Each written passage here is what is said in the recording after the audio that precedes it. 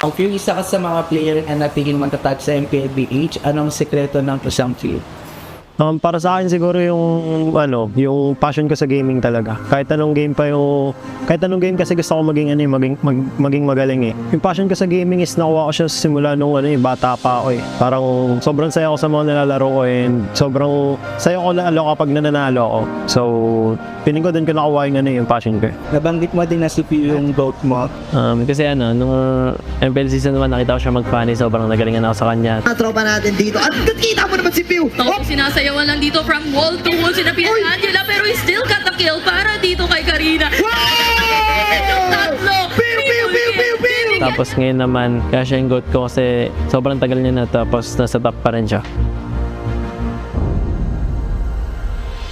Nabanggit ni Cartesi na ikaw daw yung player na iniidolo niya at tinawag niyang GOAT.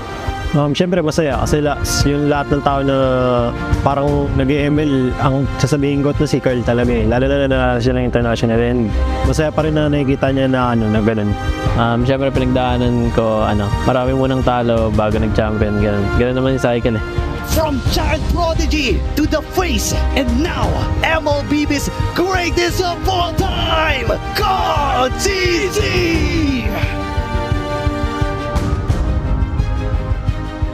Paano nito at nabago yung buhay mo at yung pananaw mo sa tumay?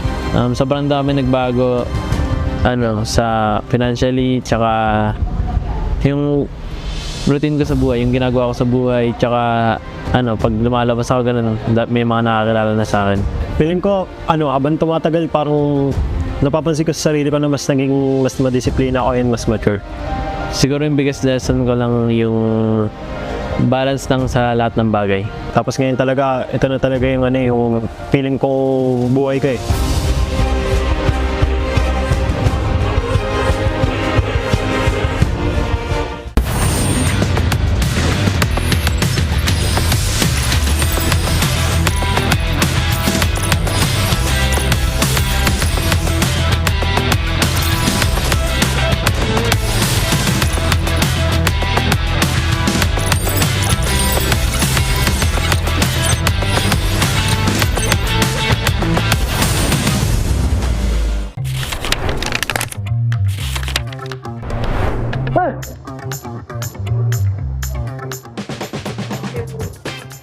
Siya! Sino yun? Si Gary? Esmeralda? Edith. Si Edith. Edith. Arnold. Edith. Edith niya. Ano? Edith. Robe. Edith. Yan si Grak. Grak! Grak! Grak! Grak! Grak! Grak! Grak! Grak! Uy, naunaw kanina sa Edith. Sige, all one. Pinagbigyan kasi nila ako eh. Lancelot! Lancelot. Si Lance. Lance! Sabay tayo, bar. Okay, 3, 2. Ranger. Si Bution. Ranger. Ay, wala ako. Okay, sabay ulit. Competitive. Florin. Ay, Florin. Wala. Okay, 4. Lapu-lapu. Ano yan? Sino yan? Kalea. Bruno. Lapu-lapu? Lapu nga. Ay, Palakol. Parang bagong hero yan ah. Hindi si Popol. Wala, hindi ko alam yan. Sino yan? Ay, Palakol! Ay, Palakol pala yun! Ay! Sumatik. Siya ako nagmamatilde. Matilda. Mati. Yay! Ano yun? Matilda may Palakol?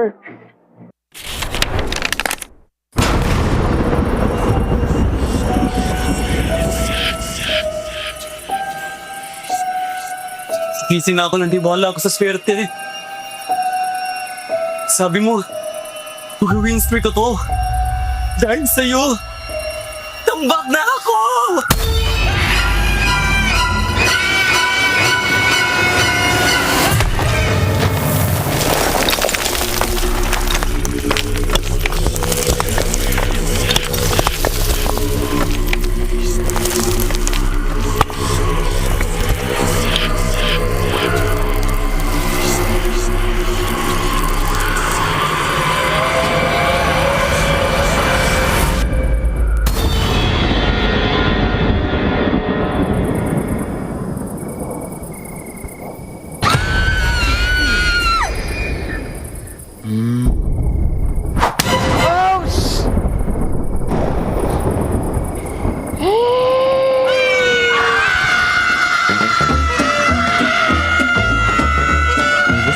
swertehin, basahin mo na ang current patch notes. Andito na ang Ready for Next, the biggest gameplay update of the year. Break through boundaries with the new Broken Walls map update. MLBB, we are ready for next.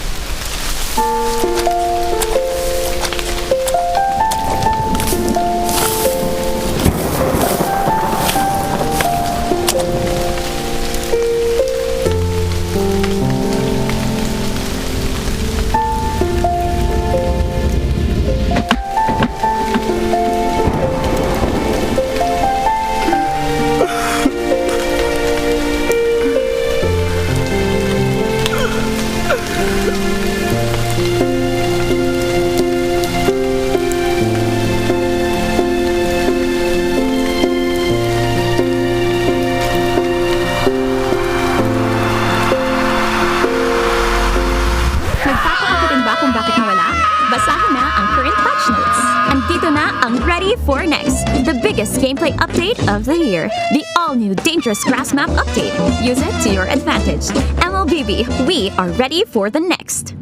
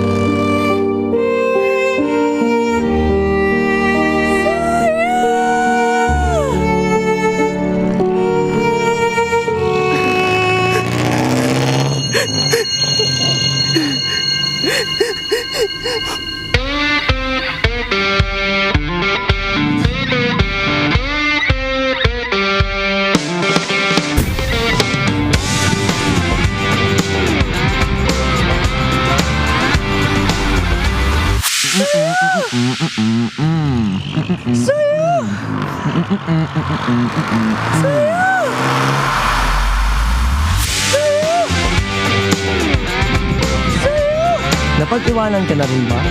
Andito na ang Ready for the Next, the biggest gameplay update of the year.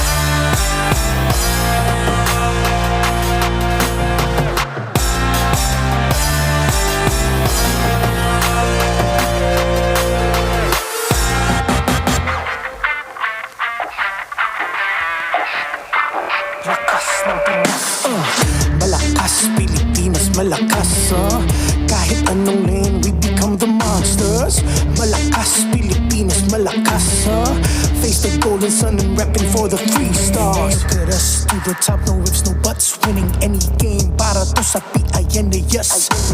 Di mo matitinag aming boses sa new level. Nasa kalye man o mobile, you know I become a legend. Listen, open fire, we unite, we winners.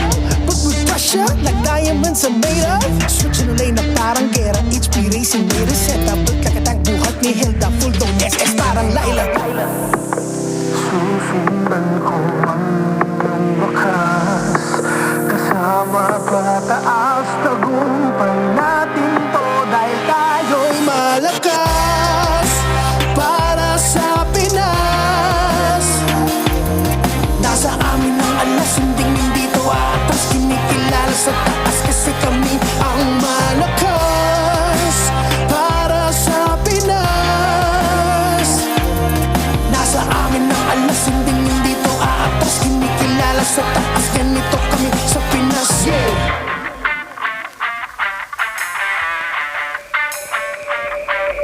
Laging MVP, no surrender, no retreat. Pag nagsama-sama, just imagine what we can achieve.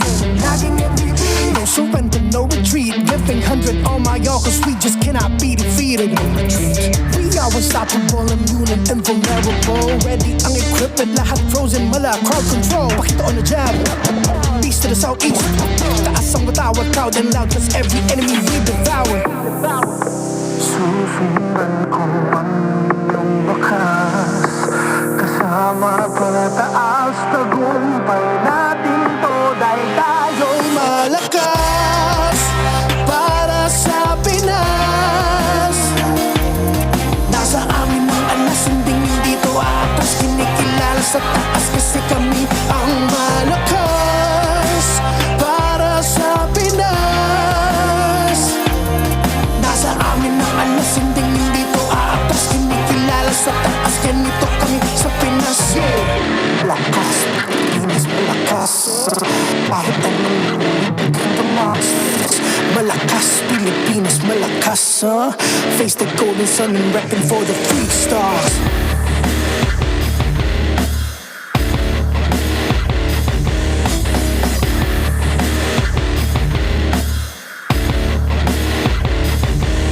Ang lakas ng Pinas, we unite, we the stars. Ang lakas ng Pinas, we unite, we the stars. Ang lakas ng Pinas, we unite, we the stars. Ang lakas ng Pinas, we the stars.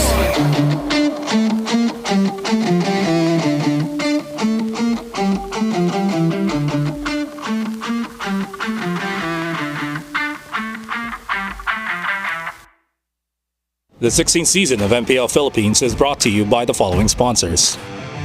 Infinix GT30, the power behind every madlang gamer. Victories you can count on. Smart, the simply reliable telco partner of the MPL. BPI, the official bank partner of MPL Philippines. Mas epic na bukas, buksan sa BPI. Our partner in esports, Clear Men. Power up your dandruff-free scalp. Supercharged with Clear. And Nor. Sarap panalo with Nor. Don't miss any MPL action by following our official Facebook and subscribing to our YouTube channel. Follow MPLPH on TikTok for more content. Experience MPL live and stay in comfort at the Green Sun Hotel. Enjoy the promo exclusive to MPL ticket holders. This is until October 13, 2025, so hurry and book your stay. We're weeks away from the playoffs, and you can secure your tickets now. Join us at the bigger stage for the biggest clash of the season. Go to the official MPLPH website to secure your seats. MPL Philippines is monitored and supervised by the Games and Amusement Board.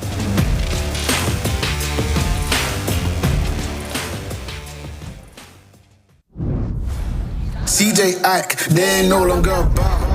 Gusto kong patunayan na kaya pa rin namin makapag-playoffs. Ngayon sobrang desperate na namin kasi gawa ng talo kasi kami ng Omega, so medyo nasa 50-50 pa kami nalagay, kaya lahat na lang ng mga kalaban namin bibigay talaga namin yung best namin.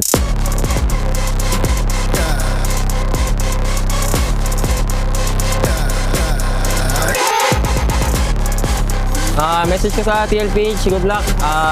Sana makaisa na ako kay OF kahit di na solo kill, basta manalo kami, okay na yan.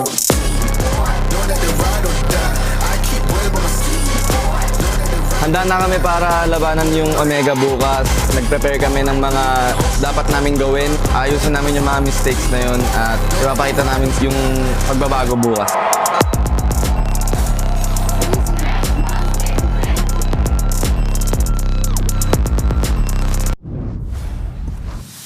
Maligayang pagbabalik MPL Superfans. Ako si Hans Galeria. And this is your very own Odin. And we are here inside the MPL arena to witness another set of matches. And today is Family Day, kaya imbitahan nyo na ang inyong mga kapamilya, kaibigan sa MPL arena o sa inyong mga sariling tahanan. At lalong-lalo na hinahanap pa natin ang unang aapak sa playoffs. It's a climb para sa ating mga kupunan kung sino nga ba ang aabot sa tuktok ng ating kompetisyon.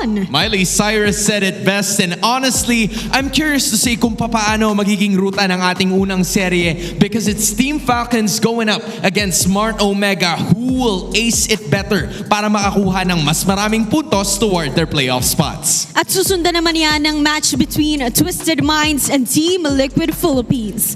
The question is, kaya bang magsabayan ng old gods at current gods sa loob ng Land of Dawn?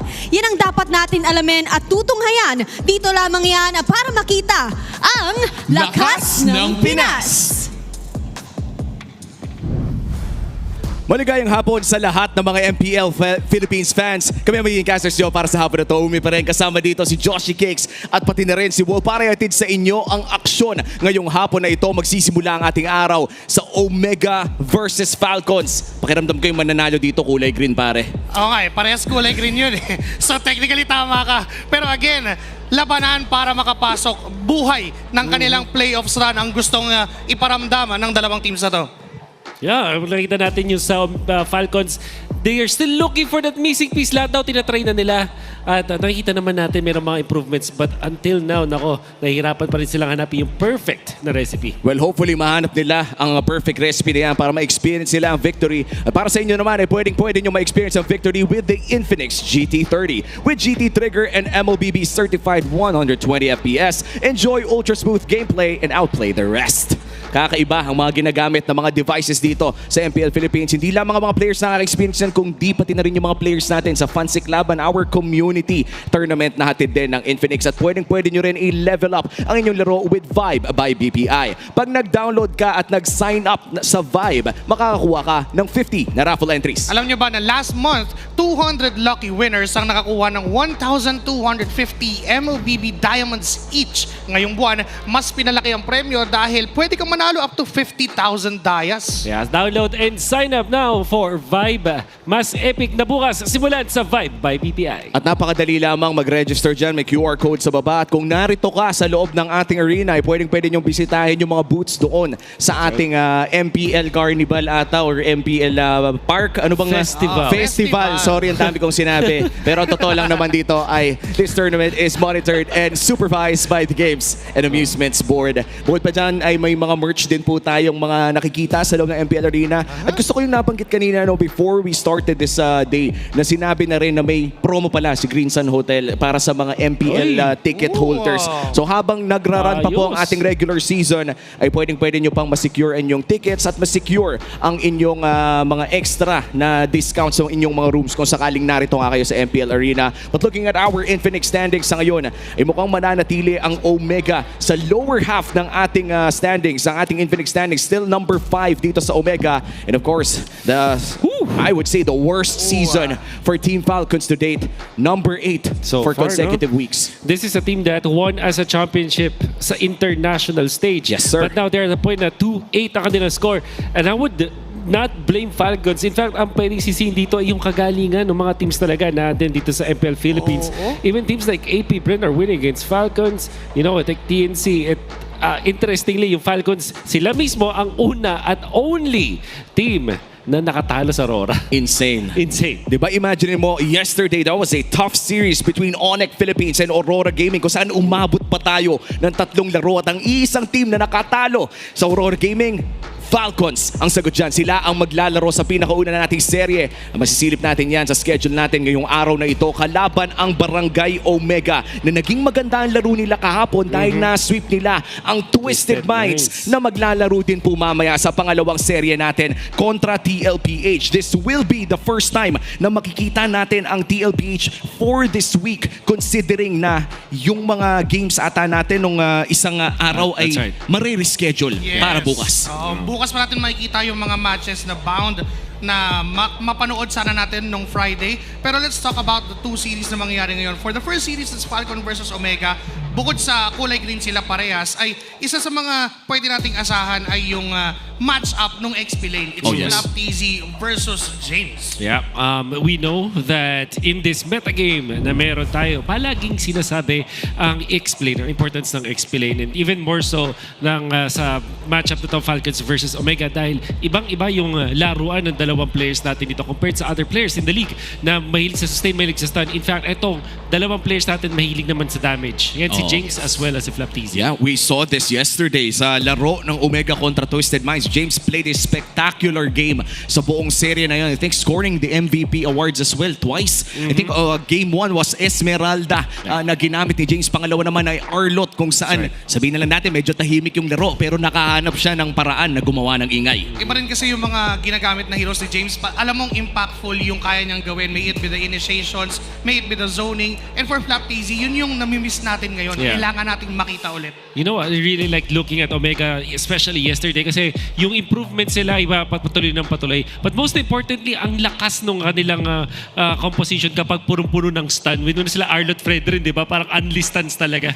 Alam mo, pag dinidiscuss natin yung mga nangyayari ngayon dito, parang ang sarap na may makausap tayong ibang tao tungkol sa mga nangyayari sa ating Project Next. Kaya huwag na natin patagalin pa. Pumunta muna tayo sa MPL Arena kasama ating hosts.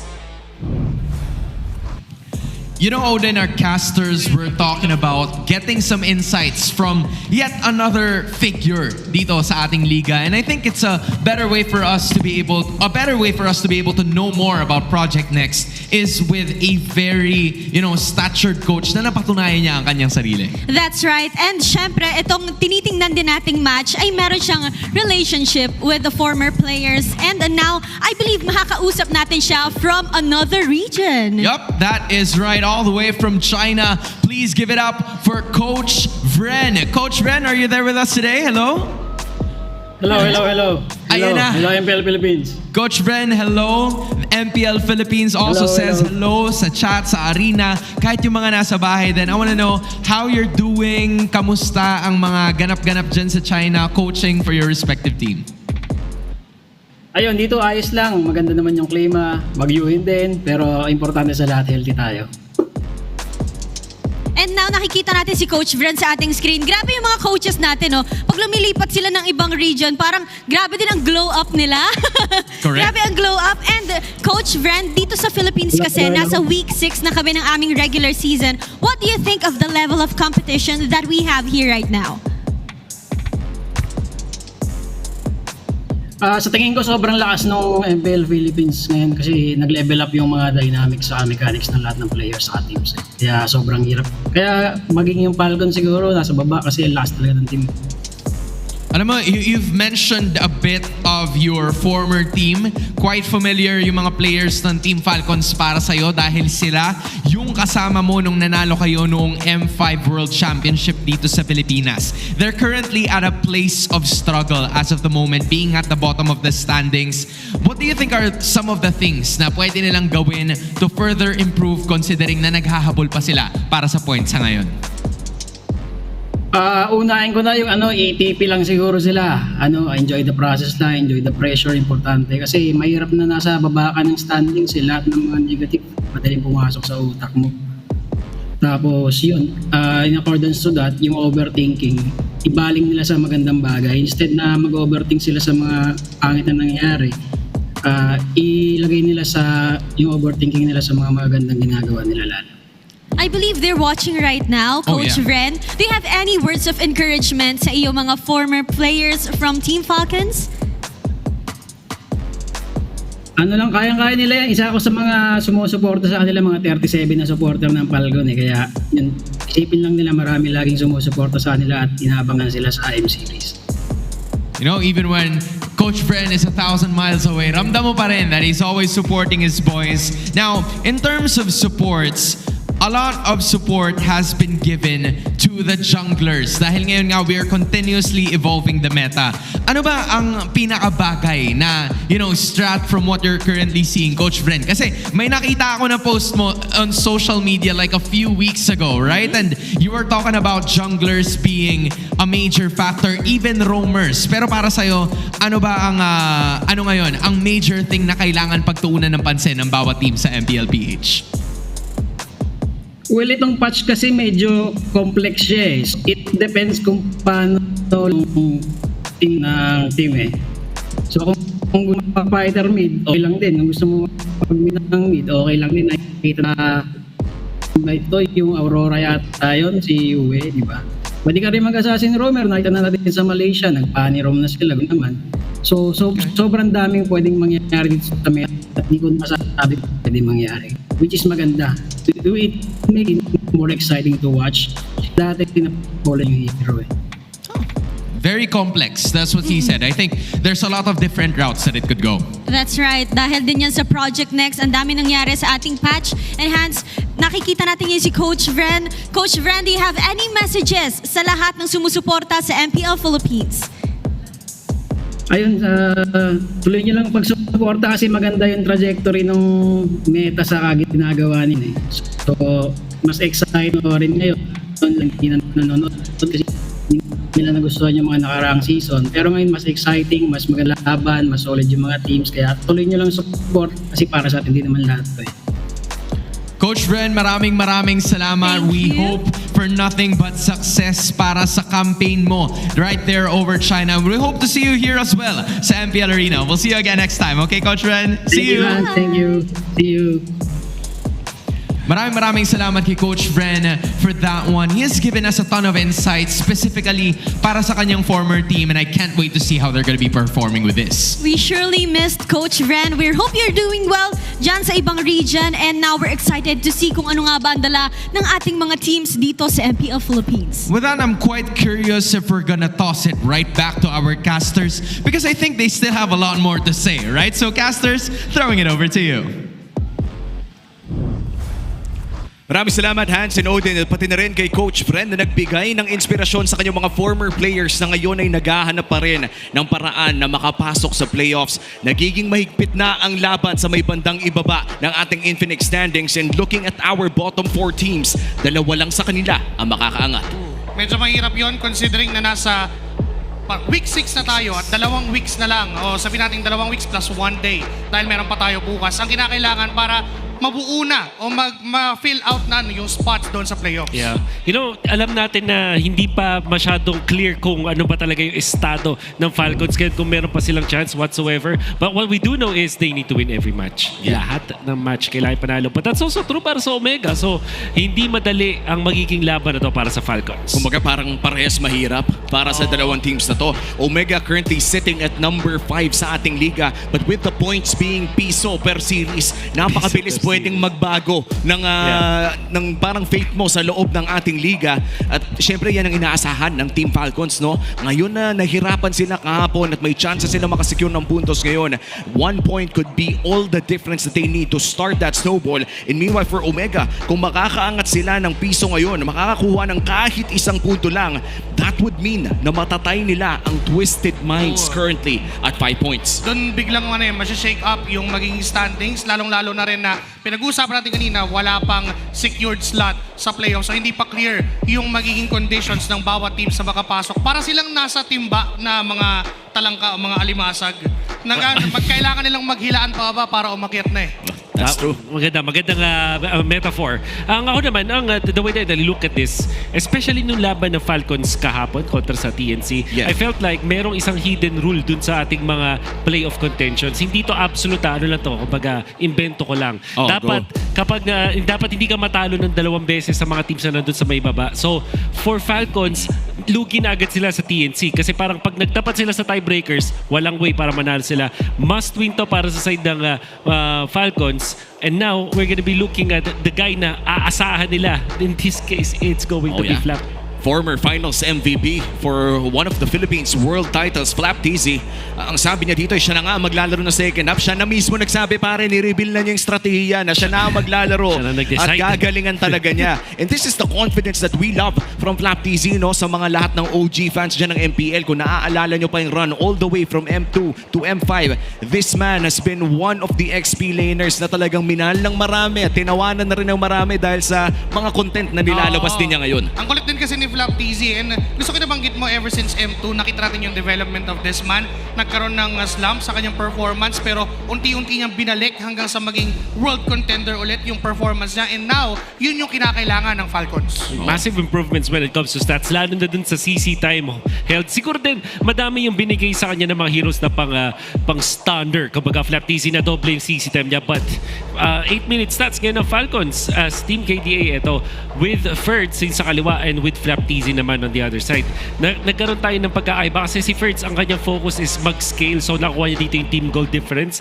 Whereas ito si Flap TZ more about dun sa average na parang kill participation. And in fact, pag binalikan nga natin yung CC time, yung damage per minute, if we combine those two stats together, we know na kapag si Ferds mas scaling, mas damage, whereas ito si Flap TZ mas dun sa team fights. Oh yeah, I think looking back at that one game na napanood natin ng unang beses si Ferds, that was back-to-back CC games. Isa sa mga paborito niyang mga heroes all the way back from MDL sa pagkakaalam ko. Yes. And for Flap TZ, parang mga nabibigay ng hero dito, yung mga pangmaramihan, mga Arlot.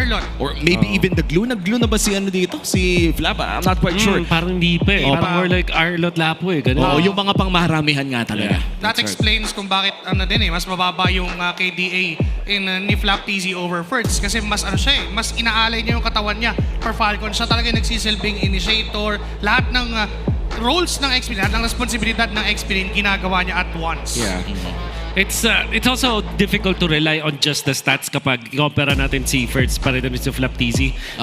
For example, yung first game, di ba, ni Ferds, it wasn't that good, but eventually nakabawi din naman siya. And that's also true with Flap TZ. Nag-gaming test with the Arlot pero nakakabawi din naman along the way. Oh, I still remember that Arlot game, yung unang final slash up to that point na nag-init na nga. That's right. At babalikan natin yan mamaya dahil may tanong muna tayo sa ating community. Sa mga nanonood dyan ngayon, sino nga ba ang tunay na Fredrin man? Nandiyan ang ating mga choices. We have Ryzen Wise, Kyle TZ, and others as well. Kung may maibabanggit kayo, bakit? Parang hindi nabanggit ang ating idolo na si Carl Fredrin Nepomuceno dito Carl Fredrin Gabriel Nepomuceno. Nasa pangalan na niya eh. Well, sana i-comment ng ating mga... comment nyo. Comment nyo na kung sino. At saka syempre kung OG Wise fanboys kayo, might as well i-comment nyo na rin na pinaglalaban nyo pa rin yung... Pero to be honest, Fred rin talaga ni Wise, hits diff. Hits diff eh. Tsaka siya yung nauna. Siya yung nauna, pare. Fred rin jungle, just to be specific. So, it holds a special place in our hearts din naman talaga. Naka-earn din tayo ng isang world title dahil dyan. So, insane feats para dito sa mga players at mga pwede nyo rin banggitin dyan. Make sure to comment them down below o kaya pag-usapan nyo sa ating mga social media groups all across all titles dahil nandyan naman ang ating mga balita ko. Meron din kasi tayong mga GC doon eh. Napakadami mga... May GC na mga Fredrin, mga Fredrin hindi. Yung mga GC ng mga communities dyan. Hindi lang naman iisa yung Facebook group, ay yung mga social media group natin dito, no? Yes, sir. But yes, going back dito sa ating matchup, again, this is Omega versus Team Falcons. Medyo mababa ang lipad ng Team Falcons ngayon, especially after that loss against TNC. This is going to be their final time this week. Last chance nila na makapuntos pa. Na may isa din sa mga rason kung bakit natanong kung sino ba talaga yung totoong Fredrin man. Dahil nung nagsimula yung Project Next, naging madalas na yung pag-pick ng Omega at ng Falcons. So, Fredrin for Kyle and Ryzen. Yeah, and it's evident kay Ryzen. Parang, so far nga, parang nilalaro niya eh. Well, madidiscover na natin kung madadagdagan pa dahil magsisimula na ang laban ng Smart Omega and Team Falcons. Players, pasok. Still burning with determination, make some noise for Super Marco, Ogwen, Phil, Kyle, TZ, and Flap TZ. It's Team Falcons!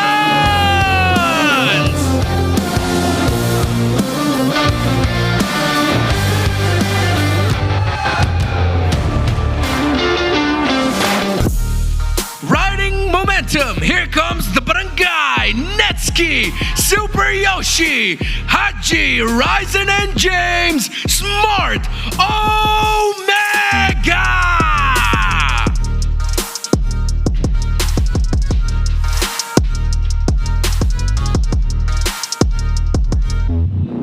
To oversee and uphold the tournament's integrity, our marshals are Joshua, Chico, Patrick, and Jeff. And our coaches, for Team Falcons is Coach Trevor. For Omega is Coach Hoorah. All right, MPL Arena, welcome to the first match of this Sunday. Make some noise! At magsisimula na nga ang pinakauna nating serye ng Sunday na ito. I-welcome na natin ang Team Falcons. Narito si Flap TZ, Kyle TZ, Few, Ogwen, and Super Marco. If there's one player na gusto ko ding i-feature sa Falcons, ito pa rin syempre si Super Marco. Hindi pa rin na-get over dun sa magandang ipinakita niya last week. At mukhang ito rin na kanilang aasahan ngayon na luging-lugi na ang Falcons when it comes to the points. Oh, hinihintay nga natin talaga yung Super Marco scaling pagpasok doon sa late game.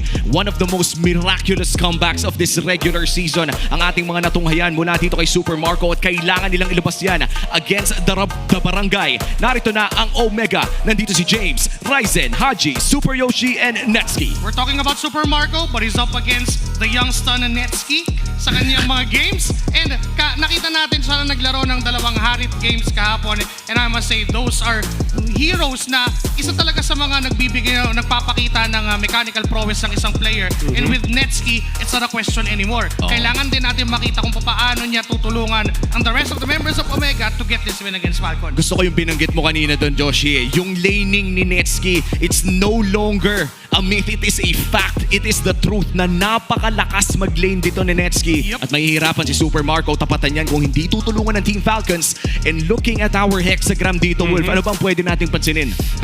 Siguro yung kill per participation dito yung pinakamataas para sa side ng dalawang teams actually. But of course, dyan yung Omega.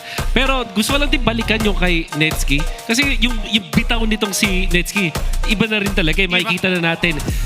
There was a lot of criticism dun sa Flying Clouds moment nitong si Netski. Ang maganda nga lang talaga sa mga ganitong klaseng players, bumabawi ng matindi. Nakita natin kahapon or hindi nating nakitang namatay itong si Netski not once. Yesterday, going up against Twisted Minds. So, sinasabi din ni Netski na babawi ako. Well, napaka-perfect nga ng laro kahapon. At sa totoo lang, feeling ko nga yung Flying Clouds incident kasama si Netski, man, that's just a cover-up para hindi mo makita na isa na siyang halimaw sa ilalim ng clouds na yun. Saka not to mention, it's the same hero. Harit din yung gamit niya nung nadali siya ng Flying Clouds. That's right. At binawi niya, dalawang beses niyang binawi. Yeah, I think it's one thing to make some mistakes, pero iba din talaga ang trait ng mga magagaling na players na yung bumabawi talaga. They will commit some mistakes na questionable, but it's all about yung pag-bounce back. Ibang klase din kasi ang tibay at lakas ng loob nito ni Nets. No? Kaya niyang magpakita ng ganon at kaya din natin balikan kung ano nga ba yung mga moments na nangyari bago sa series ito. So bago uminit pa, tignan muna natin ang Smart 5G ping test. Good luck, man. Minsan sa may kalayaan tayo magkaakbay. Let's go! Let's go! Ayoko na. Masyado nang na-expose yung talent ko eh. I-hide lang natin muna. Sa inyo ko lang paparinig yun. Huwag na natin sa mga tao. Laglagan na to, laglagan. Do or die match na to, do or die match. Sabi mo, mahal mo ako. Pero sabi mo lang yun. Hello? Hello? Kalmado pero kalkulado. Uhuu! Kalmado kasi lugi. Ang message ko kay Ryzen, good luck sa ating dalawa at galingan natin mamaya. Pakitaan natin ng magandang laban yung mga fans. Kasi, do or die match sa amin to. Dami yung grrr. Okay? Hindi, message daw kay Kyle mamaya. Ito pala, message ko daw kay Kyle eh. Message ko kay Kyle, pre. Message ko kay Kyle, bawi kayo, bounce ba kayo? Pero wag ngayon. Wag sa amin. Next week na kayo paano bumawi. Wag ngayon. Lugi kami eh. Pag sa game, di nyo na maiisip yan eh. Nice! Mga kakosa, next week na kayo bumawi. Sarap manalo. Lo! Yari ka mamaya. Hey! Hey! Hey! Well, parang hirap ipaglaban ng dalawang nakita natin doon. Pero nandito na ating Smart 5G ping test to ensure the tournament integrity of today's match. Pero may nakakatawa yung hinihingi ni Kyle na gusto niya makabawi pero hindi na naman kasi pwedeng next week kasi tama yung sinabi ni Kyle pare. Do or die na to para sa Falcons. Actually, that's very true. I think so slim na yung chance already ng Team Falcons. Ngayon, technically speaking, it's still up to them. Kung sakaling may panalo nila, but if they do lose this match, yung control nila sa playoffs, hindi lang sa kamay lang nila, pati sa kamay na ng mga makakalaban. Medyo mahirap na yun. Lalo na kapag nasa iba na yung kapalaran mo. That's true, mahirap pumasa sa iba. Kaya naman titignan muna natin kung ano nga ba yung keys to victory kasama ang Dahaw. Welcome to the Hour. Ako pala si Wolf, bringing you the Infinix keys to victory. Falcons going up against Omega, another challenge para sa Falcons. But I think in this matchup, kailangan bumalik muna tayo sa basics. In fact, any port in the storm na ang sitwasyon ngayon ng Falcons. Para sa kanila, sisimulan nila ito with their mid-roam duo. Alam natin na ito na isa sa mga pinaka-basic na kailangan ipanalo ng mga teams ngayon sa ating liga. But in this specific scenario, sa draft pa lang, kailangan panalo na yung mid-roam duo ng Falcons. Ibig sabihin, kailangan mas nakakalamang sila sa pag-control ng river o kaya naman sa pag-clear ng waves para mas maging aktibo sila sa mapa. And it seems like utility na may kasamang hard carry na gold lane ang pwedeng lumigtas sa Falcons ngayon. Pag binalikan natin ang mga games na naipanalo ng Falcons, especially in the past 2 weeks, nakikita natin na mas komportable sila sa mga utility jungler gameplay. In fact, alam naman natin at kilala ang mga players ng side ng Falcons na malakas sila ng meta ng utility jungler. So baka eto na ang pwedeng gawin ng side of Falcons. Para naman sa Omega, they have to punish yung Bucks and yung medyo mahinang river control dito ng side ng Falcons. Ang daming beses ko na mention itong Bucks ng Falcons but it's still very evident.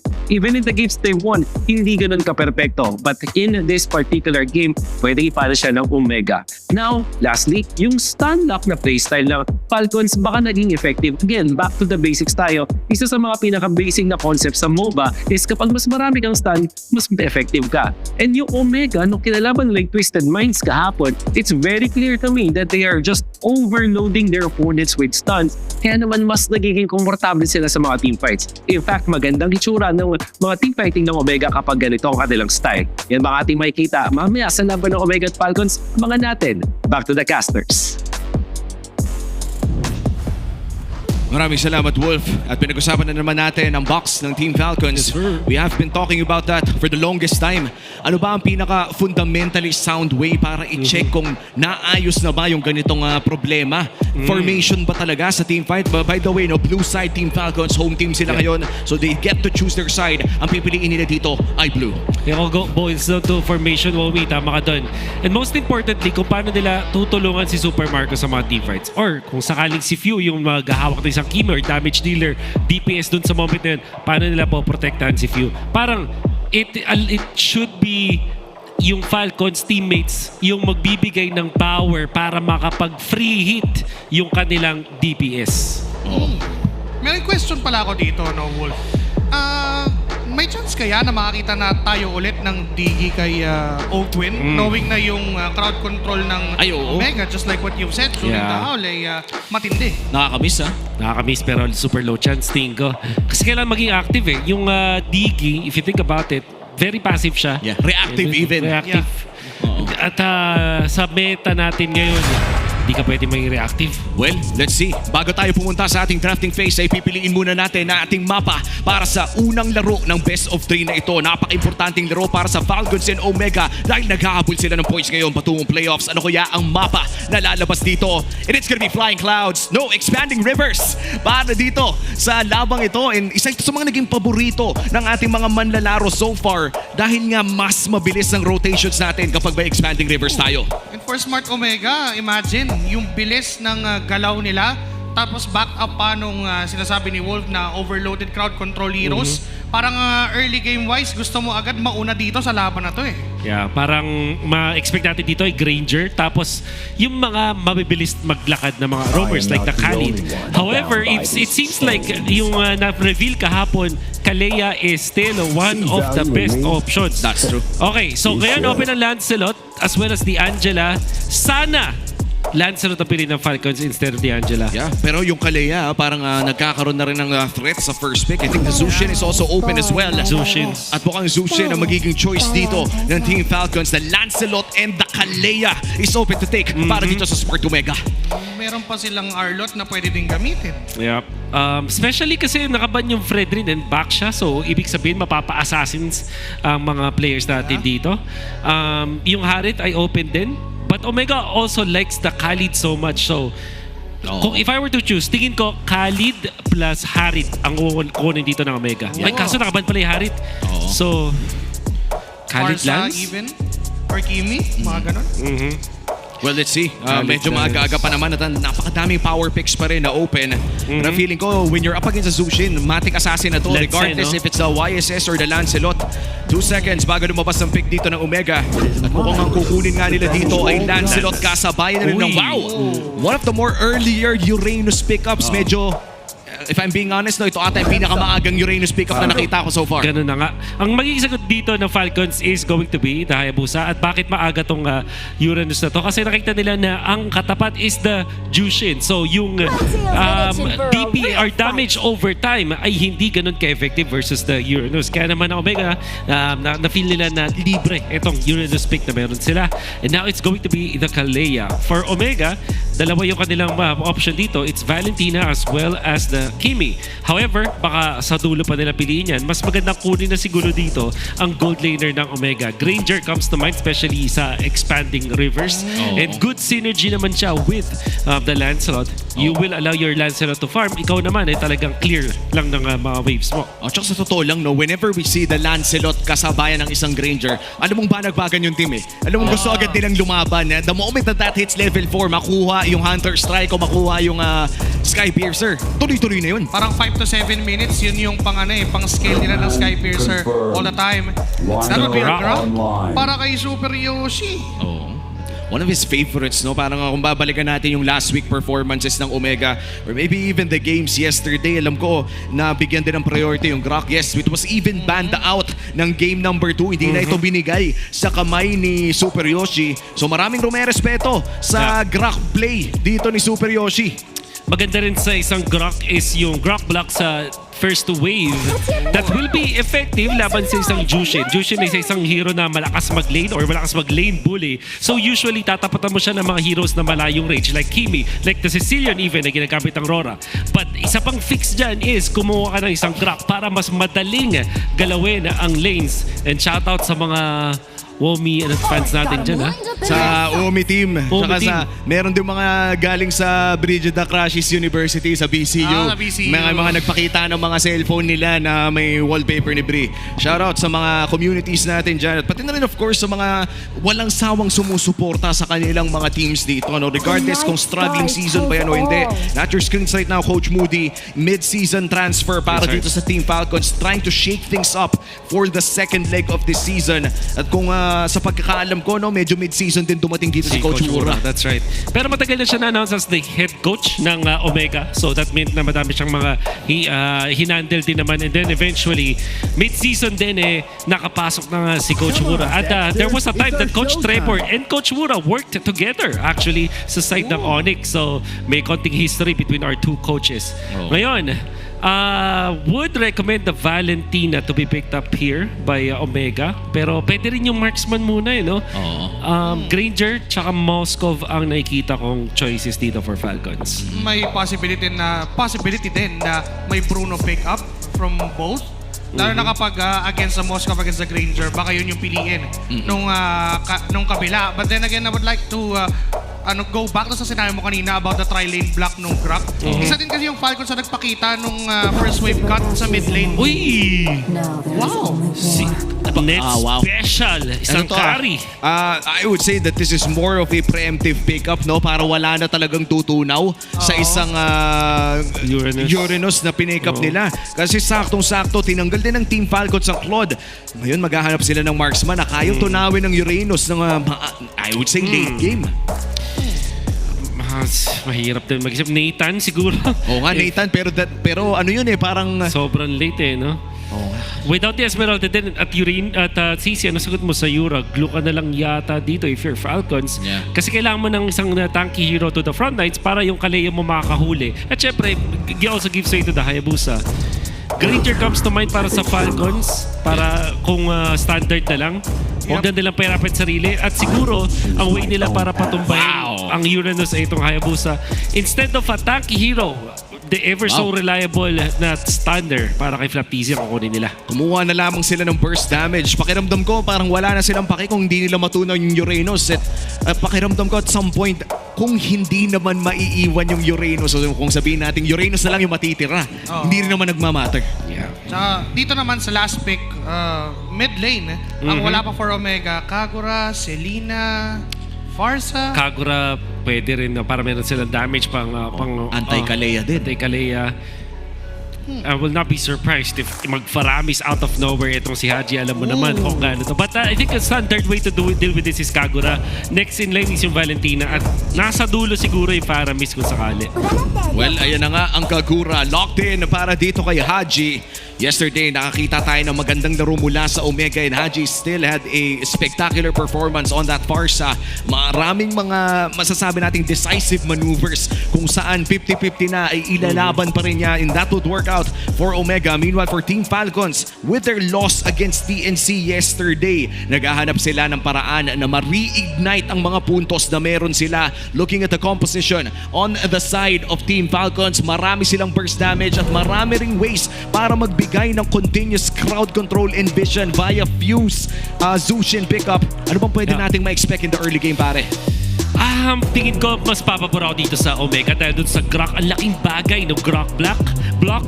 That also helps yung Uranus if you think about it dun sa lane niya. So, tatlo yung lanes na pwedeng matulungan ng isang Grok at tatlo yung mga heroes din na maganda yung magiging potential na simula dito para sa Omega. Isang bagay na tricky pa rin talaga para sa akin sa Falcons is if you draft an assassin like Hayabusa or Lancelot, usually pinipare up mo siya ng isang frontliner.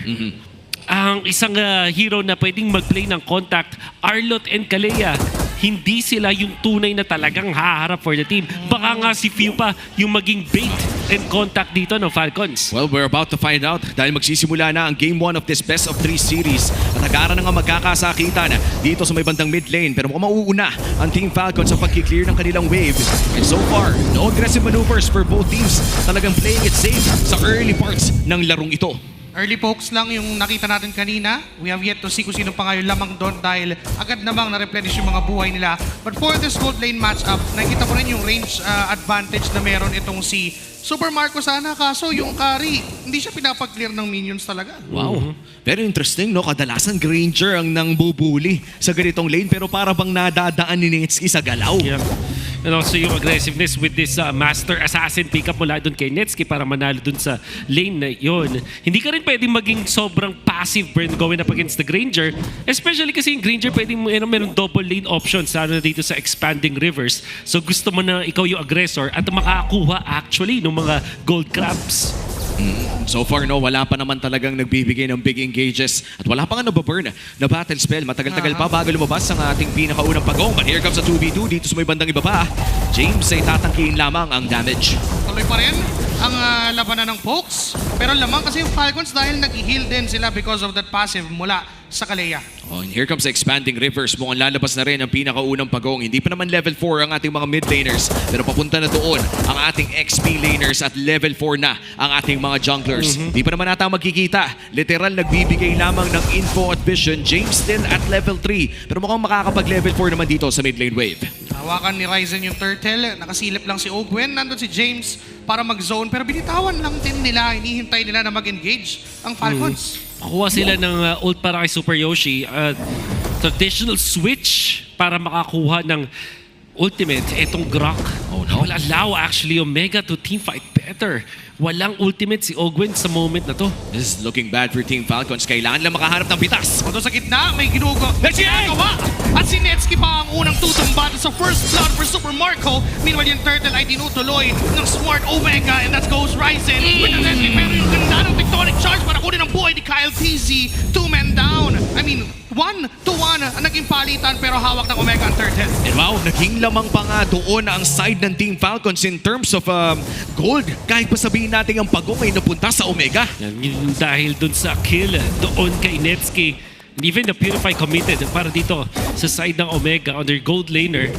Ang laking bagay na nakapita sila ng first blood in favor of Super Marco pa nga. Yun nga lang namatay doon si Caltizi dahil doon sa commitment ni Super Yoshi with that flicker. At wala nga siya flicker nun actually. Parang gumamit na siya dito ng tech charge. At meron siyang isang knife. Doon sa moment na yun kanina, kaya nagulat din tayo bakit sobrang taas ng damage output.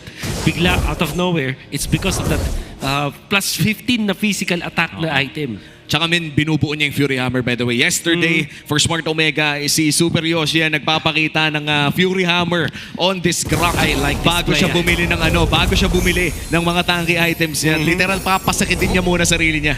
Dito nga lang sa mid, binuhat-buhat si Haji. Although wala pa naman masyadong mangyayaring casualty dahil innate sustainability ng Smart Omega mataas din. Plus yung mobility ng Kagura. Ito yung pinag-uusapan natin kanina during the draft. Yeah. Ang isang Kagura sa mga ganitong mga moments, mag-aagday talaga ng mga pick-ups at sobrang effective kasi pag tinignan natin ng mga heroes ng Falcons, hindi sila high HP heroes. So, you will also prioritize yung physical defense. And if you're Falcons, parang hindi mo muna iisipin yung damage ng Kagura dahil ang sources ng DPS na Omega ay puro mga physical. You have yung carry, you have the Lancelot, as well as itong Grok.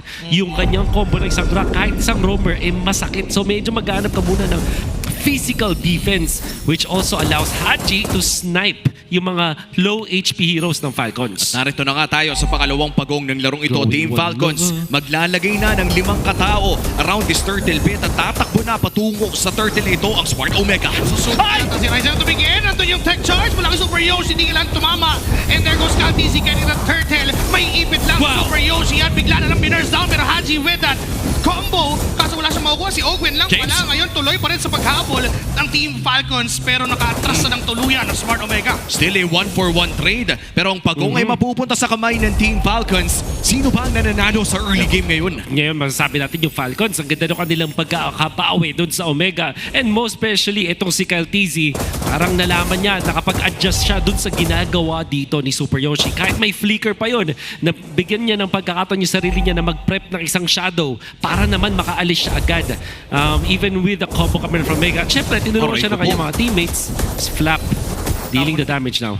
Muntik-muntikan si Haji doon pero dahil nga doon sa kanyang Rosso Omega, inakatakas Caltizi though and Ryzen. May onting 1v1 lang sa baba, naramdaman na ng onti ni Caltizi yung sakit ng Lance pero wala pa rin namang casualties. And so far sa larong ito, hindi talaga nagkakaroon ng 1K gold lead. The largest gold lead so far na nakita natin ay pumatak lamang ng 700, around 800 gold pero agad ding nawawala. We are entering the 6-minute mark. Napakakalmado ng laruan ng Omega and Team Falcons. Man, I just have to say it out loud. Naninibago ko sa laruan ng dalawang teams ngayon. Especially para dito sa Falcons kasi nakikita natin na sarili-sarili na yung mga papagprotektahan dito. Although si Few tumutulong din siya para sa pag-peel doon kay Kyle Tizzy. Si Super Marco with this river control na sinasabi natin doon sa case to victory, ang ginagawa na lang nila dito is mas binibilisan na lang nila. Hindi sila nag-oversize sa river. Sa ngayon, Omega pa rin yung nakikita nating nakakontrol doon sa mismong river area. Pero para sa Falcons, fast clear lang, get out of the way, tapos turtle fights. Saktong-sakto. Mukhang may 2v2 pa doon sa may bandang itaas. Magkakakitaan naman ng dalawang roamer at mukhang sasakyan na nila ang expanding rivers patungo doon sa panghuling pagong ng ating laro. Nasa pwesto na si Flap TC pero mukhang ibablock muna ng Team Falcons si Super Yoshi. Tataran si Ogwen doon, nagamit yung tech charge para lang makatakas. James ang sumala ng onting damage pero alam nilang wala ng ultimate yung Grok. Pwede sila pumalag for the turtle at hawak na nga ni Kyle TZ yun pero nandiyan naman si Flap Ogwen para tulungan siya. Meanwhile, si Ryzen ay nakita rin nila at nabuhay mo pala yun. May Thorn Rose pa at nakatakas ng Boxer, Phantom Execution at mukhang libre na yung bagong sa Team Falcons pero humahabol at pumapalag pa. Naghahanap ng kasamang kill. Nagamit yung combo ng Kagura pero walang tinamaan kaya walang mamamatay. Great preparation mula dito sa Team Falcons. Naharangan nila ang Omega. At nakita nila si Ryzen, hindi na nagdalawang isip ang side ng Team Falcons.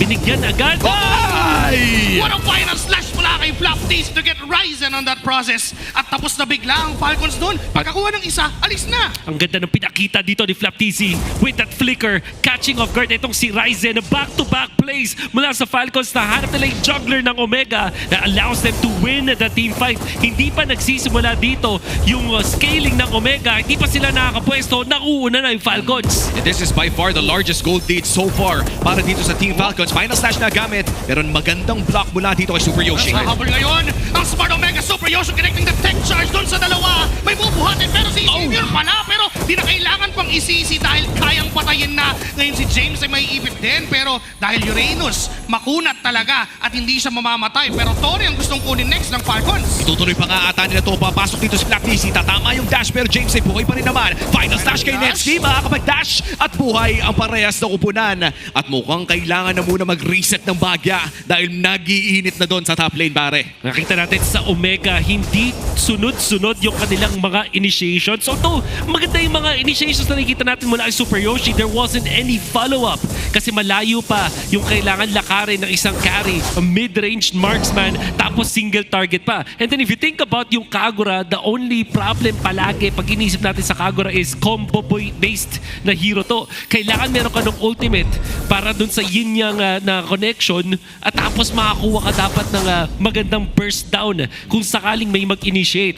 Omega is now dependent on their execution. Kapag nawalan sila ng isang DPS, mahihirapan silang makakuha ng second team fight. Whereas itong Falcons, napakataas ng kanilang sustain. They have the Jushin. You have this Arlot na low cooldown yung kanyang ultimate. At syempre, unlimited na bala mula kay Super Marco. To be honest, no, sobrang low uptime ng actually sobrang taas pala ng uptime ng Team Falcons dito. Halos lahat ng kanilang mga hero ay yung walang resources na inaapangan. At sisimula na nga ng Omega ang Lord na ito. Nag-ulti na rin si Netsuki, so ipapersata nila. Flaptizi nandito mag-isa. Nandiyan naman Super Marco. Oh my God. Oh no! Oh no!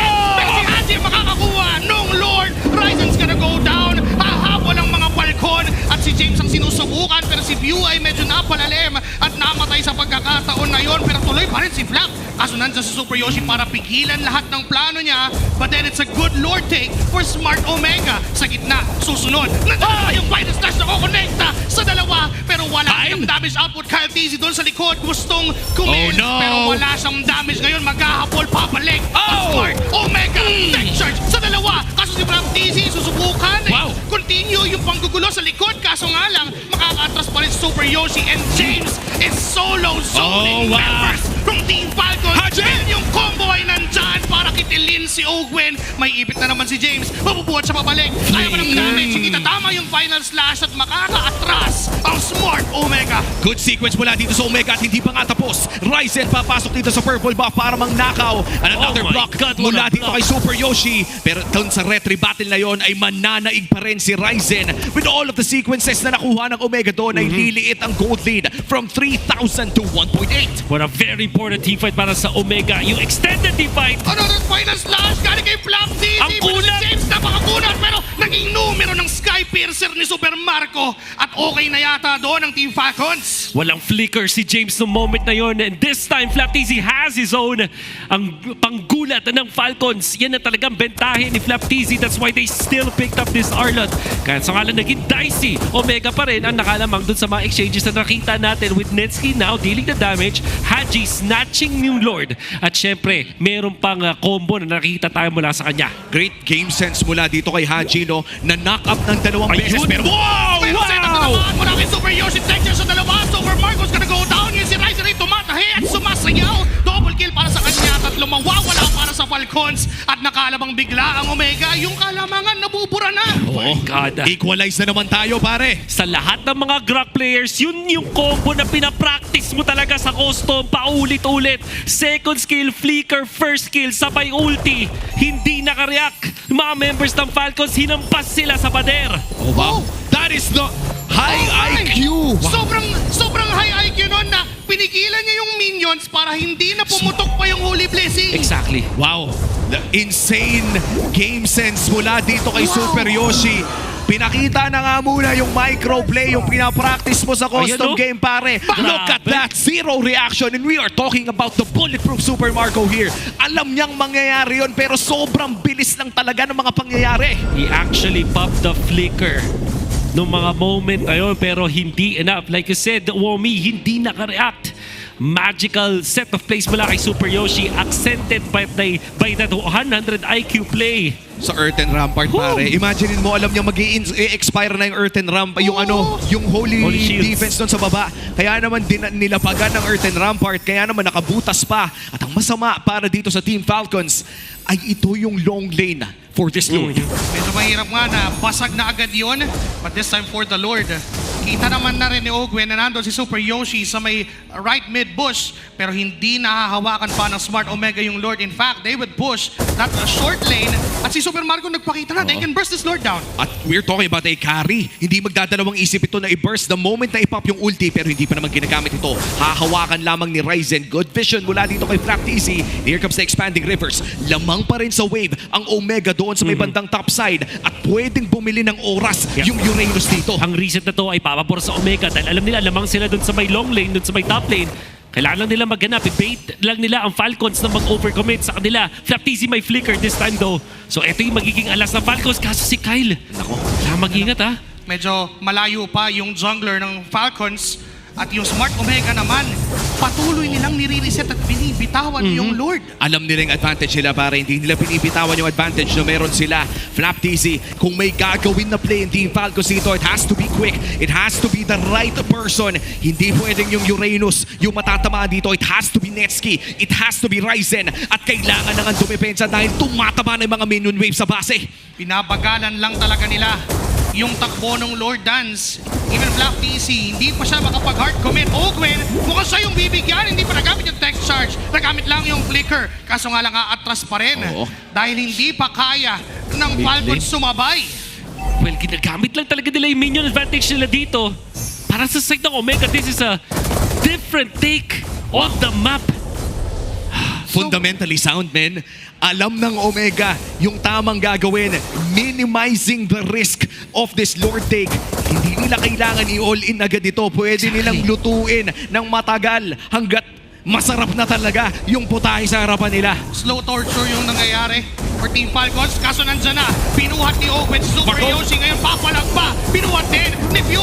Wow! Charge pa pala yun, papaatras. Pero mukhang si Baptiste gagawa ng mirakulo. Kaso siya'y tumumba at atras ang buong balkon. When Super Marco did some damage to James, pero iniinda lang niya, okay lang sa kanya. 1-to-1 yung palitan. It's an XP for a goal. Pero si Pew ay kamuntikan na rin. Bubuhatin si James para mag-zone. Aatras ang Smart Omega. Wala yung isang damage dealer nila. No Netski means gustong kunin ng Team Falcons ang nasa harapan nila. Pero mukhang hindi nila i-risk ito. Nagpakita na rin ng Hayabusa sa may bandang top side at kita nila kung nasaan yung Lancelot. Flap TZ for Netski at mukhang reset na naman para sa Lord. Yan ang makakitang counterplay kami na ng Falcons. Again, Flap TZ with a flicker. Pero sa ngayon, sa second round ng Lord na to, walang flicker itong si Flap TZ. Ganun din naman si Netski, wala siyang Purify. And no Wind of Nature, dahil kakagamit lang din. It will soon be on cooldown. But off cooldown, I mean, Omega. Kailangan na nalang ilaban sa ngayon itong moment na to. May flicker din si Super Yoshi dito. Pwedeng mangbigla itong Grok na ito na nire-respeto across teams, banning it out against Omega. Ano kaya ang magiging play ni Super Yoshi dito? Available ang flicker pero mauuna si Ogwen. Binuhat niya bigla si Super Yoshi. Sumubok si ng Mauna pero si Kyle TZ nasa likod. Pinaugi shadow kill. Nabuhay nga lang itong si Haji. Tuloy pa rin ang pagsayaw. Super Yoshi ay sumasunod ng damage. At may textures na pwedeng inapag. Ryzen goes in. Super Marco ay low. Inabot pa ng mga Ionic Blades. Neto ni James na double kill para sa kanya. And yung Lord ay tuluyan na rin. Napunta at napa sa kamay ng side ng Smart Omega. Pero 5v3, ang Lord ay napunta sa kamay ng Team Falcons, kaya kahit papano ay makakatulong naman ito sa pagdepensa nila. Pero mukhang magtotore na nga dito sa may bandang gitna, si Ryzen ay nag-low na rin. Papasok mo ni Flap TZ, nandito na rin, natulak pa nga ng heavy swing. Sinubukan nila ni Flap TZ, kaso nga lang pinura siya ni Netski. Pati yung Lord ay isasabay na burahin at tower lang ang barangay. And it's Smart Omega getting game 1. A game 1 victory. Fundamental Lord Dance para dito sa side ng Smart Omega to secure game number 1. Dun sa last na exchanges, dun sa Lord fight, nakita natin yung pagkakaiba ng dalawang teams. Nasa isang pahina ang mga members ng Omega. Imagine, Ryzen, low yung HP ng Lord, about 15% HP. Instead na gamitin yung Phantom, yung ultimate niya, para dun sa Lord, para makakuha ng retribution, sinundan niya yung tech charge. Nasa isa, yung pahina ng side ng Omega, isa lang yung target nila, which was to take heroes, to turn onto heroes. Makikita natin yung mga early parts ng mga highlights, but Omega are just so coordinated. Meanwhile, yung Falcons, mas inuna ni Kyle TZ na mag-contribute dun sa Lord at mag-retry kesa tumulong dun sa kanyang mga teammates. Tapos yung defense mula kay Flap, wala rin siyang follow-up. Nakita natin yung diferensya ng dalawang teams when it comes to their teamwork. And ito yung nagbigay ng panalo sa Omega. At alam mo, nakita natin yung talagang change in direction for the side of Omega. Meron silang parang switch na kalmado lang. Sige, i-push natin yung objective na to. I-push natin yung advantage na meron tayo sa mga waves. And the moment na pumasok ang Team Falcons, as you said, Wolf, isang pahina, isang command. Hindi tayo maglo-lord. Ibigay mo na kay Kyle TZ yan. Makapitas lang tayo ng tatlo. Ay mananalo na tayo dito. And that's what happened dito sa game number 1. And of course, our game 1 MVP, Super Yoshi, on this grab play. Pakiramdam ko, isang reminder ang game number 1 kung bakit nga ba binaban ang grab sa taong ito. 0, 2, and 9 does not tell us the story kung gaano katindi ang galawan mula kay Super Yoshi. At yung minention din nitong si Uomi na Fury Hammer, priority para kay Super Yoshi, and actually allowed them to get that first pick off doon kay Kyle TZ. Tapos tuloy-tuloy na nga, kumuha pa ng Twilight Armor para din hindi problema doon sa isang Granger. Pagandang itemization mula kay Super Yoshi. At makikita natin sa highlights kung paano nga ba nila ginamit tong hero na to. Tingnan mo naman kung gaano kapal yung damage. At syempre, doon naman din si Haji, but you would not expect a mid-roam duo na maka-one-shot agad ng ganun-ganun lang. Ibang klase din kasi yung Grak ngayon. Napakataas talaga ng base damage and yung scaling damage ng isang tectonic charge. Kaya naman yung, actually pati yung passive, yung sampal ni Grak, isang Fury Hammer lang talaga yung ramdam mo na eh. Kumbaga parang may isang Norcube lang, masarap na agad. Yung putay, ganong kalupit yung item change dito sa Grak na yun. Tsaka literal na hinintay kumulo eh. Hindi naman pwede yung pagkalagay mo ng Nor, ganun okay na agad yun. Dapat pakuluin mo para matunaw talaga at maging masarap ang putay. The dream combo. Yung patience ni Super Yoshi dun sa kanyang mga setup, sobrang perfect. I wonder kung ipapakita din na yata dun sa highlights. Kasi it's clear para dito sa Omega. Parang siguro na-workshop din talaga sila kanilang coach na ito si Wura, at talagang minork out nila yung mga naging problema nila the previous week. Yung Omega na nakikita natin sa week number 6 is different from the Omega na we've seen all throughout all season. Parang ang linis nilang gumalaw. Haji now being very comfortable. Nabibigyan si Super Yoshi ng mga priority heroes like the Grak third pick dito sa red side. Bigyan siya ng opportunity na mag-shine. Even si James, di ba, with the first pick Uranus dito para sa Omega, nagbibigay ng mataas na confidence dun sa mga members. Kaya naman, if you're looking at Omega, the way that they're playing, so fluid.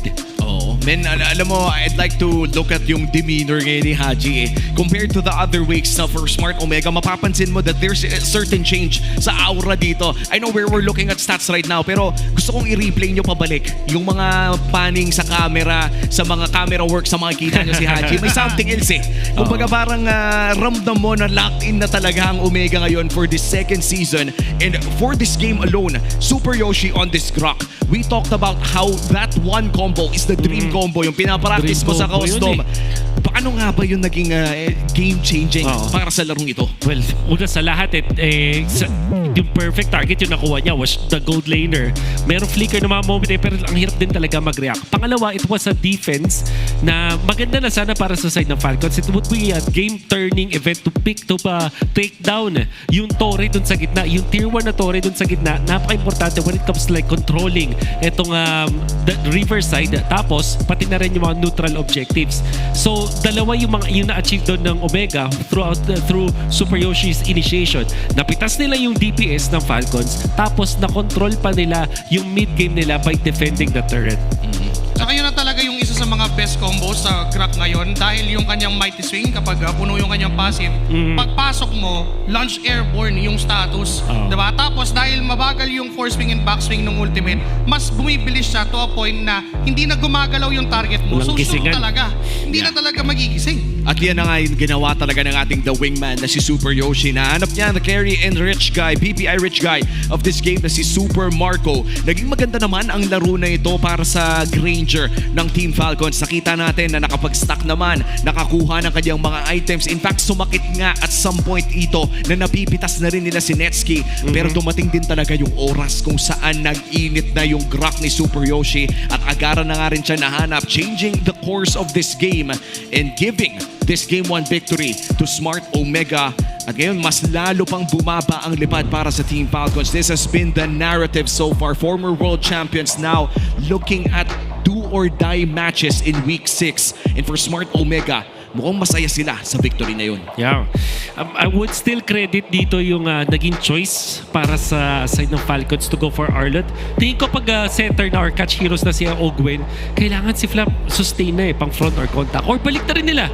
Gawin, kung gusto nila talaga si Flap TZ na maging center for the team. Like yung mga Arlott kind of heroes, bigyan nila si Ogwen ng either disruptive o kaya ng isang contact hero. Well, we're about to see later on kung anong adjustments ang ilalabas ng Team Falcons for game number 2. Pero sa ngayon, no, ay kung nanonood po kayo, mayroon kayong split screen, pwede niyong panoorin ang RRQ versus Onyx Indonesia, the Royal Derby over at MPL Indonesia. So para sa mga mahilig manood ng madami ng sabay-sabay, might as well manood na po kayo ng RRQ Hoshi versus Onyx Indonesia sa ating MPL ID. Mga kapatid natin yan, alam ko lamang tayo sa international stage pero tropa pa rin ang mga kapatid natin sa Indonesia. I believe last time na nagtapat sila, it was Onyx ID na nanalo dyan sa Royal Derby na yan. So since same lang naman ang timeline na nasa second leg na, babawi ba ang RRQ Hoshi sa Onyx Indonesia? And by the way, Moonton Games has been honored with the Paragon Award at the 3rd Women in Professional Sports Awards held last September 26. Wow, ibang klase talaga yung pakiramdam na nararamdaman natin yung mga women sa ating industriya na nag-e-empower pa ng mga susunod sa kanila. Kasi ang nakakatuwa dito, pare ko, hindi lamang yung nabigyan sila ng parangal, kung hindi nabibigyan ng inspirasyon yung mga susunod sa kanila. In line with this, congratulations din pala sa Twisted Minds Blacklist International. Sila yung unang female team na nakapasok sa MPL. So again, it's a sign na talagang nawe-welcome na yung talents ng mga female players even dito sa MLBB. And that's the best part about MLBB, no? Alam nating paludin ang ating mga female players. In fact, I would say na yung ano nga ulit yun? Twisted Minds Blacklist. No. Yung MWI. Yung MWI. Nami-mix up ko kasing EWC, MWI, MSC. Napakadami nating Pero grabe yung mga bakbakan doon sa MWI. Exciting na nga makita kung sino yung magiging next representative natin sa susunod doon. Kung gusto ko lang sabihin, Facebook friends ko po yung mga yon, mga bossing ko po yun, yung na-feature kanina. Mga boss, laban tayo dyan. Congrats mga bossing. At ayan na nga, game number 1 once again napunta sa kamay na Smart Omega. Yesterday, nung nakuha nila ang kanilang pagkapanalo against Twisted Minds in a 14-minute game sa game 1, ay hindi rin masyadong nagtagal ang kanilang game number 2 kung saan natapos nila in a 13-minute game ang Twisted Minds in game number 2. Ibig sabihin nito ay magaling mag-ride ng momentum ang Smart Omega. Knowing na they're up against Twisted Minds kahapon na we saw even from week 1, yung potential ng mga rookies na yun, talagang pinakita nila na okay, rookies pa din kayo, we are still your kuyas. At pinakita nila yung lakas ng barangay and even doon sa last game na nakita natin against Falcons. Well, tignan natin ngayon kung sino ang ating Clearhead Super Fan of the Day. Meron ba tayong magandang buhok dyan na pwedeng hawiin? Ayan na, yung pwede na hawiin mo na, kuya. Ayan. Power up your dandruff-free scalp. Supercharged with Clear. Isa pa, kuya. Please, one more time. Yan! Siya ang ating Clearhead Super Fan of the Day. Congratulations sa'yo. Nanalo ka ng isang bote ng Clear. At iba pa. Pwede yung hingin niya mamaya. At alam mo, real talk lang pare. Okay. Yan rin yung shampoo sa bahay ngayon. Ako din iba talaga feeling kapag yan ang gamit mo. Hanggang buong katawan na nga. So, syempre sa aking sa ulo lang mga pare. Relax ka lang. Relax lang. Ginawa mo namang buds, so. Pero yan na nga ang ating Clearhead Super Fan of the Day. Congratulations sa'yo, kuya.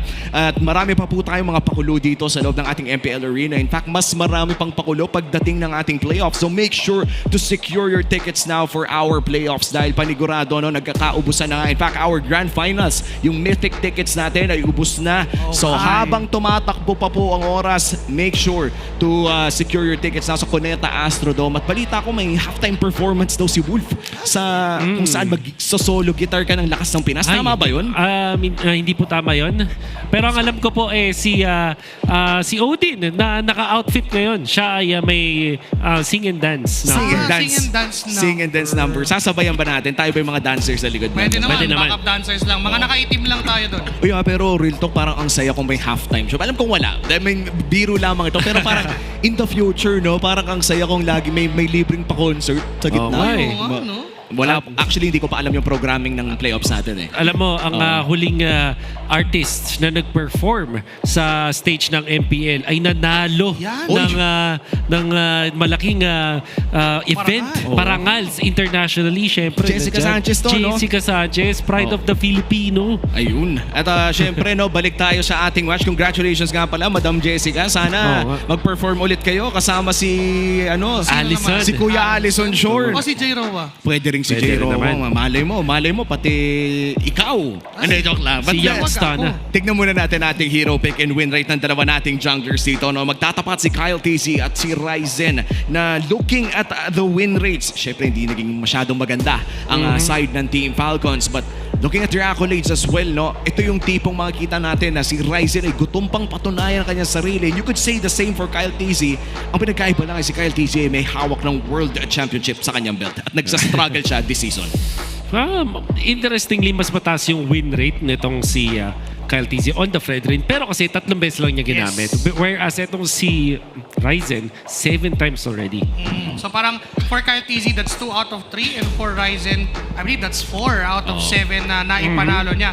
So kanina pa nga nagkaroon din ng time na doon sa draft, binan parehas yung Fredrin at Baxa, and it's Smart Omega na nagban pa nung dalawang heroes na yun. So they are forcing na maglaban tayo ng assassin. Well, let's see kung assassin battle nga ba ang lalabas dito sa ating game number 2. In fact, hindi pa nga natin alam kung anong mapa ang lalabas dito. Last game, nakita natin ang, I think, Broken Walls pa. Ay, the Expanding Rivers. Expanding Rivers ang ating nakita sa game number 1. Game number 2, meron ba kayong wishlist, mga kapatid? Omads. Delix na Omads. Dangerous Gas. Pero kasi gusto kong makakita ng isa pang Grok. So, Broken Walls tsaka Expanding Rivers ang gusto kong makita dito. Ako, personally speaking, let's give a Netski special. Flying Clouds. Ayaw na. Redemption, no? Redemption arc, pare. Redemption arc. Tapos maghaharit ulit siya. Tapos maghaharit ulit, but this time, make things right. Tignan natin kung anong mapa na lalabas dito sa game number 1. Mukhang mabibigyan na naman tayo back-to-back Expanding Rivers para dito sa sharing ito. Ang maganda naman sa mga back-to-back games ng parehas na mapa ay kumbaga nakapag-warm up na ang ating mga manlalaro. And welcome nga pala sa drafting phase nito ng game number 2 of our best of 3 series between Falcons and Omega. Magkakapalitan po tayo ng sides dahil ang pipiliin naman ngayon ng Omega ay blue side. Fredrin priority kaya for Smart Omega or Grok?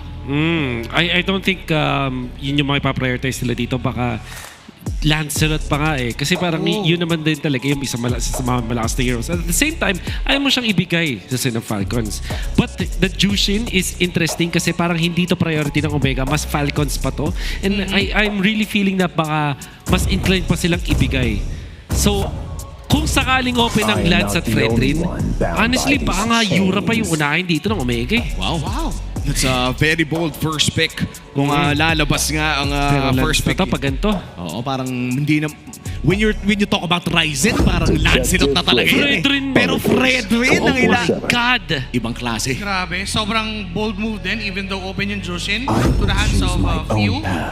And I think that would be the answer. Jushin, ano na to? Arn Jushin.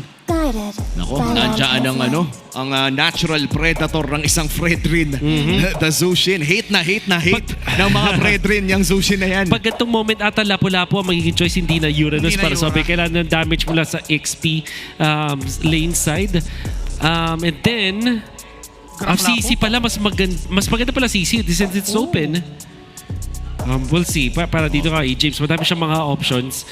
However, Yung pag kailangan mo nang makunin yung Grok ata dito. Kasi parang yun yung pagsagot mo sa Jushin. Oh, I feel like you have to pick the Grok if you're Omega this time around. Dahil pakiramdam ko, Team Falcon, si Ogwen nag-Grok din kasi yan, pare. There is a big chance na agawin ito kung di pa nila kukunin. Pero mukhang yan na yung lapu-lapu na hiningi mo at napakaagang Claude pick para dito kay Netski. Na by the way, napakataas ng win rate ni Netski on this Claude. Actually, was banned out ng previous games. So, in this scenario, na-feel ng Omega, pwede kasing iban din ng Falcons itong hero to. So, just get it. Marami pa naman potential na heroes para kay Super Yoshi. Since meron na silang isang frontline hero in the form of Fredrin, pwede nang kakaibang hero etong si Super Yoshi. Pwede siya mag-Cho eventually and can go for the Ruby at yung Khalid the Padang as well. Depende na siguro sa magiging jungler of choice dito ng Falcons. Do we like to see Lance or tipong even Fanny para dito kay Kyle TZ in this moment? No. Hopefully something confidence pick no Lancelot. Whoa. They're gonna go for the only dash Arlot. Akay ang kanilang kukunin. Nakita na natin to dati. But that would entail na kukuha ng mas mataas na damage stats si Flap TZ. Interesting. Sobrang interesting ito kasi finorgo na nila yung damage mula dun sa mid lane tsaka dun sa kanilang jungler. Kyle TZ going in for the Akai kasi parang kontra sa utility versus utility. Ang problema nga lang ay lapu-lapu na madaming CC immunity. You also have the Claude na potentially mag-purify. Not the best targets para sa Akai. For lack of a better term, wala pa siyang iaakay sa mga members ng Omega dito. Parang bukod lamang sa Fredrin, no? Ang iaakay lang niya dito ay Fredrin. Unless na doon niya lang gagamitin just to get that objective guarantee sa Retribution. Pero I think they should still ban out the Grok or even the Khalid kasi one of that would be a hero for Super Yoshi. Yeah. Who said there are no shortcuts in Good ban of the chip actually para sa Omega.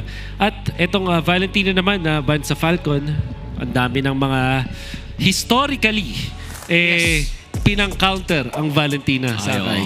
Maraming may nakakaalala niyan, pare. Tama naman. Ika nga, wise man once said, kapag nag-Akai first pick tayo, magbabalentina yan. Tama.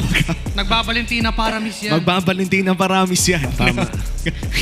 Yun yung mga mahirap. Yun yung mahirap eh. Wala man sa meta si Paramis ngayon. Pwede pa rin. Valentina, pwede pa nga rin din talaga. So, it's going to be Eve na ibaba ng Falcons. Siyempre, kapag ikaw ay kumuha ng isang utility jungler, usually inclined ka na maghanap ng damage din sa mid lane mo. So, this makes it so na itong Jushin plus the Akai, hindi rin talaga ganun ka usual na combo. Kasi pag naghanap ka ng isang Arlot tsaka isang Akai, usually pag mid lane mo, may mabigat na damage. Hindi yung talaga kumaagat like Farsa. Ang ganda ng ban ng Omega dito with the Franco. So, Falcons natira ang... okay. So, they might just last pick the Ogwen hero. May Khalid pa naman kung sakali. Just go for their marksman now. They will steal away the Grok. Although may open pa nga na Khalid for Super Yoshi, yung Ruby is I think not an option anymore kasi medyo mayroon na gumalaw. Di ba naghahanap kayo ng Digi? Is this the perfect time? Ito na ba yun? Oo, but mapupunta sa kamay. Ni Super Yoshi? Napakabaliktad, pare. Parang... O kaya kay Haji, no? Oo. Mid-lane Digi. Wait lang. Parang complete snub on Angela for both games already. That's right. Parang after subukan ng lahat ng teams na magkaroon ng mga Angela compositions, 4 to 5 games of Angela, 0% win rate, tinigil niya ng lahat, pare. Kimi yata yung maganda dito, tapos Hylos or Gatot para kay... Parang hindi mo na kailangan ng initiator dito kay Super Yoshi. Lalo na kasi kailangan mo ng frontline eh. So, wow. So it's hindi dahil ay gusto ko tong Hylos pick na to para walang target. But that also prompts itong carry. Grabe. Medyo maganda bitawan. Yung pick na yan. Maganda talaga. Alam mong may bitaw si Super Marco dito sa game na to up against the Fredrin Hylos Lapu. You don't want to mess around that carry around 12 to 17 minutes, I guess. That's true. The moment na makuha yung golden staff ng carry, dyan na natin makikita na hindi pwedeng tangkin lahat ng damage if you are the Hylos. And ang masama naman sa Hylos kasi nakakita na tayo kahapon, even with the glorious pathway, ay medyo mahirap tumakas kapag napadirang ka na ng isang Grok. And maybe dyan umaasa ang Team Falcons. Maybe ito ang iniisip ng Team Falcons na this composition would eventually lead them to a game number 3. Dahil kung babalikan natin ang history ng best of 3 na ito ay nakaisa na nga ang Omega in that game 1 victory kung saan isa na lang kailangan nila para tapusin ang laro ito. Again, this is close to a do or die match para sa Team Falcons. A must win kung pag-uusapan natin. Welcome to game number 2. Lilipad na kaya ang Team Falcons o tatapusin na ba ng barangay nang hindi pa sila nakakabangon?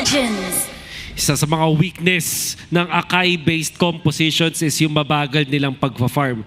And unfortunately, walang hero na pwede mag-leash dito sa ating Akai. With Jushin and Grak, ang pwede na lang talaga mangyari dito is mag-control yung mga lanes. However, Kimi ay na-prove na effective pa rin kahit Jushin, Grak yung katapat kasi ang layo ng range ng pwede ka magbato. And this time, Super Yoshi, a perfect hero to pick.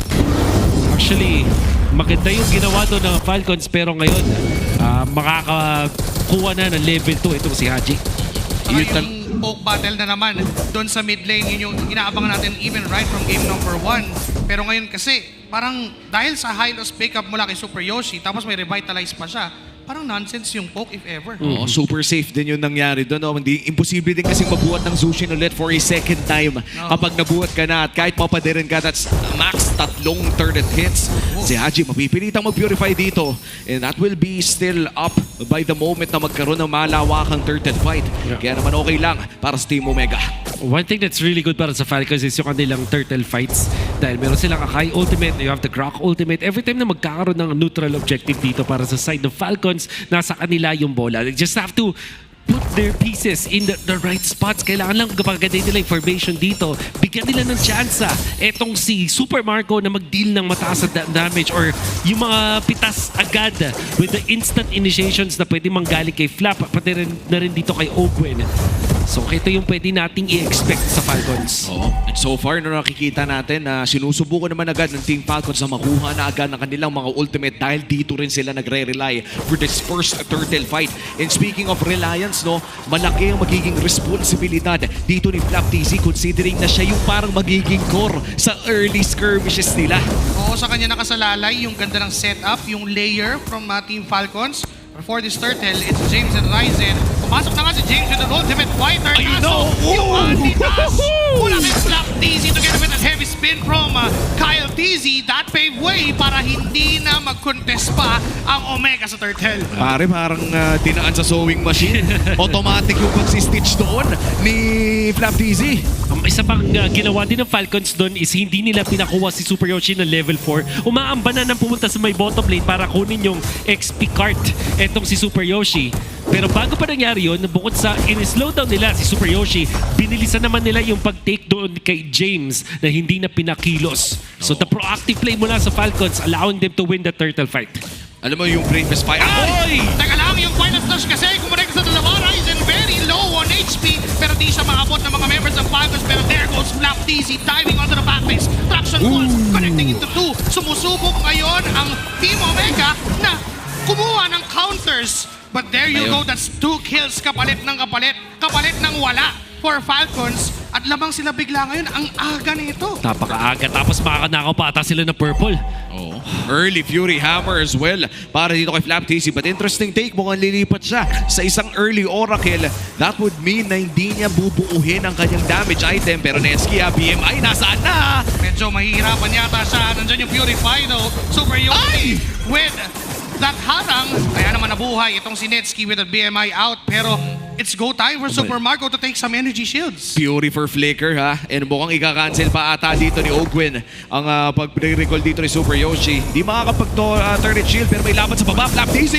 Teka lang, sinusubukan pa niyang mabuhay pero di na siya nabuhay pa sa dalawang members ng Smart Omega. Ang hari ng pag-train itong si Ryzen. Di ba ninakawan siya ng purple buff? For some reason, nakahanap siya ng opening para kunin yung purple nitong Falcons, tapos nakakuha pa sila ng kill kay Flap TZ. Hindi man magandang simula para sa Omega, nakakahanap pa rin ng mga trades etong si Ryzen. Sneaky talaga yung mga ginagawa ni Ryzen. Hindi mo alam kung saan niya nahanap yung opportunity. Pero may isang kasi lumalabas na sa kanyang harapan.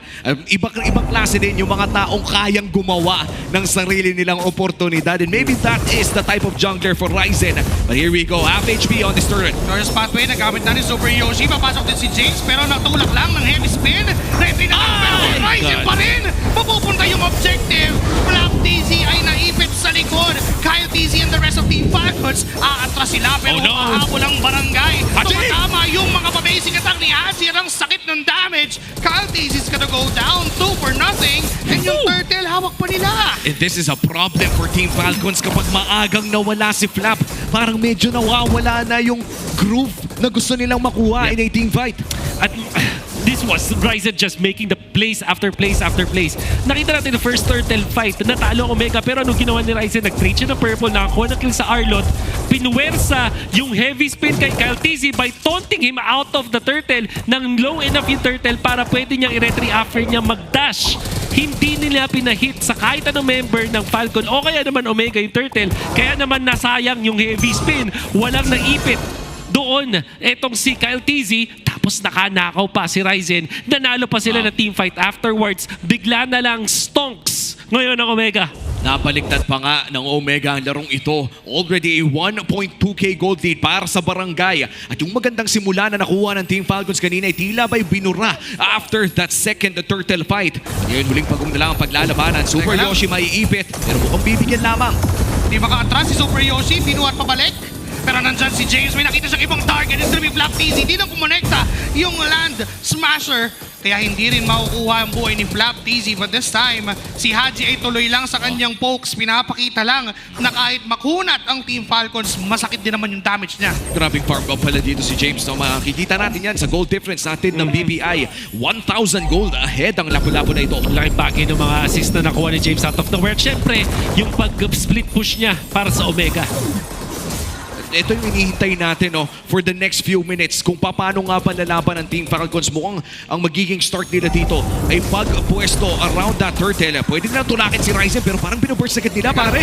Napakabilis ng mga pangyayari. Glorious Pathway and Giant Traction pulls na rin. Kyle TZ pinipwersa nilang mag-heavy spin pero Ogwin with a tech charge. Andyan pa lang heavy spin. Ryzen pa din ang makakakuha ng turtle at mukhang di pa tapos dahil gusto pang sumubok na kumuha ng kill. Pero dahil sabi ng Falcons, atras na lang muna tayo. Hindi makakakuha ng kill ang Omega. How did that happen? Naipit na sa heavy spin, sa kanya pa rin napunta.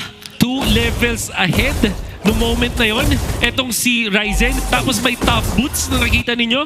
So merong mga micro fraction of a second na merong kang opening na maakilos actually. And si Ryzen, he held his ground. Retry lang yung habol niya. Alam niya na meron siyang advantage over kay Kyle TZ.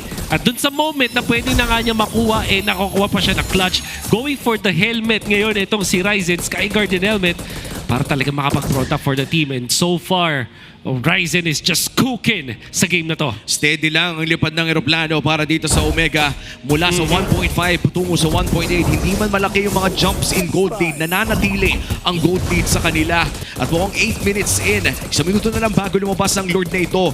Punteriya ngayon ng Omega ang kumuha ng tore dito sa may bandang mid lane. Pero parang wala silang pinipuwersa. Hinahayaan nilang dumating yung mga opportunities naturally. Alam din kasi nila na nakaklod sila at this point. So, yung late game ay kaya din naman nilang sabayan considering na naka-double marksman din sila, So, maganda yung scaling nila. Haji, untouched.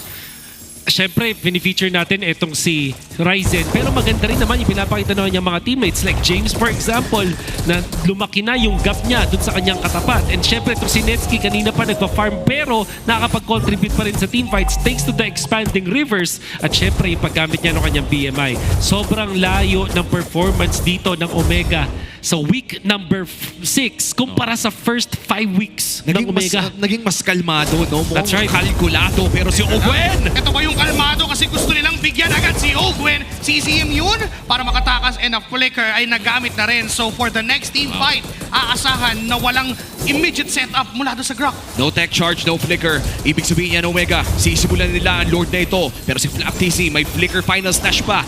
Alalabanan ba nila dito ang Omega? Here comes Traction Bolts. Napilitan din si Few na mag-flicker doon sa pagkakataon na yan. And again, Omega will reset that Lord.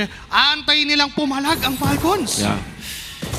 Alam nila din na hindi naman nila kailangang magmadali. Meron pa silang mga purple buff. They still have the orange buff. They can still farm. At in fact, pwede pang makakuha ng level 12 si Ryzen. At yun na, actually, level 12 na siya ngayon.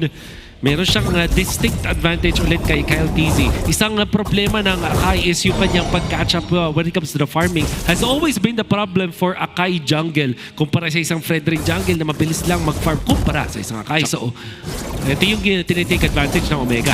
Tsaka parang napakahirap din kasing huliin, no? Yung dalawang targets na gusto mong mahanap dahil sa Purify.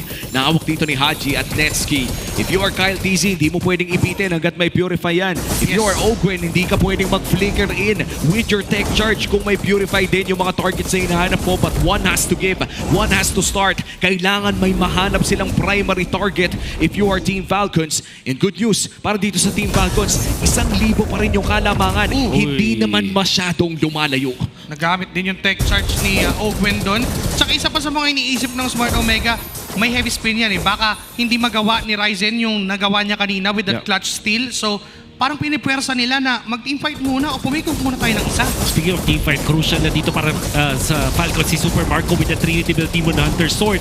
Kaso sobrang bilis nilang mag-take. Teka lang, mamadaliin yata yung Lord. Si James ay papasok na rin sa likuran with a Brave Spider Traction Force. Kaya Black Daisy, tumama yung stun. Aabot pa yung huling balls. Pero final slash mula kay Black Daisy. Pero makakatakas pa naman siya si Haji Payong nawala. Super Yoshi ngayon ay naipit at hinatet ng Falcons kay Super Marco. Meron silang advantage for the Lord. It's a 4v2. Ryzen ay nakita din. Kyle TZ with a headbutt. Pero di niya aabutan si Ryzen. Ngayon tutuloy sa paghawak. Tutuloy sa pag-control at nakalamang ang Falcons doon. And now, does Kyle TZ have the retribution advantage against Ryzen? Ibibigay ba ang advantage na to? Black TZ goes in for the final slash! Jinetsky si Ryzen ang target niya pero meron pa rin Lord na pwede pa. Oh no! Black TZ goes down! Retribution! Kyle goes down as well at si Ryzen pa rin ang makakakuha no. Nakala natin lamang na yung Team Falcons pero sabi ng Omega walang lamang kung kaya naming mas lamangan pa. At kahit nanalo na sa team fight ang Omang Falcons doon sa simula, nakahanap na naman ng opportunity. Hindi, ginawa ni Ryzen yung opportunity na yon. Alam talaga niya yung matchup ng Fredrin versus Akai. Mula dun sa dati pa, mga galawan dito ni Ryzen, yung mga small windows of opportunity para gumawa. Pero ito, si Super Marco, nakahanap ng isang kill with that flicker.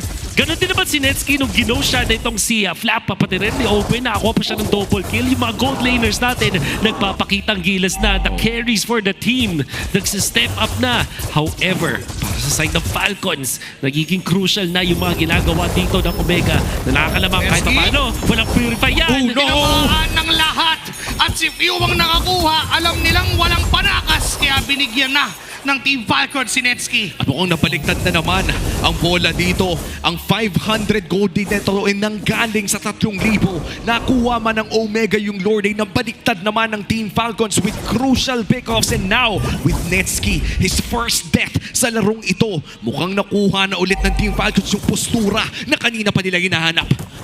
There's no clear para sa side ng Omega. Talagang igugo to ng Falcon. Kyle TZ with a heavy spin. Ryzen and ang bayang damage. Yes sir! Unstoppable na rin ang bulletproof.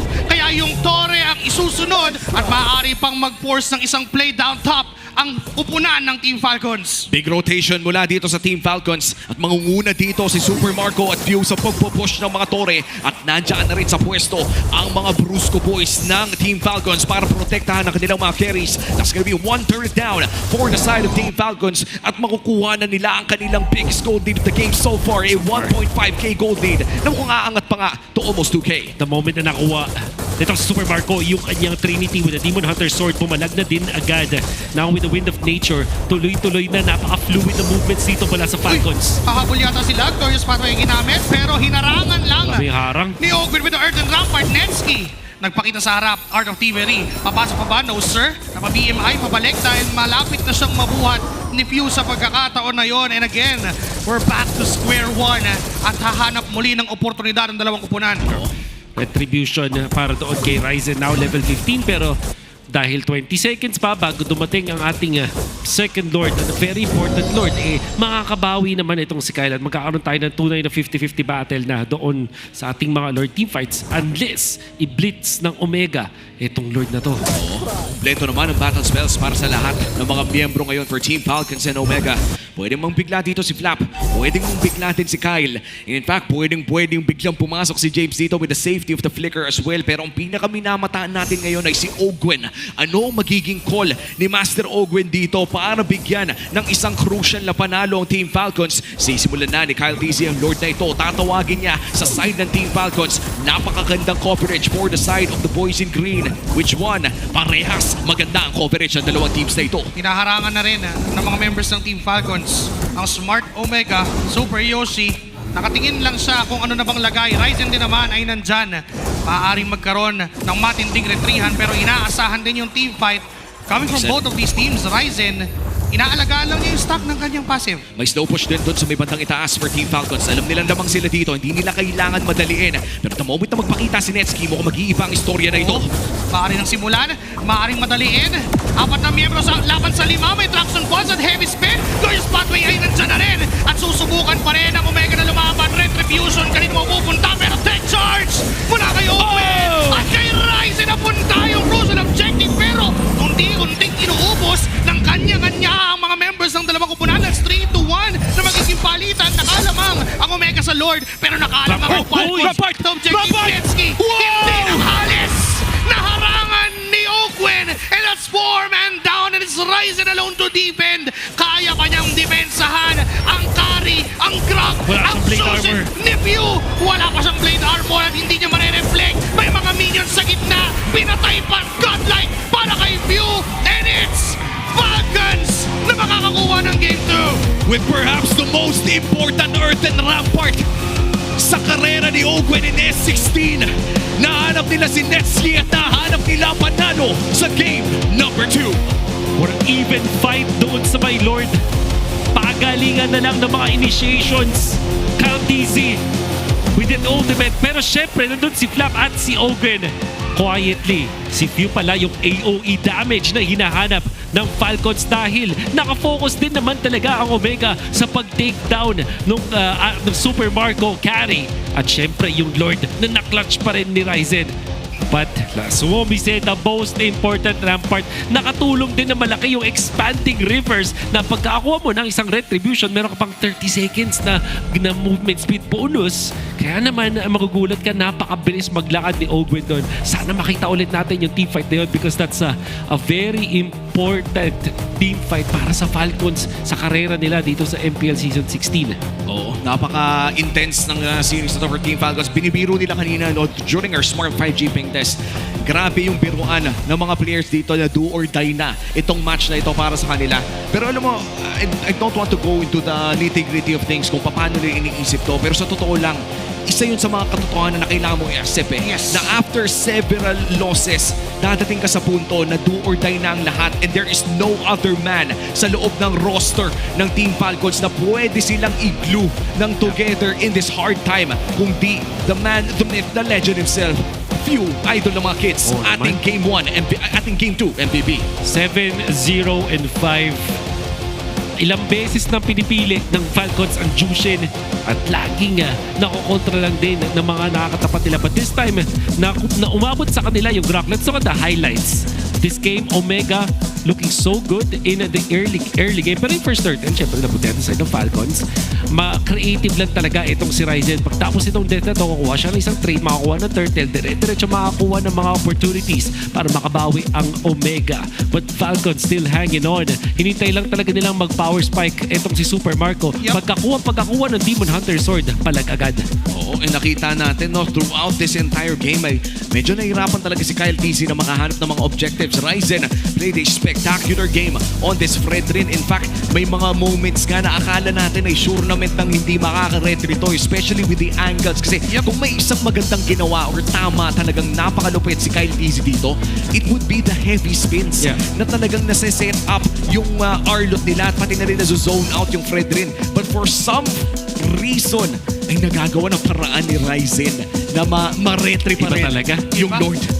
Even onto that last Lord, siya pa nga nakakuha Exactly. nun. Pero dahil nga doon sa nakapag-scale up na Super Marco and even itong si Few ay hindi maabot nila James and even Super Yoshi. Hirap na hirap din si Super Yoshi kasi every time na papasok siya ng ganyan, bubuhatin lang siya ng Joshin tapos bababa na yung buhay niya. Imagine mo na heavy spin ka na, napatalon ka na ng Lord. Ang daming stunts sa'yo, makakuha pa rin ng retry. So at this point, 3 versus 3, nakapag-out itong si Ogwen, pati itong si Flap. Biglang naging 4 versus 2. Ito na yun. And then, the Earth Pero yung bilis nung Grok, Oo. sa expanding rivers. Pixel perfect. And pixel perfect even. Na Rampart. Well done mula kay Ogwen. That is perhaps one of the more memorable moments dito sa larong ito. And Ryzen with a last-ditch effort to defend. Pero hindi na nga kaya. Again, this is one of the reasons why napakaganda ng Zushin against a Fredrin kapag tumagal talaga ang laro. And this was a 16-minute game. And to be fair, no, in terms of objectives, kita naman dito sa ating spread ay lamang na lamang talaga ang Omega. Gamit na gamit ni Ogwen yung ating expanding rivers with the wilderness blessing. At sa mga theory craft din talaga natin. Isang magandang combo din na parang isa na sa mga favorite ko is the Jushin plus the Grok sa ngayon, especially in the mid lane. Nakita natin dun sa dulong-dulo yung isa sa mga most satisfying moments.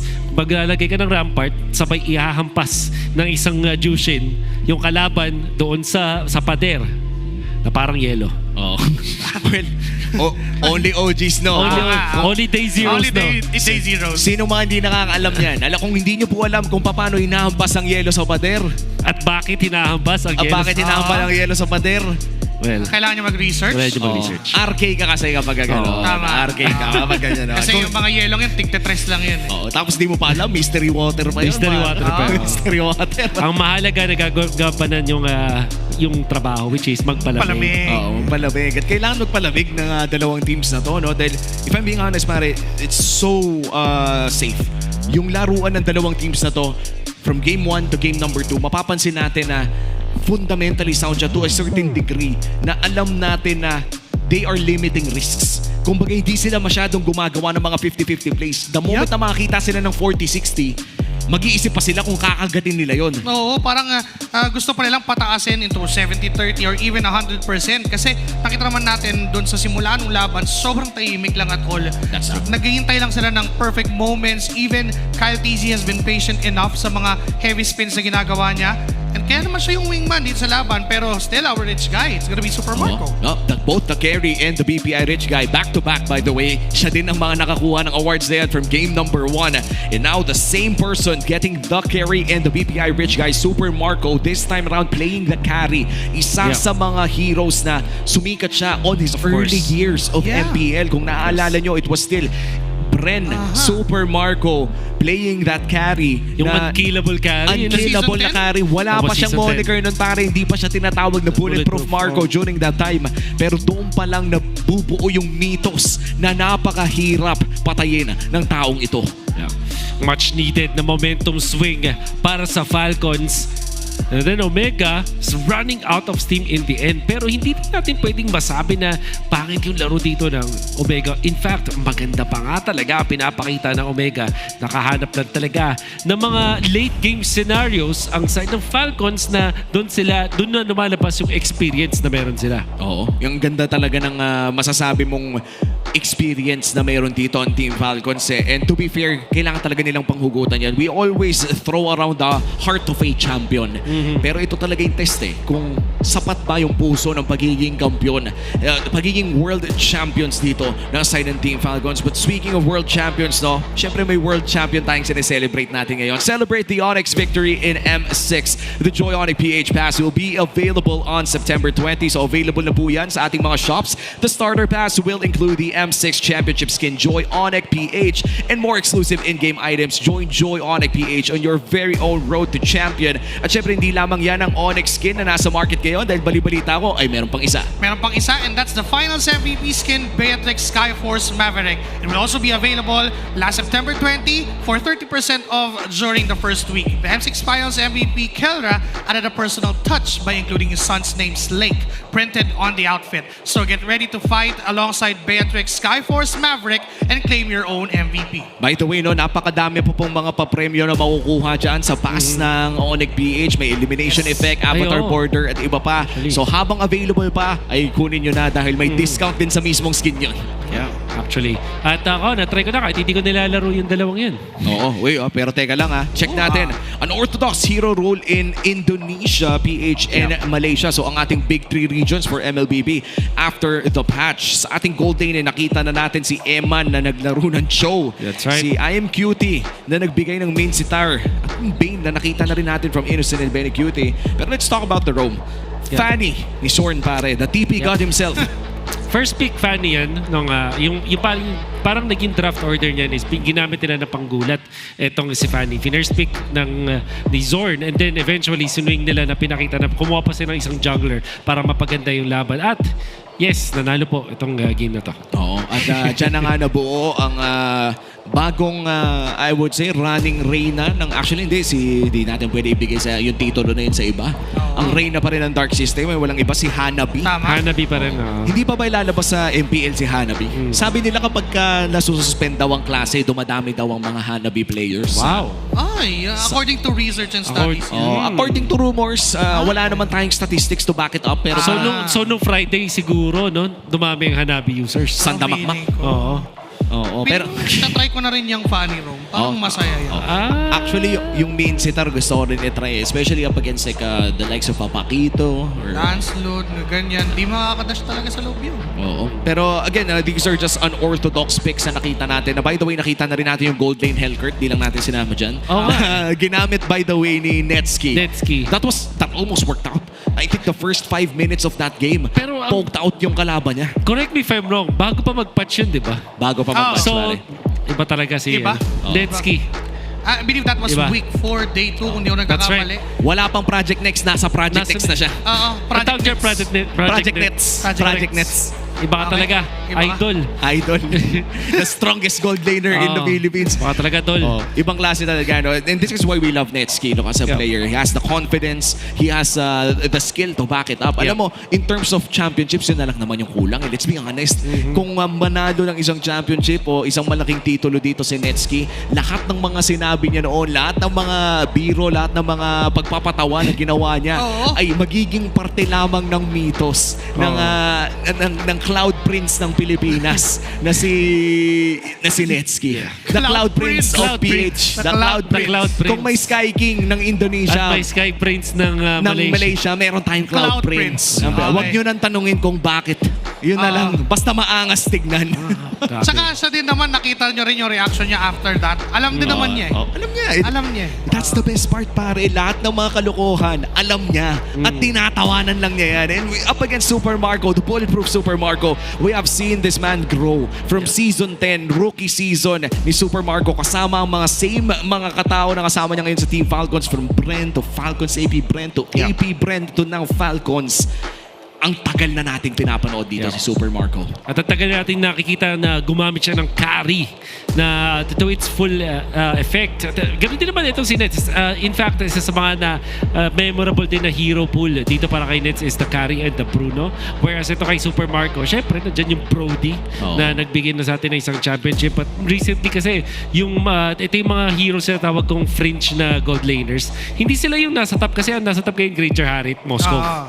So yung mga tipong carry, the Claude, Bruno, etong tatlong heroes na to na ginagamit ng dalawang players na nakikita ninyo sa inyong screens, ito yung mga specific na usage na tipo ng mga gold laners. Hindi sila yung pinakamataas in terms of tier, pero kapag nagamit ng tama sa draft, mapapaganda din para sa team. Well, malapit na tayong pumasok sa draft. Makikita natin kung ano nga ba ang mga final adjustments na gagawin ng Smart Omega, pati na rin ng Team Falcons. At dahil nga pipili na naman ng side ng Team Falcons dito, pipiliin nila ang blue side para sa larong ito. Correct me if I'm wrong, kung sino mang nakakakuha ng blue side so far, ang siyang natatalo. Tama. Natatalo, yes. Yeah. So, ano kaya yung mapa, no? I-reverse na rin kaya para 3 reverse, pare. Yun nandun na lang din Tignan na natin. Pero right now, we are still randomizing our Game 3 map and it will be the Expanding Rivers once again. Sobrang manifest yun ah. Back to back to back. Hindi ko na alam kung manifest pa. Parang pati yun predict ni Sir Wolf. Oo, pare, alam mo,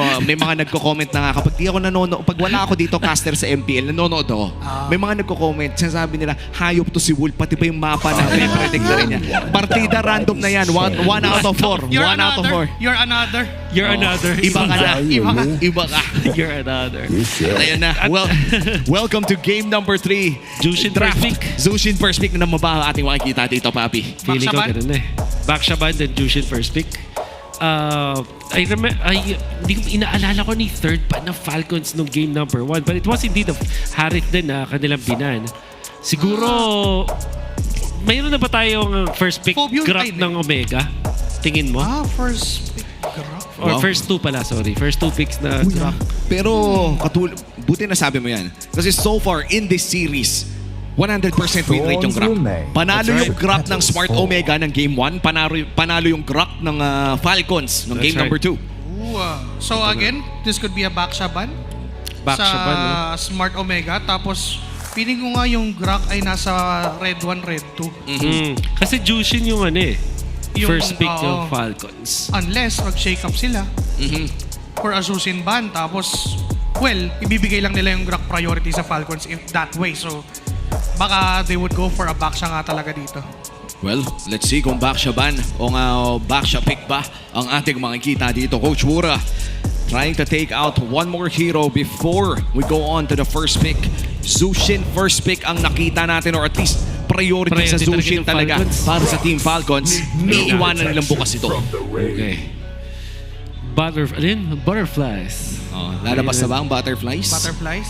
Apart from that, yung Grok kinay-try na. Okay. So, ang malaking katanungan, nanakawin na ba agad ang Grok ng Omega? Grok funny? Kanina Lancelot Uranus, diba? So ngayon nakaban yung Lance. I wonder kung ano yung mga bands ng Falcons. Hindi ko na din maalala. Parang funny din nga yan. Parang funny, no? Pero sa ngayon, walang Frederick. So, Hayang Grok? Oh, early Grok pick para dito. Funny nga. At nilabas na rin yung funny ni Ryzen. And ito I will be completely honest. Masaya ako sa nakikita ko. Kasi mukhang magbabago yung pacing ng laro na to. Imposibleng walang gagawin ng maaga. Yung Grok funny, pare. Akay Arlot. Oh, wow. Ang unahin dito ng Falcons. Nag-work nung game number 2 itong tatlong heroes na to. So, hindi naman malabo na wala. Then yung Valentina. Ano ang counter sa Akay? Valentina, pare. Tama. Naisusulat na nga. Wait. Kung nanonood ka, para sa'yo to. Tsaka, dahil ba na kay open tong Akay, boss 5 Akay ba to? Hindi pa tayo sure. Hindi natin sure eh. Pwede kasi nga yan eh. Interchangeable talaga to eh. Oo, pwede pa nating makitang ibaliktad dyan. And to be fair, if there's one assassin na gusto nating makita kapag say Fanny, I would say a Hayabusa could be a great choice para dito. Yeah, there's a chance. Kaso nga lang, alam nila na... Oh, okay. So alam dito na Omega. Sa thinking ng Omega, this is a jungler. Ito nga kayo na to. Kasi dalawang rooms yung kanilang binan. Isa sa mga pangtapat sa isang Arlot is the CC, but I doubt na ipipick to ng Omega. Baka maghanap pa sila ng isa pang frontliner. Glue? So, Glue is open. Uranus. Between the two, mukhang Yura maganda. Yura. Oo, kasi may damage ka naman sa Fanny. Valentina has damage too if you want to. Ang masaya kasi sa Uranus, siya talaga yung nagbibigay ng libreng space and time para sa mga kakampi niya. Napakalaking bagay ng binibigay. Yung walang value by the way. Yung the moment na may Uranus ka, hindi niya kailangan ng pera para ibigay yun sa inyo. Yeah. So, Nola po...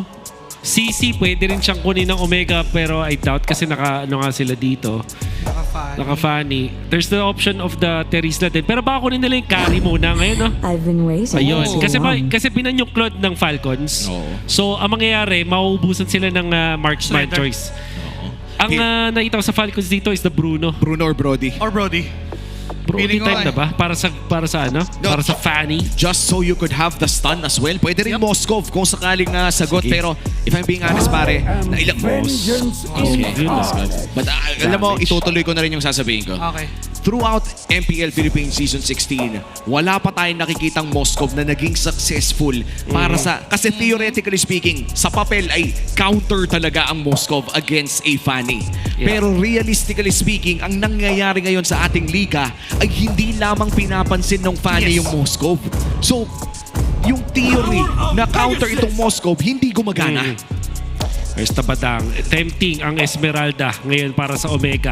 Oh yeah, actually. Akai as well as the Badang. Very tempting. Ganun din naman parang sustain.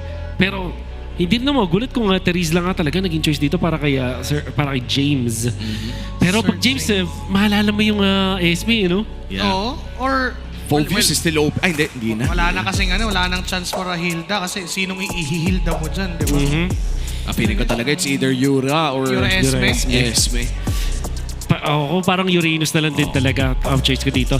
Tempting lang talaga yung Esme dahil sa shields. Pero kung overall na impact na talagang pang frontlines, nandiyan ang Yura at yun na nga yung magiging pick dito ng Omega. Smart pickup para dito sa Smart Omega with that Uranus. And now we have our final spread of heroes para dito sa game number 3. Latag lang uli natin yung realidad para sa dalawang teams na ito. Ang Smart Omega ay currently nasa number 5 ng ating liga with 4 points. Ang nasa ibabaw nila ay Twisted Minds na kanilang tinalo kahapon. At kung makakakuha sila ng puntos against Team Falcons ngayon, ay magtatay sila ng puntos sa Twisted Minds with 5 points. Para naman dito sa Team Falcons, ilang araw, ilang linggo na nating nakikita na sinusubukan nilang makakuha ng puntos. And this is their final time, their final try to get a point in week number 6. Ika nga ni Kyle TZ, ang bawat match dito ay do or die na para sa Team Falcons. And we are now in game number 3 matapos ang kanilang victory in game number 2. Welcome to the Land of Dawn. Ito ang ating pinakaunang serye ng ating Sunday Special para sa inyo in MPL Philippines Season 16. It's going to be Smart Omega versus Team Falcons. And we're down to the very last game ng kanilang serye. Momentum is on to the side of Team Falcons, knowing na sila ay nanalo ng game number 2. Oo, ibang klase din Pinag-usapan natin kanina na ang Omega after that victory against Twisted Minds ay magaling mag-ride ng momentum. Pero so far, facts lang, Grok wins games. Grok wins games. Para dito sa series na to. And if you think about it, maganda yung Grok sa game na to. Mataas yung vision at matutulungan yung Valentina na usually ay hindi na ganun kaganda ang laning stage. Pero dahil madedelay mo nga yung mid lane, napapaganda. Uy! Medyo kukuha yung Rampart na yun! Para kunin agad yung first blood para kay Ryzen.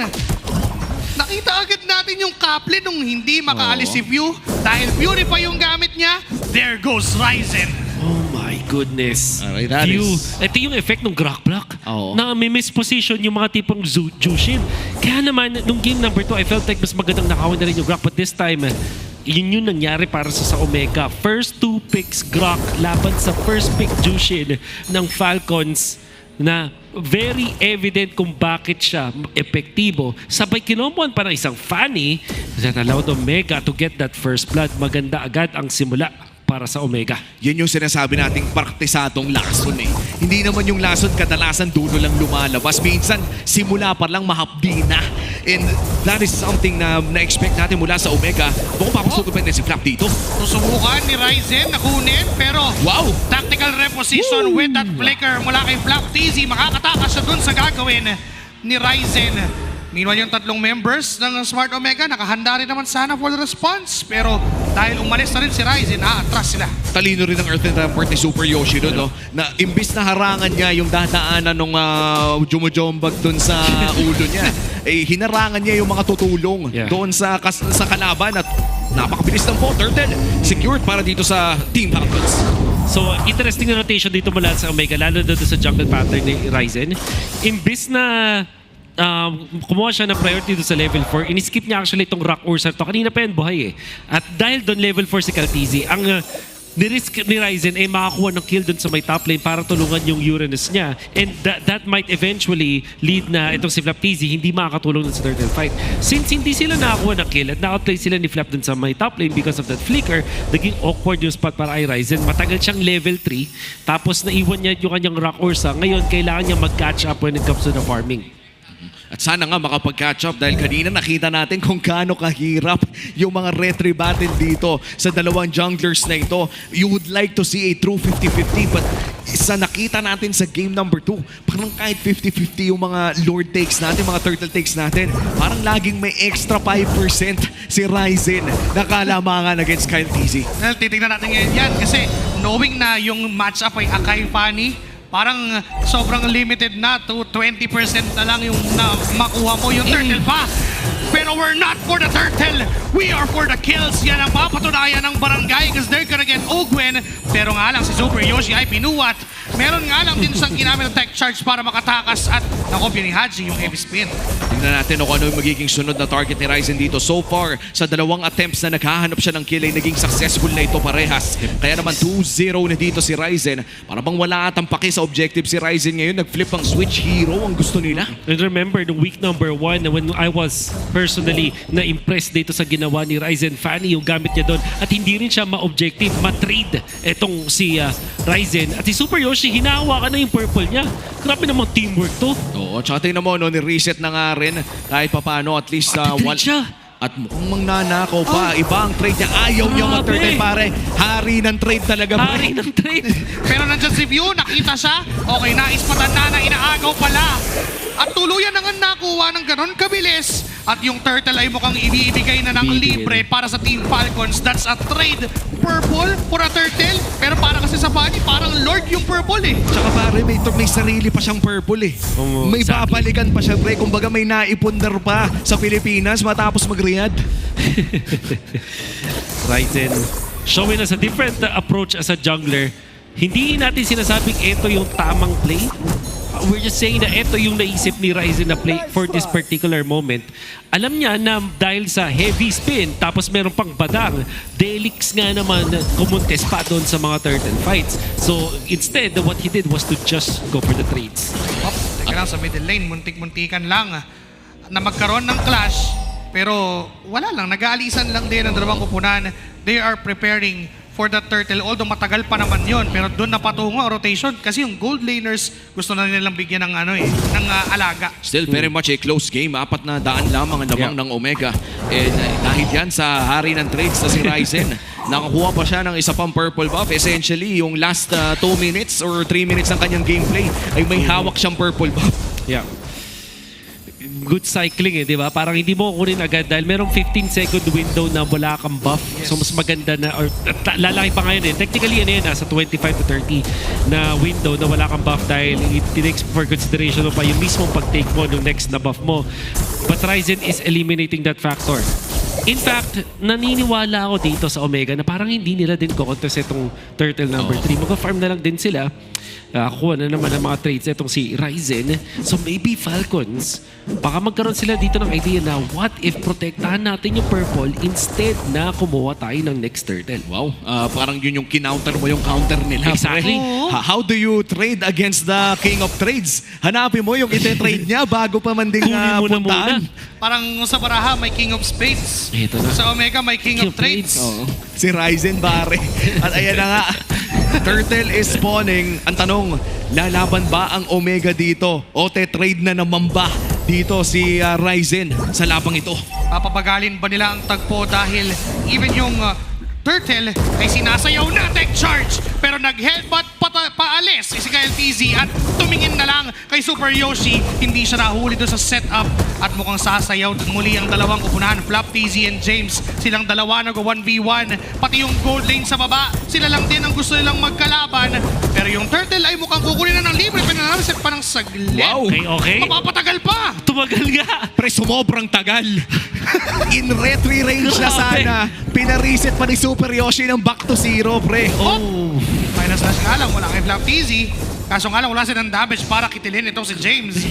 At this is Lord ay Turtle 3 Part 2. Super Yoshi, ang tagapagmana ng lason ni Chuck Mamba. Napanood na natin yun dati. At pinapakita ni Yoshi. Yun yung nakakainis pare, yung konti na lang iyon na biglang papadiran. Dahil dyan sa oras na nabili nila, mukhang makakatori dito ang ari ng trade. Ryzen getting that turret once again. Pero meron ding makukuha ang Omega sa baba. Back-to-back turrets. Bot lane and top lane. At mukhang gusto pa nilang makuha yung mid lane. Ang tanong mapoprotektahan ba ito ni Flap? Teka lang, si Ryzen, Super Marco, sinubukan ni Ryzen, medyo nasaktan doon sa turret damage and even doon sa sipatan, hindi ka lang tumama yung SOD. At makakatakas pa itong si Ryzen. Meanwhile, Haji ginamit yung kinopyang heavy spin. Doon lang sa gitna pero wala pa namang casualties. Nakatingin lang din si James kay Kyle TZ. Sinusubukan nilang i-delay yung pagkuha ng mga bagay-bagay pero retry ginamit na para ma-secure. Parang daming memories na bubalik ng Haji na nag-heavy spin Nakita ko bigla pare, parang siya din ata yun Wait lang may angulo si Super Yoshi. Pero hindi niya ibabato kasi si Ogwen lamang nandoon. So yeah, Valentina sa Haji from before. But tingin ko itong investment na ginagawa ng Omega, yung we're talking about the trade, especially pag delay din naman itong Super Yoshi. Ang tunay na epekto nito is dun sa First Lord. Kasi kung papapansin natin, lumalaki yung EXP gap ng ating mga junglers. Sa ngayon, isang level lang. Ahead itong si Ryzen, pero ngayon, dalawa na pala. And eventually, pagdating ng First Lord natin, pag nagtuloy-tuloy itong tempo na to mula kay Ryzen, makakakuha siya ng 2 levels ahead of Kyle TZ. At sa mga moments na yon, pwede na ngang i-contest yung Lord. At parang doon natin nakita yung advantage kanina. Napakadaming Lords ang nakuha ni Ryzen in game number 2. Subalit tatalo sila doon. Kita pa rin natin yung retribution advantage na mayroon dito ang jungler ng Smart Omega. Tuloy lamang ang paghahanap ng mga pwede pang makuha. Ryzen trying to dodge Flap TZ pero mukhang hindi pala si Ryzen ang kailangan tumakas doon. Nakatakas siya doon sa final slash. Naghanap si Haji na kanyang target na pwedeng kopyahin. Long lane play mula dito sa kay Super Marco. That's natural. Netski, hindi pa siya naka-Trinity sa ngayon. Talagang epekto ng mga pagbagal ng mga goal na nakuha. But he's near. So, just waiting for siguro isa pang wave at mukhang kukunin niya dito sa may bottom lane. Set up muna ang Omega sa Lord fight. Look at this, malefic lore pickup para dito kay Ryzen. Ibig sabihin nito ay kahit si Ogwen ay kaya niya nang punitin to a certain degree. So kailangan mag-ingat dito ng mga tanks ng Team Falcons dahil pwedeng mangbigla ang Omega. Available ang battle spell dito para kay Super Yoshi which means na pwede silang mangbigla on this possible Lord. And by the way, dito na nga nagka-clock in yung sinasabi ni Wood kanina na may level advantage si Ryzen against Kyle TZ. Ayaw din mag-initiate ng Smart Omega. Probably hinihintay talaga nila yung Demon Hunter Sword mula kay Netski. At yung purple buff, syempre, mula para kay Ryzen. Ipiprits ba nila dito ang Lord? Ito na, Trinity para kay Netski. Ngayon buo na, sisimulan at susubukan na rin ang Team Falcons na mataliin ang mga bagay-bagay. James ay sumugod na sa likuran. Wow! Kyle TZ getting the retribution. Hindi nakarating si Ryzen. Ngayon si James ay sumusubok na tangkihin lahat ng sibat. Flap TZ with a final slash. Kaso nag-ipit na siya lahat-lahat. Doon sa likod niya lang nasubukan. Wow! And a crucial Spear of Misery connecting to Ryzen ay hindi siya mamamatay ng mabilis. Although still, namatay pa rin naman. And it's few na lang nadidepensa para sa Team Falcons. Oh my goodness! Sa Falcons, nakaramdam sila na kukuha pa ng purple. Siguro inorasan nila yung purple buff ng Omega para alam nila kung kailan yun kukunin. Nito si Ryzen, binlitz nila yung Lord. At syempre, meron tayong bakbakan ng dalawang nag-heavy spin. It's Kyle TZ going up against Haji. But eventually, dahil wala namang kalaban si Kyle TZ sa pag-retry, nakuha niya yun. But the hero turn, kung saan lumamang ang Omega. Ryzen, solido ang initiation. Flap TZ being dodged so many times by Omega, getting outplayed. But is still the 13th player to achieve 2,000 assists in MPL PH. Super Marco tinuhog yung dalawang members ng Omega. Unfortunately, still goes down. At sa lahat ng exchange na yun, si Netski ang pinakamasaya. Alive for all of those kills. Nakadalawang tore ang Omega matapos ang trades na yun. In fact, makukuha pa nga ng purples si Ryzen at patuloy pang gagamitin ng Team Falcons ang Lord na ito. Magagamit ata nila all the way to that inhibitor turret pero kailangan nila mag-ingat dahil Super Yoshi may hawak pa rin siyang battle spell dito. Super Marco still looking for that potential engage. Netski hindi gagamitin. Magra-rampart lang. Threatening that ultimate coming in from Super Yoshi. Ever na wala itong dash, Super Marco, malamang sa malamang ay nag-tech charge na. Pero Ryzen is getting those trades again doon sa top lane, getting a turret down at hindi pa nabasag yung inhibitor nila doon sa baba. Ang ganda na nangyari doon. No? In fact, for Omega, even if yung Lord Lane na napunta sa Team Falcons ay potentially nagamit nga ng Team Falcons para bang mas may nakuha pa ang Omega doon. At yun na nga. We did not see how they initiated pero kanina pa nila binababaran si Ogwin. Ogwin opting to not use the flicker. Smartly enough. Dahil alam niya na 53 seconds na lang magkakaroon na ng Lord. Mas importante na yan. So even when that's a kill, hindi naman ganun ka laking bagay para sa Falcons. Ang masakit nga lang dito is yung palaki na lead ng Omega. At ang overall effect ng pagbuhay ni Netsky kanina sa teamfight is mauuna siya magkaroon ng Wind of Nature. Nag-uunahan kasi yung dalawang marksman natin dito. And if Netsky gets the Wind of Nature before the next na Lord, it will be crucial para sa Omega.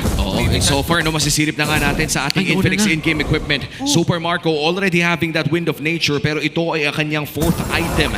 Meanwhile, for the side of Netsky, ganun din pala ang sitwasyon natin, no? Pero bumili kasi siya ng Fury Hammer. Pang Malefic gun yata to kung hindi ako nagkakamali. Ayan na, may Wind of Nature na rin. So sabi niya, teka, nag-Wind of Nature si Marco. Ako din. Hindi na pwedeng wala eh. The moment na mahanap nila yung isa't isa ay 1v1 scenario. And trust me, that will happen at some point in this game. Napaka-importante ng Wind of Nature na yan. Kung babalikan natin yung last Super Marco Moscow game, that was one of the most crucial Wind of Natures na pwede nating mapanood sa kanilang S16 run. Hari ng trade. Kahit magkagulo-gulo kayo dyan sa purple ko, kunin ko yung purple mo. At nakuha na niya. Uy, na-retry ah. Rumetry. Si Kyle TZ ay napagamit na ng kanyang heavy spin. James ay humarap lang kay Flap TZ. Hinahabol ngayon ng Smart Omega pero Ryzen goes in. Makakakuha siya ng kill. Siya pala yung hinihintay na dumating ng Smart Omega. And ngayon na 5v4 yung laban, maaaring puwersahin yung Lord Take. That might have been a very crucial mishap para dito kay Flap TZ. Hindi tumama yung final slash plus the flicker play. Yun na nga eh. Grabe yung flicker ngayon. Makaka-recover na ng retribution itong si Kaltizi pero wala siyang heavy spin. Napaka-crucial niyan. Buti na lang madedepensa ng Falcon yung long lane. Wala yatang purple buff si Ryzen na nakuha dahil naiwan lang yung maliit. Yung maliit lang. Oo, so dahil doon, kinuha pa niya yung kanya, maliit lang din. So wala siyang purple ngayon. Uy, napakalaki advantage. Ogwen! Papasok ngayon si Ogwen mula sa likod. Bitcraft! Si Haji nagiging target. Ngayon si Netsky dun sa harap. Tinutunaw lang si Kyle TZ. Kaya mapipilitang umatras ang Team Falcons. Pero dahil sa Moscow, yung map pressure na ginagawa sa bottom lane, mukhang libreng hawak ngayon ng Team Falcons yung Lord. Reset malala para dito sa Lord na ito. At buhay pa naman ang miyembro ng dalawang operan na pinapanood natin.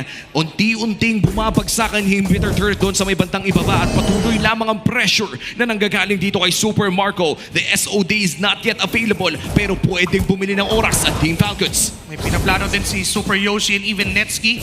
Mukhang sasalubungin at i-debate pero nandun din naman si Ogwen para tulungan just in case Lord Dance ang gagawin ng Team Falcons. Nandyan si James para hawakan lang yung Lord na minsang hinawakan ng Team Falcons. No flicker for Flap TZ and Ogwen.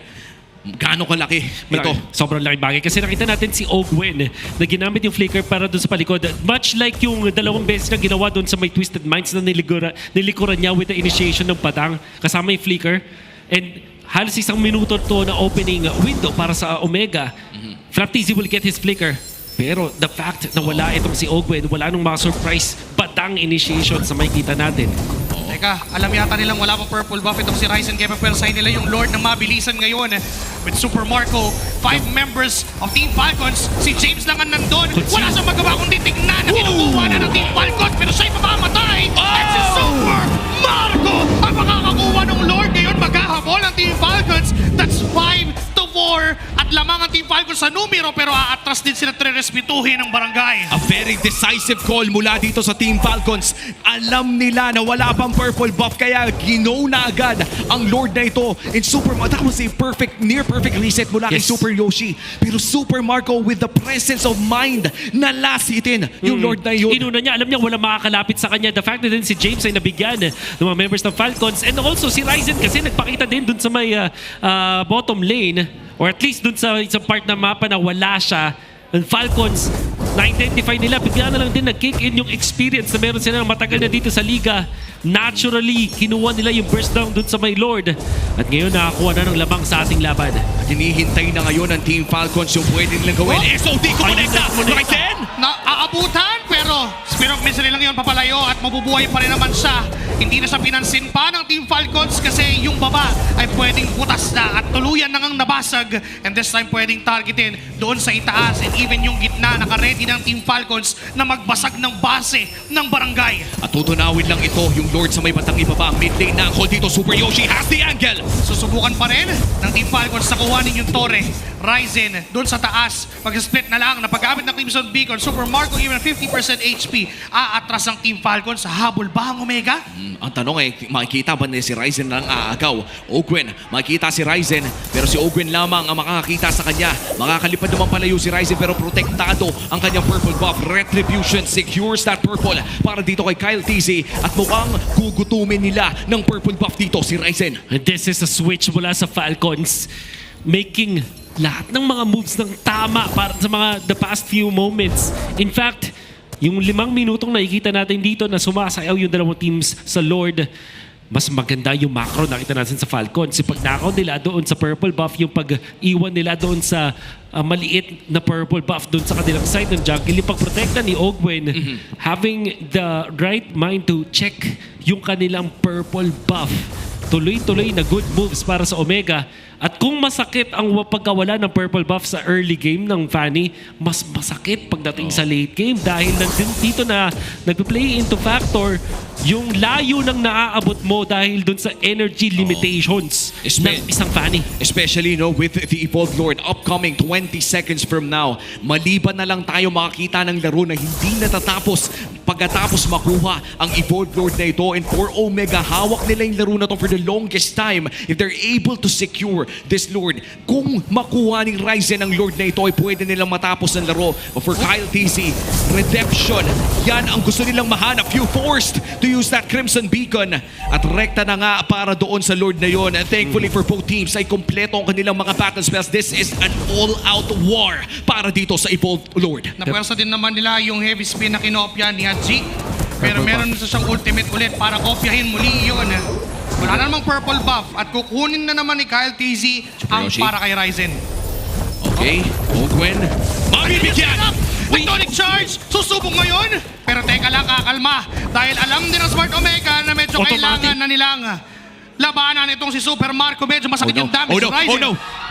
Marco! Hindi pa rin nakikita. Hindi na nakikita niya! Nung nakita na, hindi lang pinansin tapos babay na. At pinigilan lang nilang makuha ni Ryzen yung purple buff nila. Ngayon may Lord ulit na pwedeng madaliin. Hahabulin ba? Hindi. Dahil dun sa Lord nakatingin ang Team Falcons. 5v5. Kaso nga lang si Ryzen nagpipilitang mag-pressure dun sa bottom lane. Ang tanong ay tutuloy pa nila dito, sasayawin nila. Team Falcons, James ang tatangke para dito sa Omega. Si Ryzen ay nasa baba, mukhang itutuloy na nila. Mamadaliin, sinisipat-sipat. James nandun sa likuran, sinubukan Super Marco, may heavy spin mula kay Haji. Kumamatay! Reset! Ang bulletproof na reset na yung Lord. Netski na buhat. Pio susubok pa. Pero it's a shutdown kill mula kay Nets. At si Open low on HP na rin. Pero doon sa may bandang baba ay Black Easy will die too. Double kill para kay Netski ngayon. 5v2. Kakayanin ba ng dalawa na depensahan pa kasi ang barangay ay diretso. At naririnig mo na ang double call mula sa barangay. Lilipad pa ba ang Team Falcons? 30 segundos para sa mga kakampi. Walang heavy spin si Kyle TZ, hindi nyo masusubukan to. Yung depensa ay kukulangin at nandiyan pa yung terrified with the quest clock. Pero ang barangay ay nakatingin na sa base mismo ng Falcons. At ilang segundo, teka, walang minions. Hihintayin nila. Pero nandyan na at ang barangay. Sila ang tutungo sa game 3 at kukuha ng putos. Pagtungong tagumpay ang barangay. A Game 3 victory para sa Smart Omega. Haji, isa sa mga pinakamagaling na humawak ng Valentina for the longest time sa MPL. Kinuha yung heavy spin, hinanap si Super Marco. Walang magic defense yung ating Moskov dito mula sa Falcons. Kaya naman yung full item. Haji ang tumunaw sa isang Moskov. Wow. And the decision coming in from that gave Falcons another tough loss. Palakpakan pa rin natin ang Team Falcons, former world champions, still looking for their spark this season, and hopefully balang araw ay mahanap nila muli iyon. Ang panalo sa seryeng ito ay Smart Omega, securing another point. Now 5 points in our Infinite standings. Kausapin na natin ang Smart Omega sa main stage kasama ang ating mga hosts. Oh, what a solid week para sa barangay. Give it up for your winners, Smart Omega! Haji, I want to look at you first. I want to talk to you, Haji. Man, ibang klase yung naging final clash. Umabot sa punto na nahati niyo yung laban. What was the conversation like? Ano yung comms ninyo? Kasi yung una yung nahanap, Super Marco, it was the most important player na dapat nyo mahanap. Ano yung naging comms nyo during that last clash? Ano po wala po gaano kaming comms nun eh. Parang kanya-kanya na kami nun eh. Tapos naisip ko kasi si Moskov lang yung damage dealer nila kaya nagplank ako tapos siya yung tinarget ko. That led to their victory, Odin. It was a very long game for game number 3 pero napansin natin dun sa mga early parts talagang nakita natin yung discipline ng kanilang team. Pero ngayon gusto kong tanungin si Ryzen kasi halos hindi ka nakapag-purple buff using that Fanny. Oo nga. Ryzen, paano mo nakikip na maging kalmado sa game na yon kahit hindi ka nakapag-purple buff at umabot tayo sa late game at napanalo nyo yun? Kasi sa sa mga practice din po namin parang sanay na ako walang buff pag nagpapani ako. ano ba pinagkaiba? Anong pinagkaiba pag feeling mo, kasi nasanay ka nasanay ka nang wala kang buff. So yung galaw mo ba ngayon, parang may buff ka pa rin? Paano mo siya nagagawa? Hindi, pag wala po akong buff, lang talaga yung trabaho ko lang inisip ko minion lang talaga Okay. Tips yun Tips yun para sa lahat ng Fanny user. I wish I have that discipline sa paglalaro at pag-control ng map. And gusto ko naman ngayon tanungin si Coach Farah. Hello, Coach. Coach, Odin is gonna have your question. Coach, alam natin na anything can happen at malapit na tayo sa playoffs ladder. Considering na konting weeks na lang ay playoffs na. Ano po sa tingin nyo yung confidence level nyo ngayon with your team? Hindi ko masyado narinig pero one game at a time lang ang mindset namin. So kahit sino lang yun, preparation, sino kalaban namin, ayun lang. Coach, this was such a great week para sa inyo, and the team that you defeated was a team na hinahabol din kayo towards that playoff spot. You still have more remaining matches sa mga susunod na 2 linggo. Talk to us about it. What are we gonna expect from Smart Omega? Well, ayun, pataas lang yung namin yung goal namin and mindset namin. So siguro yun, gameplay pataas lang. So ayun lang yung goal namin. Patuloy ang pagtaas. Ito ang tagumpay ng barangay Smart Omega! It was an incredible week. Ryzen gets the mic, but hey, kahit walang purple buff yung Fanny, he was able to get the job done. Kakaibang discipline ang pinakita nila, especially nung game number 3. And I'm excited to know kung ano nga ba ang masasabing analysis ng ating mga casters. Maraming salamat sa ating mga hosts, pati rin sa Smart Omega. Nakita natin na taga-locked in ang Smart Omega ngayon. 1 game at a time yan ang sabi ni Coach Wura. And this is something na mukhang nakikita natin na nagbabago na nga ang laruan ng Smart Omega. Yeah. It's evident na iba yung Week 6 Omega na nakita natin from the first 5 weeks ng ating FLPH 16 at napakalayo no kanilang pinakita. I think ang pinaka-commendable dito is them being on the same page. At the same time, yung mga ginagawang ad-libs ng ating mga players. Katulad itong sin-explain ni Haji dun sa post-game na interview. At pati na rin syempre itong si Netsky just doing his job all the time. 0 deaths na naman. itong si Netsky. Oo, ibang klase na naman talaga ang laruan ni Netsky dito. And if we look back the last performances of Netsky, hindi na natin talaga madi-discount that he is starting to look like one of the best gold laners dito sa Pilipinas. One of the, if not the hardest region para matawag ng ganong klaseng titulo. Hindi na pwedeng i-ignore. Si Netsky ay kailangan ng tignan bilang gold laner. Patindi ng patindi yung bitawan ng buong Smart Omega. When in fact, doon sa nakita nating performance out of that game number 3, parang yun na nga yung nagiging requirement kapag funny user ka. Matuto kang mag-funny ng walang purple buff. Matuto kang magtiis. Oo. Ang dami natin nakita mga magandang plays na ginawa ng iba't ibang mga players dito.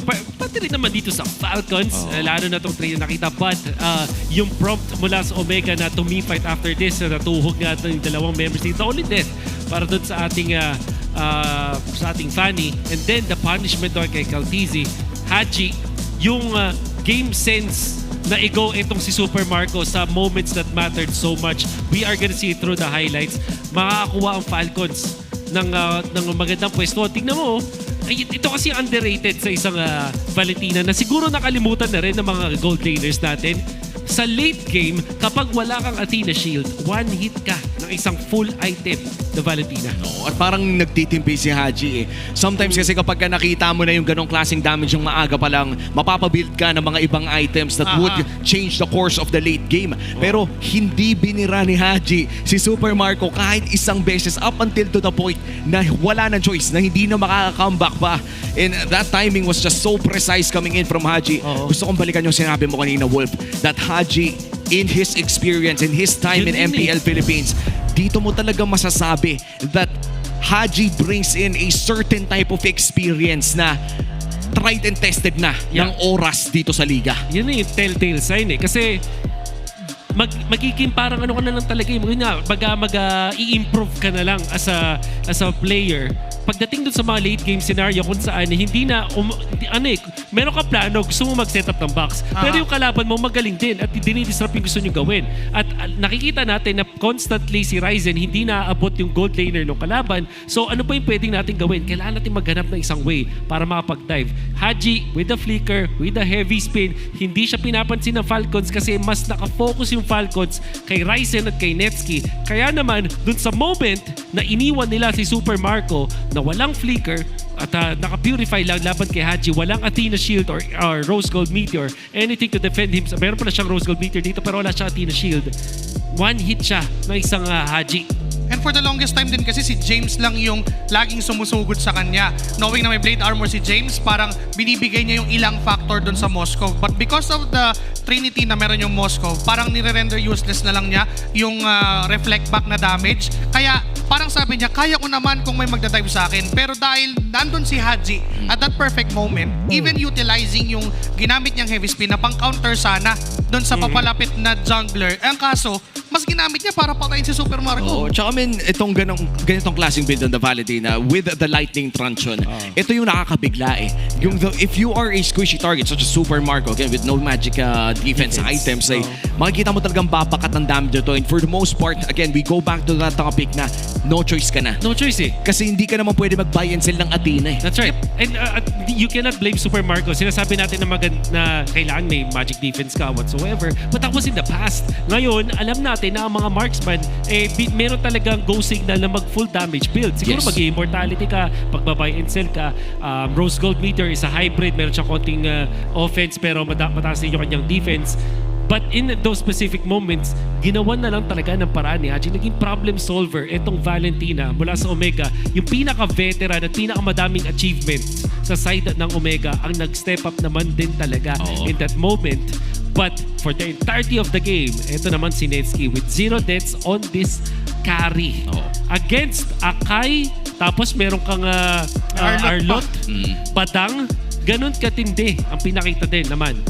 And this is good, no? For a good week for Smart Omega. Honestly, 2-0. Nakakuha sila ng puntos against Twisted Minds. Ngayon nakakuha ng puntos against Team Falcons. And of course, the carry and the PPI rich guy of this game. Walang iba kundi si Netsky. Actually, no, back-to-back, si Super Marco nakakuha ng award na ito. But for game number 3 that seals this series, it would be Netsky finally making yourself known sa seryeng ito. Even up to that last moment na kung saan mamatay na sana siya sa kamay nung Arlot ni Flap TZ. Even popping that wind of nature. Diba? Perfectly. Diba, Mel, sinasabi natin that wind of nature was meant for Super Marco at the time.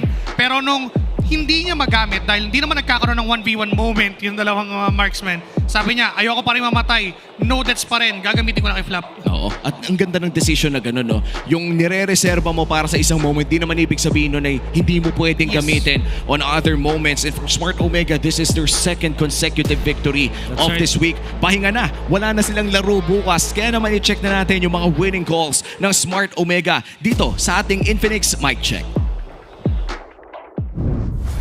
Tara dito harap, pre. Wait lang, walang kuya kayo. Ready na kayo, pre. Sa likod ako, boy.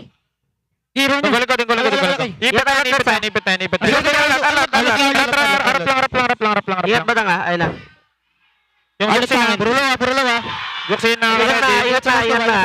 Arlo to. Gigi, Arlo. Ilan sa Moskov ba? Lahat Moskov. Patay Moskov, G. Patay Moskov. Juksin. Pero kay papatay, ha? Gigi. Ito mo, tapos tayo. Nag-retry out yung akay. Meron. Walang ko akay, ha? Walang ko akay, pre. Bangay mo. Walang first skill. Hero lang. Wait. Ito wala ko. Tapos yan. Nice. Makikita natin, even in those final moments, ang sinasabi ni Haji, siya na yung nag-control kay Super Yoshi. Sabi niya, padira mo yung akay, tas banggain mo. Wow. Grabe yun. High level of communications really doon sa mic check na nakita natin. At kung meron lang tayo mic check ng game number 1, gusto ko rin ma-feature kasi the way that we saw them, talagang parang fluid, one motion, parang may isang hive mind na nag-control sa kanila. Well, so far, yan ang ating pinakaunang serye ng araw na ito. May pangalawang serye pa tayo which is Twisted Minds kontra Team Liquid Philippines. Excited na ba kayo dyan? Ako, really excited ako kasi yung tapatang Nosha Oheb, yun ang inaabangan ko talaga. Yeah, ako naman super excited dahil itong Twisted Minds, kaagali lang sila sa panalo. So, sa pagkatalo, tingnan natin kung babawi sila sa Liquid pa. Well, malalaman natin yan mamaya. Magtatapat ang Twisted Minds and Team Liquid Philippines at kami ang inyong naging casters para sa gabi ito. Umi pa rin kasama dito si Joshi Cakes at si Wolf. Ibabato na namin kayo sa Dahaw.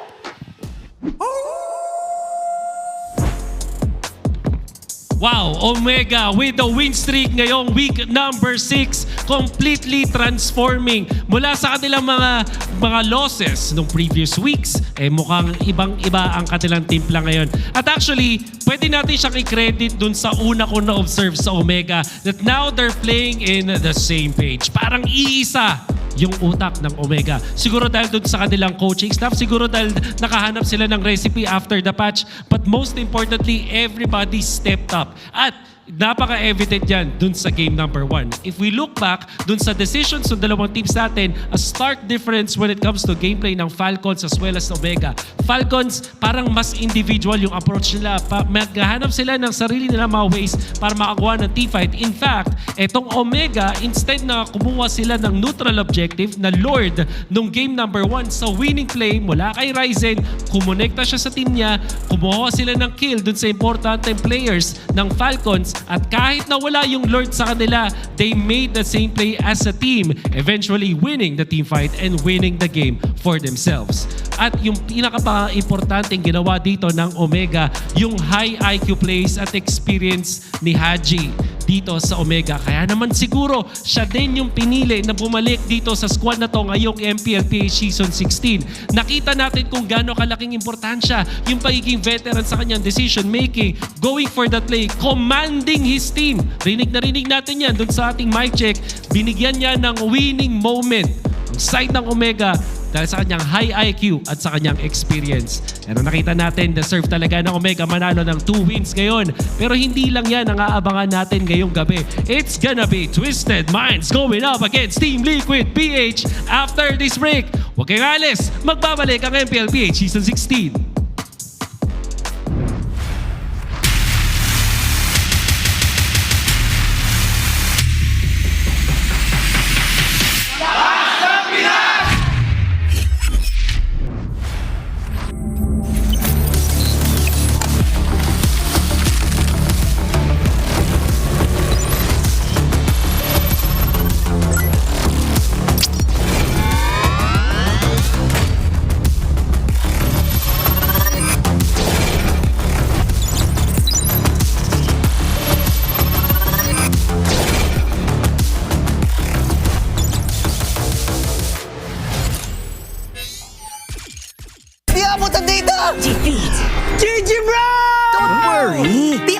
with Smart Power All 99. Hindi bitin with 10 gig data to power your games plus only Facebook or only TikTok. Load now! Power up your money game with new BPI Wealth Builder for as low as 1,000 pesos. Earn points when you regularly top up and grow your investment to unlock more free rewards as you level up.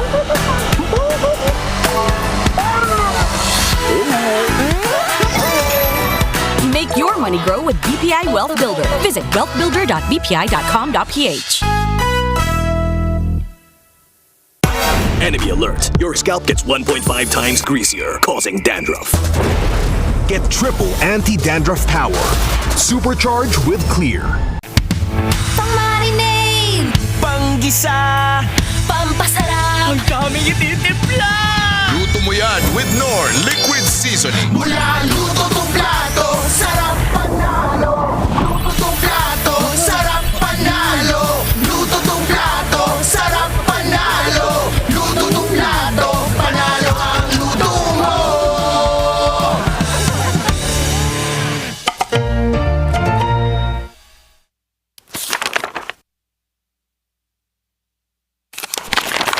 Kung isa ka sa mga player na natigil matatag sa MPLPH, anong sekreto ng isang field? Para sa akin siguro yung passion ko sa gaming talaga. Kahit anong game kasi gusto ko maging magaling eh. Yung passion ko sa gaming is nakuha ko siya simula nung bata pa ako eh. Parang sobrang saya ko sa mga nilalaro ko and sobrang saya ko lalo kapag nananalo ako. So, piling ko din ko nakuha yung passion ko. Nabanggit mo din na CPU yung GOAT mo. Kasi nung MPL season 1 nakita ko siya mag-funny, sobrang nagalingan ako sa kanya. Tropa natin dito at kita mo naman si Pew! Sinasayawan lang dito from wall to wall si Angela pero he still got the kill para dito kay Karina. Tapos ngayon naman, kaya siya yung GOAT ko kasi sobrang tagal niya na tapos nasa top pa rin siya. Nabanggit ni Cartesi na ikaw daw yung player na iniidolo niya at tinawag niyang GOAT. Siyempre masaya kasi yung lahat ng tao na parang nag-ML ang sasabihin ko na si Carl talaga eh. Lalo na siya ng international and masaya pa rin na nakikita niya na ganun. Siyempre pinagdaanan ko marami munang talo bago nag-champion, ganun naman yung cycle eh. From child prodigy to the face, and now MLBB's greatest of all time, Cartesi!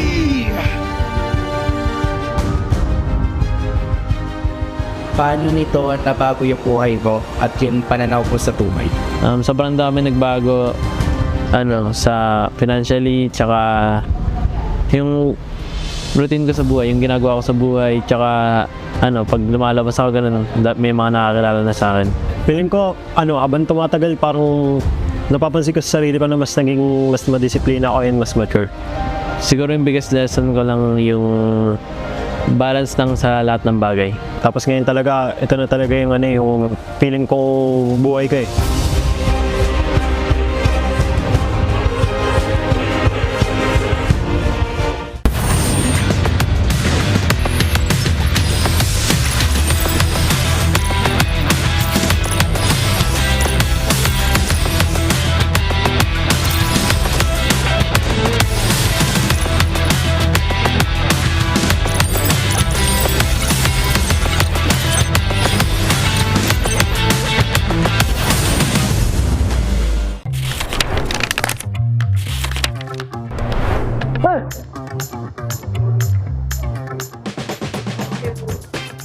Siya, sino yun? Si Kari? Esmeralda? Edith. Si Edith. Edith. Arnold. Edith. Edith niya. Ano? Edith. Grabe. Edith. Yan si Grak. Grak. Grak. Grak. Grak. Grak. Grak. Grak. Grak. Uy, naunaw kanina sa Edith. Sige, all one. Pinagbigyan kasi nila ako eh. Lancelot! Lancelot. Si Lance. Lance! Sabay tayo, bar. Okay, 3, 2. Ranger. Si Lucian. Rangers. Ay, wala ako. Okay. Okay, sabay ulit. Competitive. Florin. Florin. Florin? Florin? Ay, Florin. Florin. Wala. Okay, 4. Lapu-lapu. Ano yan? Sino yan? Kalea. Bruno. Lapu-lapu? Lapu nga. Ay, palakol. Parang bagong hero yan ah. Hindi si Popol. Wala, hindi ko alam yan. Sino yan? Ay, palakol. Ay, palakol pala yun. Ay. Ay! Ah, si Matilda. Siya ang nagmamatilda eh. Matilda. Mati. Yay! Ano yun? Matilda may palakol.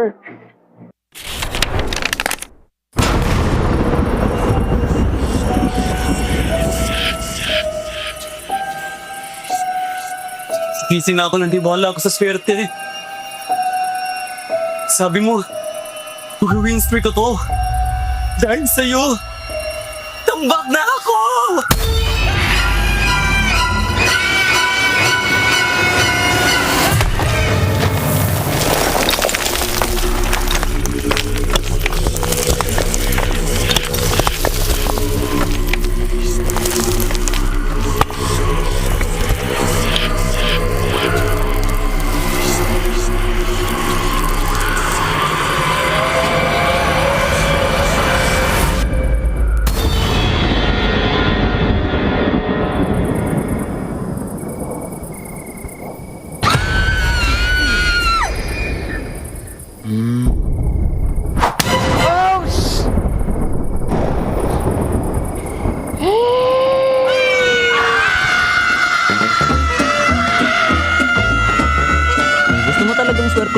Basahin mo na ang current patch notes.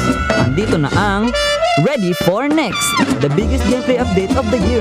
Break through boundaries with the new Broken Wall map update. MLBB, we are ready for next.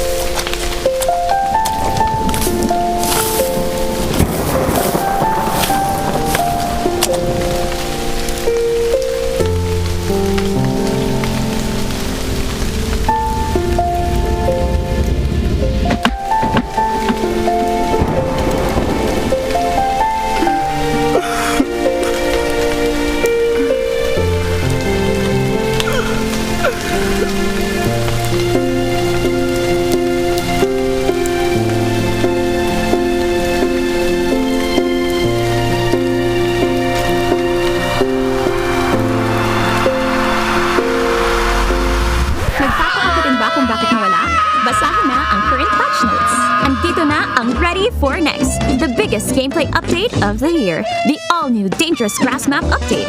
Use it to your advantage. MLBB, we are ready for the next.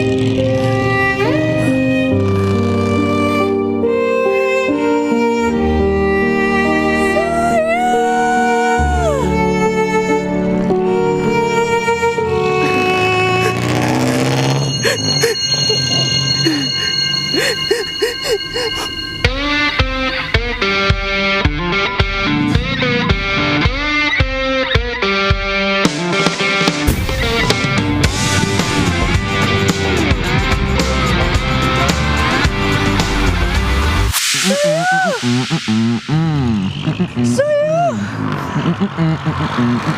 Sayo!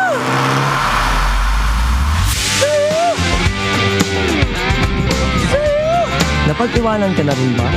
Andito na ang Ready for the Next, the biggest gameplay update of the year. Get a head start with the new Flying Cloud map update. MLBB, we are ready for the next.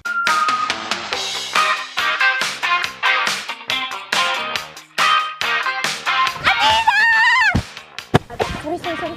Sinundan mo talaga ako dito!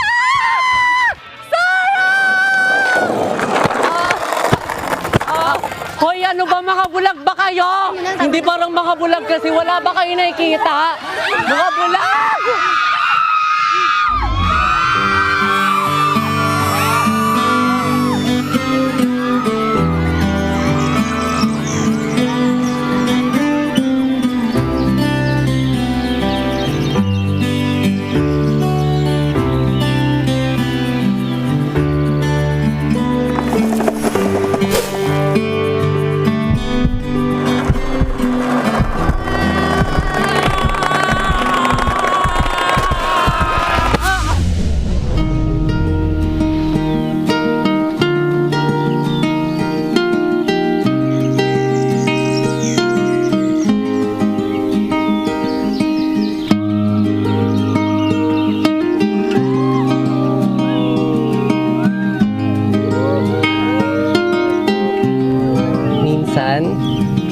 Love comes rushing in.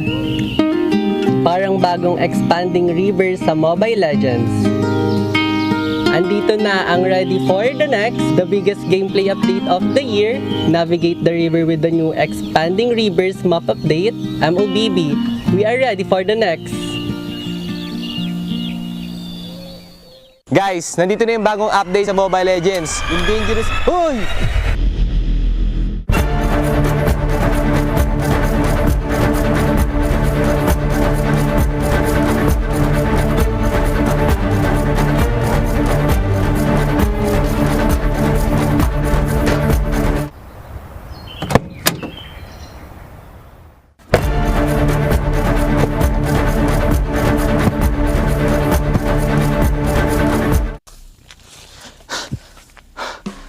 Okay, guys, yung sinasabi ko nga pala kanina yung bagong update. So una, yung dangerous grass at yung broken walls. So sa broken walls, guys, meron mga iba't ibang butas yung mga walls sa mapa. So mas magbe-benefit dito yung mga jungler kasi mas magiging mabilis na yung pag-gank nila kasi mas mabilis na yung pag-roam nila sa mapa dahil may butas na. At guys, magbe-benefit din dito yung mga heroes na walang mobility dahil di na nila kailangan ng mobility para humakbang sa mga walls na to kasi may butas na nga.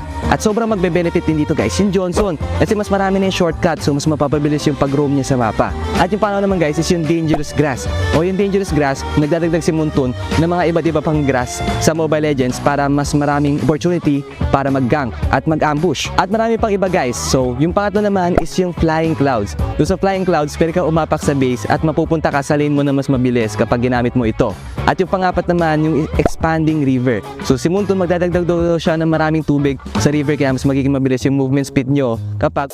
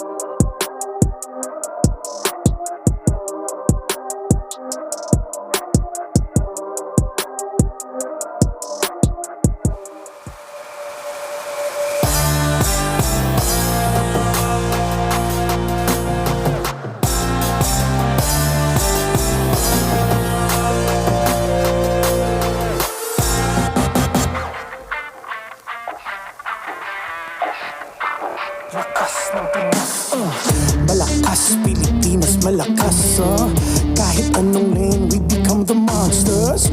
Malakas, Pilipinas, malakas, face the golden sun and repping for the 3 stars. Look at us, to the top, no ifs, no buts, winning any game, para to sa PILIPINO. Di mo matitinag aming boses sa new level. Nasa kalye man o mobile, you know I become a legend. Listen, open fire, we unite, we winners. But with pressure, like diamonds are made of. Switching the lane na parang gera, HP racing made a setup. But like a tank buhat ni Hilda, full dome SS parang Laila.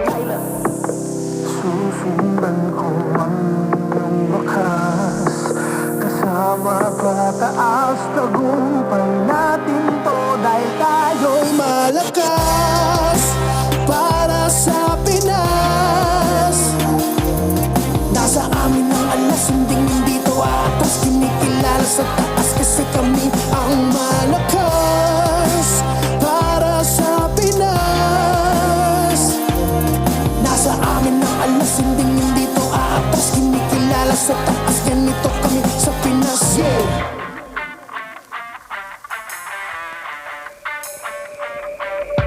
Laging MVP, no surrender, no retreat. Pag nagsama-sama, just imagine what we can achieve. Laging MVP, no surrender, no retreat. Giving 100 on my all, cause we just cannot be defeated. We are unstoppable, immune and invulnerable. Ready ang equipment, lahat frozen, mala crowd control. Pakita on the jab, east to the southeast. Taas ang matawag, proud and loud, cause every enemy we devour. Susundan ko ang iyong wakas, kasama pataas, tagumpay natin to. Dahil tayo'y malakas, para sa Pinas. Nasa amin ang alas, hindi to atas. Kinikilala sa taas kasi kami ang malakas, para sa Pinas. Nasa amin ang alas, hindi to atas. Kinikilala sa taas, ganito kami sa Pinas, yeah. Malakas, Pilipinas, malakas, kahit anong monsters. Malakas, Pilipinas, malakas, face the golden sun and repping for the 3 stars.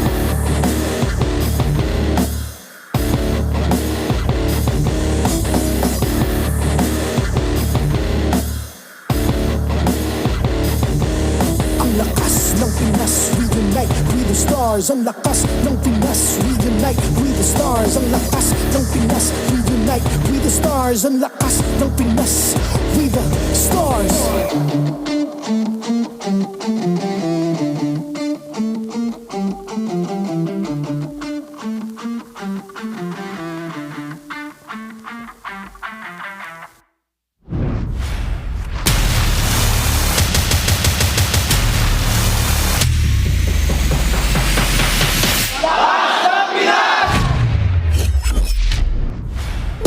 Magandang gabi sa lahat ng sumusubaybay sa MPL Philippines Season 16. Kami ang inyong makakasama para sa matchup na ito. Uwami pa rin kasama dito si Joshi Cakes at si Wolf Pareted sa inyong aksyon. Maglalaban na ang Twisted Minds kontra TLPH. The last time na nakita natin to, hindi pa rin nakabawi. Si Nosha laban kay Oheb doon sa nag-isibol qualifiers match nila. Parang dire-diretso yung momentum ng Team Liquid dun sa game start. Actually, very one-sided. At na-introduce ulit, na-reintroduce, in fact, yung Fred rin ni Cartesi. Sana mas marami pa tayong makita at sana mas marami pa ang data at mas marami pa ang GG. Experience the winning power of Smart's only 5G and enjoy it with a Smart Digital Prepaid eSIM. Smart, the simply reliable telco partner of the MPL. Victories that you can count on. At napakadaming victories na rin na na-achieve ng Smart Omega kanina kung saan 2 panalo ang kanilang nakuha this week. Kumbaga, napakasarap talaga ng linggong ito para sa Smart Omega. Parang yung hinanda nila ay kitang-kita natin at nalasap natin. Parang Nor, pang marinate, pang gisa at pang pasarap. Basta may Nor Liquid Seasoning. Sarap panalo. At nakita na nga natin lahat ng mga aksyon na may hahatid natin sa first part ng Sunday na ito. And by the way, this tournament is monitored sponsored and supervised by the Games and Amusement Board. Smart Omega ang nanaig kanina sa Team Falcons in a 3-game series, and sadly, para sa Team Falcons, hindi sila naka-score ng puntos this week 6. Ibang klase nga yung galaw ng Smart Omega kanina. Tulad na sinasabi ni Wolf, na parang iisa lang yung utak doon sa That's 5 players na naglalaro. That's really what I felt in that game. And kung itatransition natin yan dito sa dalawang teams natin, parang evident na yun. Ito naman, yung ginagawa na ng dalawang teams for the past 6 weeks. Kahit itong Twisted Minds na bago sila, yung rookies nila, yung, or at least yung mga na-reintroduce nila na members na 4 with MP The King, may kita natin na sobrang in sync nila. And that's also true with Team Liquid PH. Kaya naman sisilipin natin ang ating Infinix standings. Makita natin na mananatili sa number 5 ang Omega even after securing a point against Falcons kanina. And of course, after that very tight loss mula dito sa Team Falcons, ay mananatili sila sa 8 ng ating Infinix standings. So ang Delix dito talaga pa rin yung Falcons. And they still have a match, kung hindi nagkamali, laban sa AP Bren. And then eventually, Rora, Onic at TLPH, mga kapatid. The hardest road. Medyo mahirap pa yung pagdadaanan ng Team Falcons. Meanwhile, ang makikita nating laban ngayon ay sa pagitan ng Twisted Minds and TLPH, currently at 3rd and 4th. 3rd being TLPH, and kahit pa sabihin natin na nasa week 6 na tayo, di pa rin sure kung dyan na ba talaga yung final positions nila entering playoffs. Oo, napakabilis din kasi magbago ng kapalaran ng mga teams na ito. And for MP The King and Carl TZ, in this matchup between Twisted Minds and TLPH, dalawang junglers na kailangan natin panoorin dito. Obviously, the GOAT Carl TZ, hindi na niya kailangan patunayan ang sarili niya, pero gutom pa rin siya patunayan na kaya niyang maging kampiyon dito sa MPL Philippines. And for MP The King, still searching for that first MPL championship. Pero with that, ang pinakaunang goal talaga ay ma-achieve ang playoff spot muna for Twisted Minds. And right now, it is mind over matter para sa parehas na teams ngayon. Madalas kasi iniisip na, particularly para kay Nosha, iniisip niya na bago pumasok doon sa laban nila nung leg 1, parang gusto lang niyang bawian talaga si OM on a one-on-one. And this time, kailangan magbago yung mindset kumbaga. Yeah. Here's the thing. Alam natin, sa mga mic check na napakinggan natin, itong dalawang teams, particularly Nosha, meron ng concept ng aura which we will discuss later on. For now, tignan muna natin yung mga role rankings sila kasi to be fair, impressive pa rin itong si Nosha. Ang pag-difference na nakikita ko sa dalawang players na to is Nosha is more on kills and pag-connect sa kanyang teammates with turret destructions at syempre team damage per minute.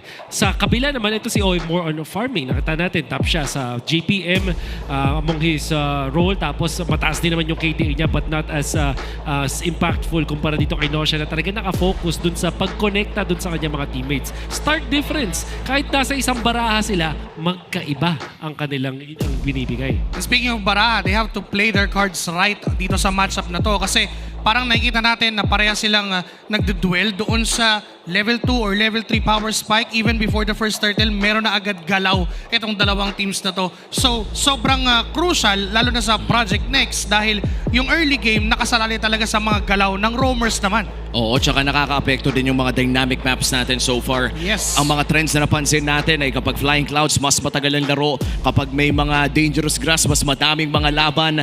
Kapag Broken Walls, so surging, expanding rivers, mas mabilis ang rotations.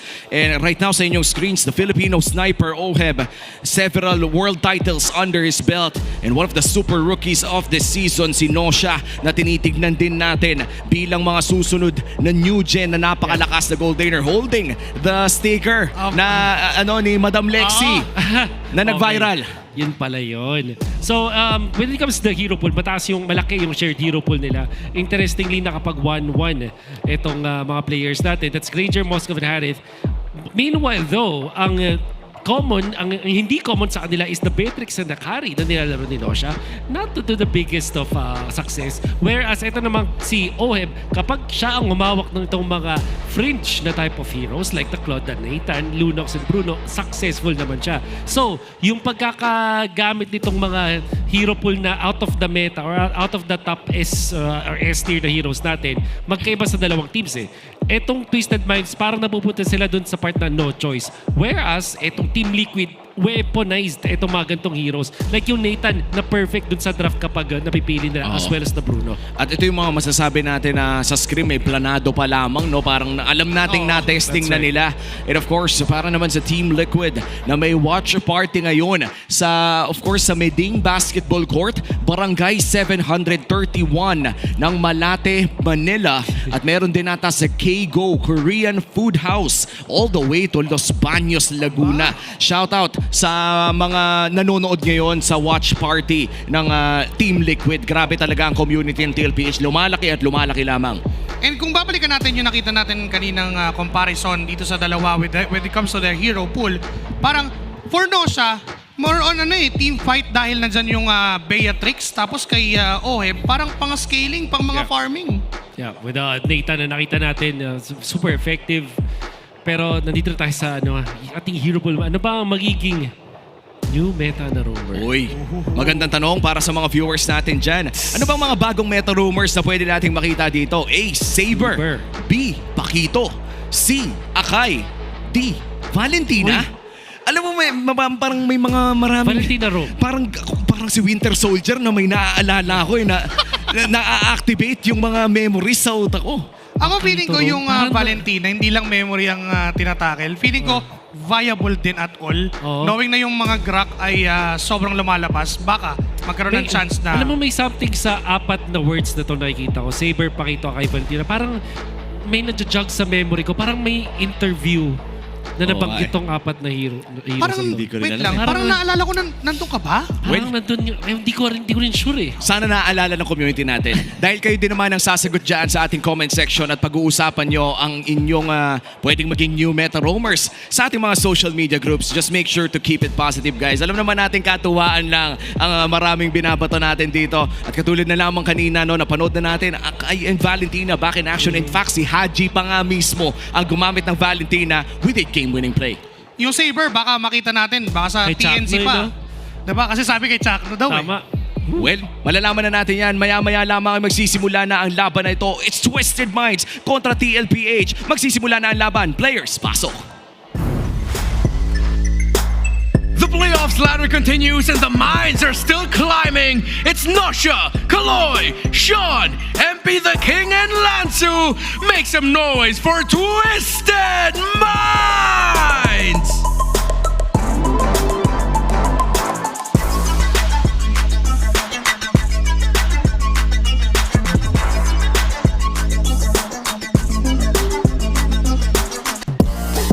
Entering the arena are the reigning MSC champions in Oheb, JP, Sanji, Carl, Teasy, and Sanford, Team Liquid, Philippines!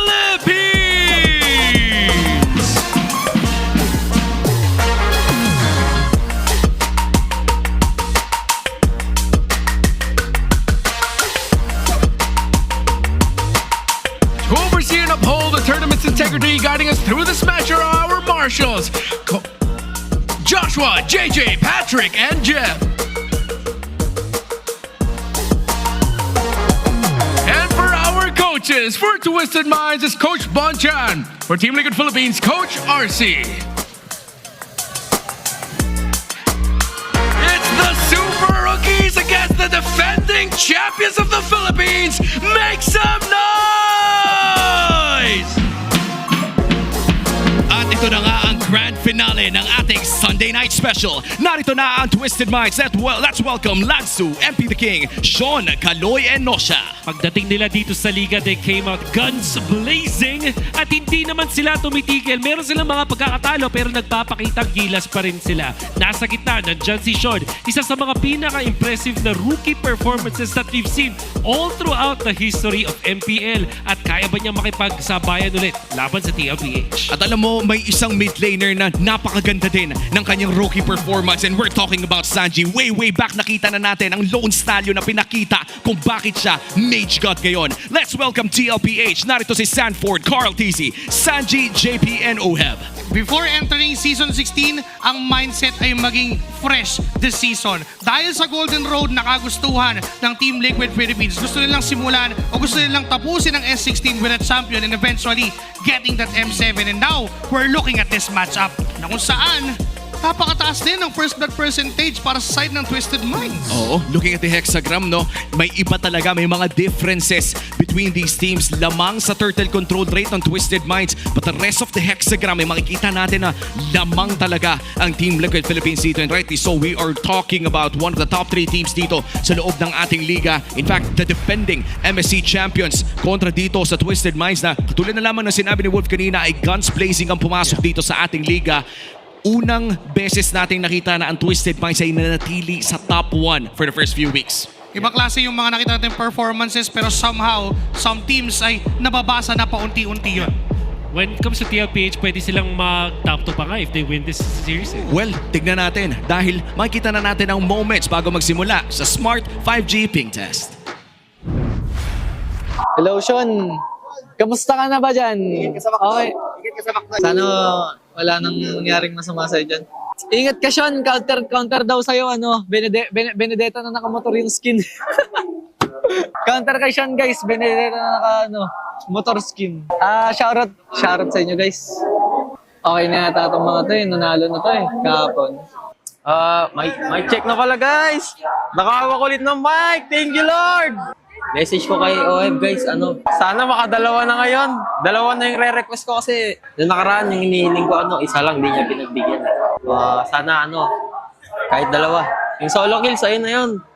Kahit yung series na lang, OF, para awa mo na. Okay na ako sa series. Tapos, yun lang, guys. Ngayon lang kasi ulit nakawak ng mic check, guys, eh. Di ko na lang sasabihin ko, di na ako, pro-ya. Ay, shoutout pala sa mga kids na ko dyan, guys. I love you all. Ay, mag-check ping. Ano pala ako, pre? Ba't pinakakabahan ako kay OED, pre? Feel ko, solo lang naman ako ni OED. Ay, nice. Salamat sa pag-boost, pre. Pero, dalaw ata kailangan ko sa lane, pre. Hindi yung boost ng moral, eh. Madami nang umaaway sa akin kasi hindi ko na kinakaya, pre. Okay, sana kung si MP lang inaaway, eh. Pati ako inaaway, eh. Well, that's our Smart 5G Ping Test. Napakadaming references na pinato, pero which one is your favorite? Ako siguro yung dalaw talaga yung kailangan. Feeling ko yun naman din talaga. Kailangan mag-focus doon ng Twisted Minds. You know, spoiler alert. That's also my favorite. Spoiler alert lang, mamaya dun sa K2V. Interestingly, I actually talked about that. Yung about dun sa dalaw at sa pag-one-on-one. So, that's gonna be interesting. Well, makikita na natin yan kasi hindi na natin papatagalin pa. Yung spoiler alert ay rekta ng ipapakain sa'yo dahil nato na ang The Howl kasama si Wolf sa Infinix Keys to Victory. Welcome to the Howl. Ako pala si Wolf, bringing you the Infinix Keys to Victory. It's Twisted Minds going up against TLPH. Noong huling beses silang nagkatapat at nagkaroon ng mental warfare between two teams na talaga namang ipinanalo ng TLPH. Ngayon, para sa Twisted Minds, on their second time facing against TLPH, kailangan i-unleash na talaga nila si Sean by giving him carry-type mid laners. Napaka-uncomfortable ng Twisted Minds kapag hindi nabibigyan si Sean ng mga heroes na parang nagbubuhat talaga in the late game, yung may scaling, katulad ng mga Kimi, katulad ng mga Kagura, heroes that actually give Twisted Minds a chance in the late game by having 2 damage dealers in the late game. Nakita natin gold lane tsaka kanilang mid lane. If Sean is gonna be playing like this, mas maganda to para sa Twisted Minds. Also, hindi pwedeng totoong one-on-one scenario yung mangyayari sa gold lane. Kailangan may tulong mula sa side ng Twisted Minds para makatapos sila ng early game ng maganda. Now for TLPH, they have to punish yung weakness ng Twisted Minds laban sa mga utility junglers. Makikita natin na pag binalikan, ang Twisted Minds ay hindi ganun kagaling when it comes to dealing with utility junglers. At hindi ito yung sila yung gagamit pag nakakatapat nila. When they're going up against Fredrins and Baksha, para bang itong Twisted Minds hindi nakakakinos. In fact, yung Fredrin na nakita natin mula sa TLPH nung una nilang pagkakatapat ay napaka-effective laban sa Twisted Minds. And lastly, yung map macro. Ito yung talagang mahirap lagpasan kung ikaw ay Twisted Minds. Kaya yung TLPH pwede nilang i-abuse yung weakness ng Twisted Minds against map macro. Ito nga ba ang ating aabangan na bakbakan Twisted Minds going against TLPH? Back to the casters. Well, from spoiler alert to a full-on revelation para sa ating Infinix Keys to victory doon sa The Howl. Nakita natin na yung 1v1 ay kailangan iwasan. Pero bago tayo pumunta doon, ay puntahan muna natin ang side selection dito. Twisted Minds pipiliin ang blue side.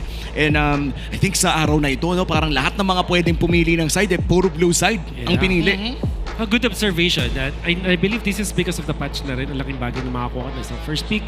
Ang dami mga first pickable mga heroes like the Lancelot for example. So if you ban properly, tumataas talaga yung win rate dun sa may blue side. In fact, masasabi ko na yung series kahapon, yung star match na napanood natin between Rora as well as Onyx was also decided by the side selection. Blue side ang mas liyamado dun sa moment na yan. Pero bago natin puntahan ang ating mga hero drafting dito sa larong ito ay mapa muna ang ating titignan. Ano kaya ang random draw na lalabas dito? Huwag mong sabihing expanding reverse na naman. 3 games na nating nakita. Fourth game is pang-apat na ito kung sakaling expanding reverse na naman.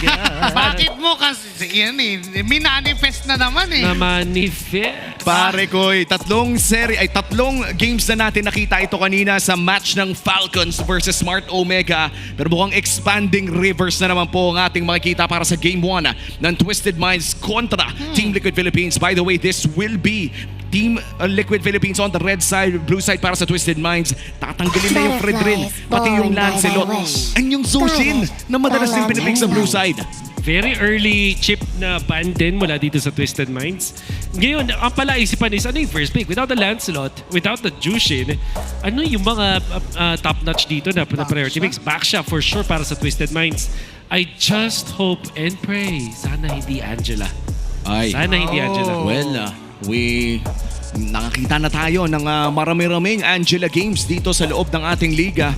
To be exact, I think around 4 or 5. And lahat yun hindi panalo. And I believe for Twisted Minds, yung last time na nakasama natin sila with Omega, that's 2 Angelas for Sean.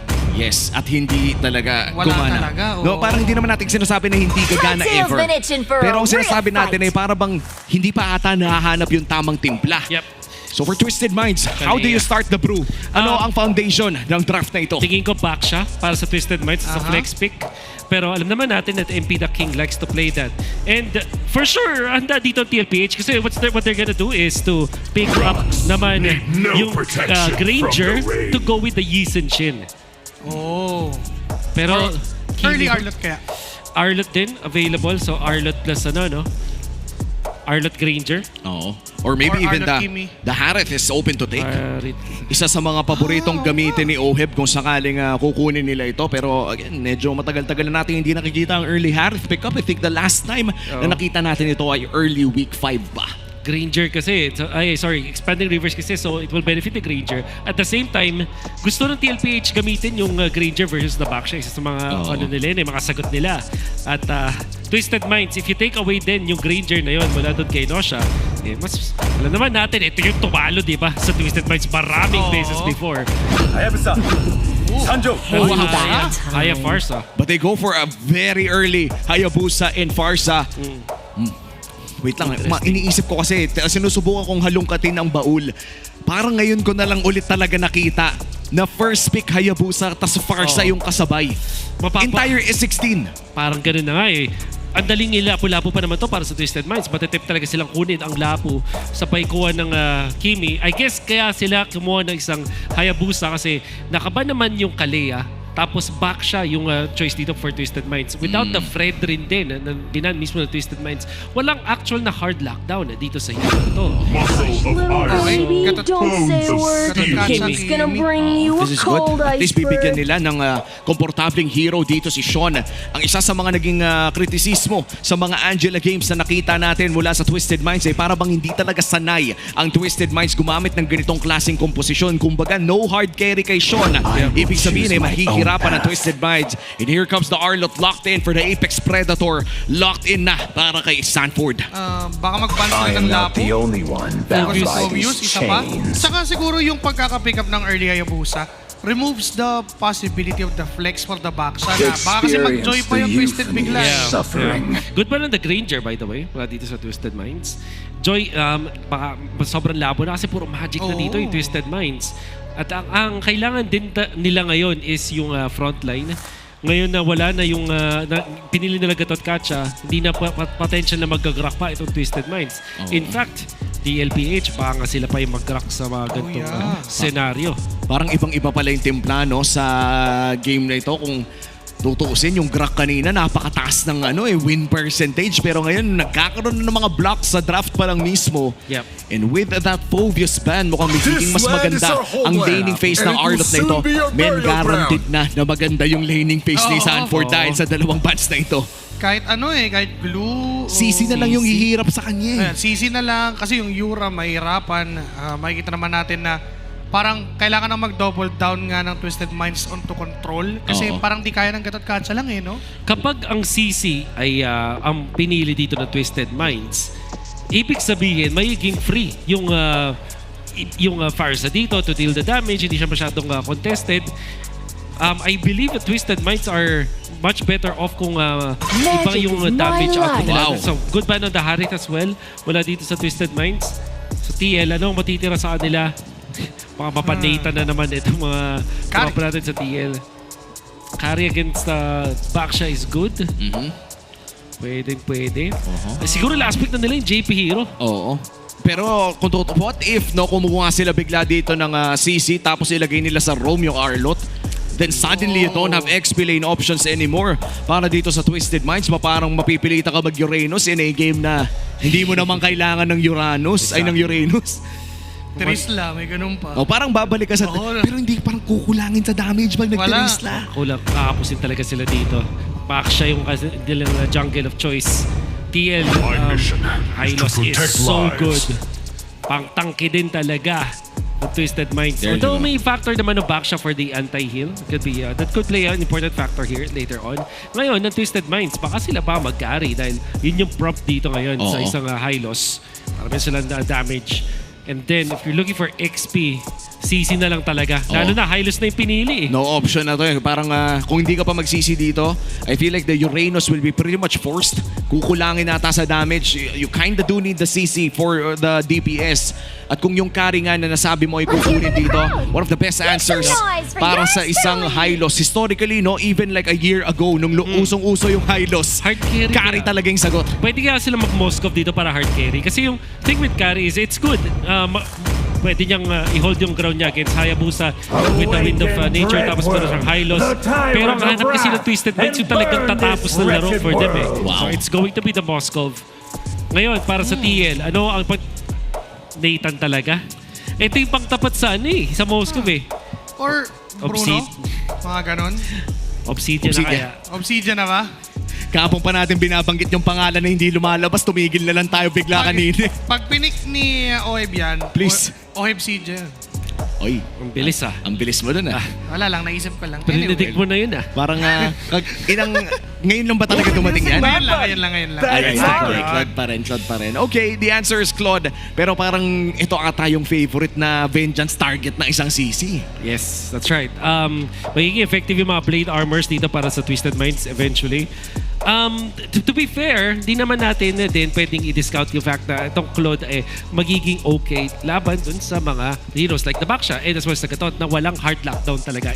They don't even have a knock-up na pwedeng pag-cancel dun sa ultimate nitong si Claude. So kapag nagkaroon na ng Trinity, itong Claude, it's gonna be okay.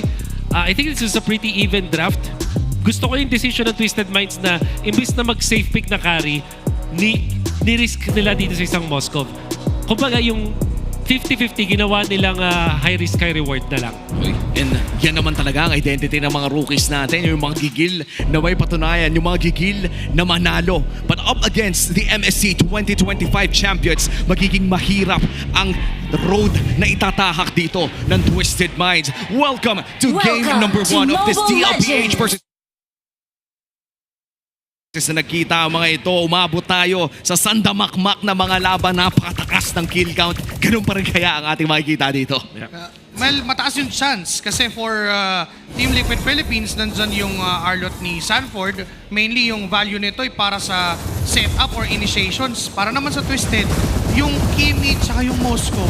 Parang by the time na maging online yung dalawa ng sabay, medyo yung kill after kill agad yung hahanapin. Yeah. Will be overloading the damage at itong si Sean at si Kaloy already. Checking kung saan yung movements dito ni Cartesi. Meron bantayan ni Daddy JP. Hindi masyadong nag-overcommit. Sanji, interestingly, dumalaw lang dun sa may bottom lane. Para siguro tumulong kasi CC versus Arlet. Talagang CC-sided. Oh, especially no level 1 kung saan you kind of have to make a choice. Either kukunin mo yung first skill for, let's say, long range minion taking. Pero kapag nag-second skill ka naman against si CC, that's borderline suicide para dito kay Sanford. Pero mukhang nandito na nga tayo sa punto na kaya nang pumalag ng isang Arlot. At level 2 power spike, konting hininga yan. Sakit nun na Spear of Misery papapunta dun sa crab. That could have been a good hit para kay Nosha, pero di niya na rin tululoy kasi may sumilip na Sanji. Yeah. So, interesting yung naging first set of items dito si Nosha. Opted to go for early boots. So, siya dito, early warrior boots ang kanyang kinuha. Whereas si Oheb, no boots, more on attack speed yung kanyang kinuha. Twisted Minds actually, or Nosha, ang technically nananalo sa lane na yun. Oo, and so far, no, with the expanding rivers, mukhang gagamitin ito ng TLPH para magkaroon ng area and coverage against that turtle. Kakabit man yung quad shadow, hindi ito gagamitin ni Cartesi. Twisted Minds ang may hawak ng pagong at mukhang ibibigay na ito ng TLPH. Mukhang i-give up na. Naging call na ibigay na yung turtle dahil din walang shadow at that time si Cartesi. They don't wanna risk yung pagpasok niya na siya pa yung mahuli. Uy! Very aggressive SOD as well.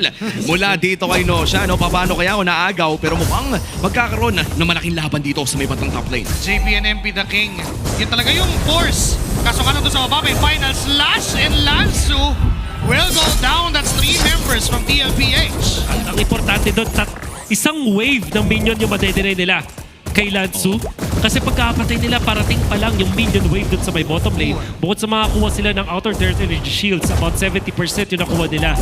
Ay, nakakuha sila ng isa pang kill at nadinayan ng gold itong si Lansu. At yun yung masakit, no? If you're a CC, gusto mong makalabang ka sa lane. Itatama ang AOG, pero yan na, Kaloy! May nahuling alang doon, and it's gonna be Sanji falling down to the hands of Sean. Maganda sana yung idea na kapag bumunggo, saktong may AOG, pero naiwasan ni Carl. Kaso nga lang si Sanji ang namatay. Well, yan na yung signature Sky Piercer first item ng Kimi ni Sean. Bukod tanging gumagawa niyan sa MPL. Sa ngayon ay siya. Yup.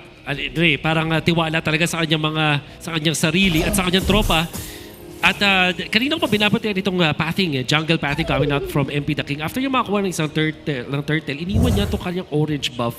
Pero ang kanyang ginawa is to invade. Kumuha siya ng isang clamor dun sa may top lane, kumuha ng Rock Ursa, and some of the other jungle invasion, yung mga mini invasion lang na ginagawa dito ni MP the King. Ang naging resulta is pantay sila ng gold, pero lamang ng level itong si MP the King. So bakit nakapantay na gold? In fact, nakakakuha ng konting lamang dito si Cartesi. That's because of the assist na nakuha sa bottom lane. Pati na rin yung outer turret energy shields. Now MP the King goes in. Si JP ang binunggo. Magpapakita lang sa jungle camp ni Cartesi. But nandiyan si Sanford doing some vengeances, pero hindi nila itutuloy yung engagement. So turtle na lang sila magagawa ng aksyon. Oh, junglers have the retribution. Magandang pwesto dito ng Kaloy. Pero mukhang naghahanap si Sanford ng potential flicker play. 10 segundo pa before that flicker. Pero hero muna ko! Lagot si Daddy JP! Mawawala na ng bigla. Ngayon yung pag-contest ng Team Liquid ay hindi na yata susubukan. Pero Cartesi goes in. Hugis ano kaya sa kanya pa? Napunta yung turtle. Ngayon tatakbo, papalayo. Pero humahabol at Twisted.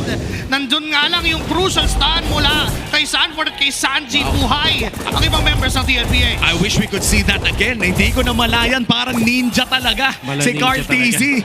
Paano niya naagaw yun, pare? Gumamit siya ng kanyang ultimate at habang malapit sa MP the King, hindi naka-retry si MP.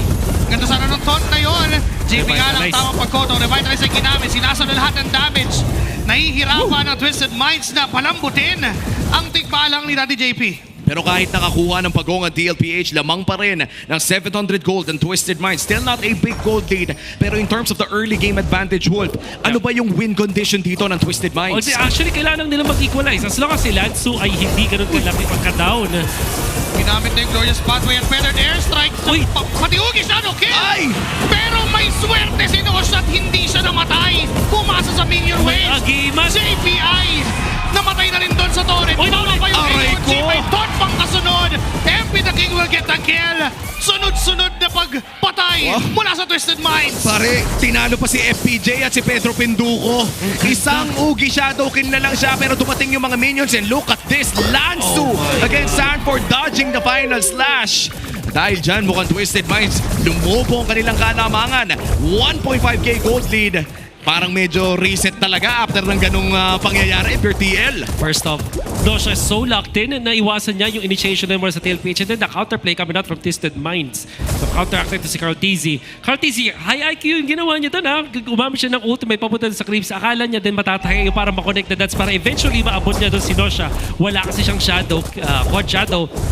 Fortunately, may agimat itong si Nosha at hindi tinamaan nun. And then, that ultimate mula kay Kaloy nasa tulong-dulo ng AOG para tumama kay Carl. And the damage was there. But, still, Sean Sakimi, so far, perfecto na naman ang laro. Naka-blood wings na rin siya. Ngayon, for that added sustainability, Turtle ay sinasayaw ng dalawang teams. Carl TZ ang humawak, MP the King ay gumulong. Kaso Sanford ay pinigilan si Kaloy. OG kasabay ng curtain call. Ngayon si OF ang tutumba. Kapalit ng wala for Twisted. JP ang isinunod. 2 for none. May Turtle pa. Nakukunin ng Twisted. At sila ang makakalaban. Carl TZ sumashadow in. Babalik. And still the GOAT will get the objective. Pare, that is one of the most picture-perfect turtle steals. Back-to-back turtle steals, pare. Pero lamang pa rin ang Twisted Minds. At mukhang huhuliin si Lanzo dito, but the sustain is just too big. Yung resilience mula kay Carl TZ, yung pagiging locked in din niya. Knowing na nag-retribution din si MP the King noong moment na yon. It was on cooldown para kay MP. Pero lumaban pa rin siya with that ultimate. Pero yung gatot CC combo, ang sakit pa rin talaga. Sakit pa. Aray ko. Nasa flicker. No way. SOD na tumama. Bang! And tinamaan pa rin ni Sean. Eto si OM. Ngayon si JP ang sumasalo ng lahat ng damage na manggagaling sa Twisted. And still OM falling down to the hands of the Minds. Pare, ang ganda ng laro na to. Oh my God, Nosha! Ang sinabihan nating na aurahan na at hindi pa nakakaisa kay OHEB. Not only equalize the early game, pero nasibat pa. Meron pang final slash na gagamitin kay Lanzu. Vengeance is on. Hinahabol pa rin ni Sanford and ni Kaloy. Tutumba sa kamay ni Sanford and now, matagal pa naman yung next lord. Matagal pa yung objective. So maaari pang bumalik at mabubuhay pa si Lanzu. Well, this is the calm before the storm. Makikita din natin sa ating Infinix handcam gamit ang kanyang Hayabusa, the GOAT, Carl TZ, using the GT30 Pro. Kitang-kita naman na sobrang smooth ng galawan niya dito. Na-steal niya yung lord na yon, pare, at ramdam mo ang kanyang lakas sa paggamit ng Hayabusa na ito. Men, ibang klase yung mga nangyari kanina at ibang klase din yung mga nakikita nating play so far. Again, gusto ko lang ulit sabihin, ang ganda ng game na to. Game 1 pa lang, pare. This is what we are waiting for. Yung Twisted Minds na sumasabay dito sa TLPH. No first leg sa kanilang unang paghaharap, aurado ang mga members ng Twisted Minds, hindi makakilos. They didn't look like themselves.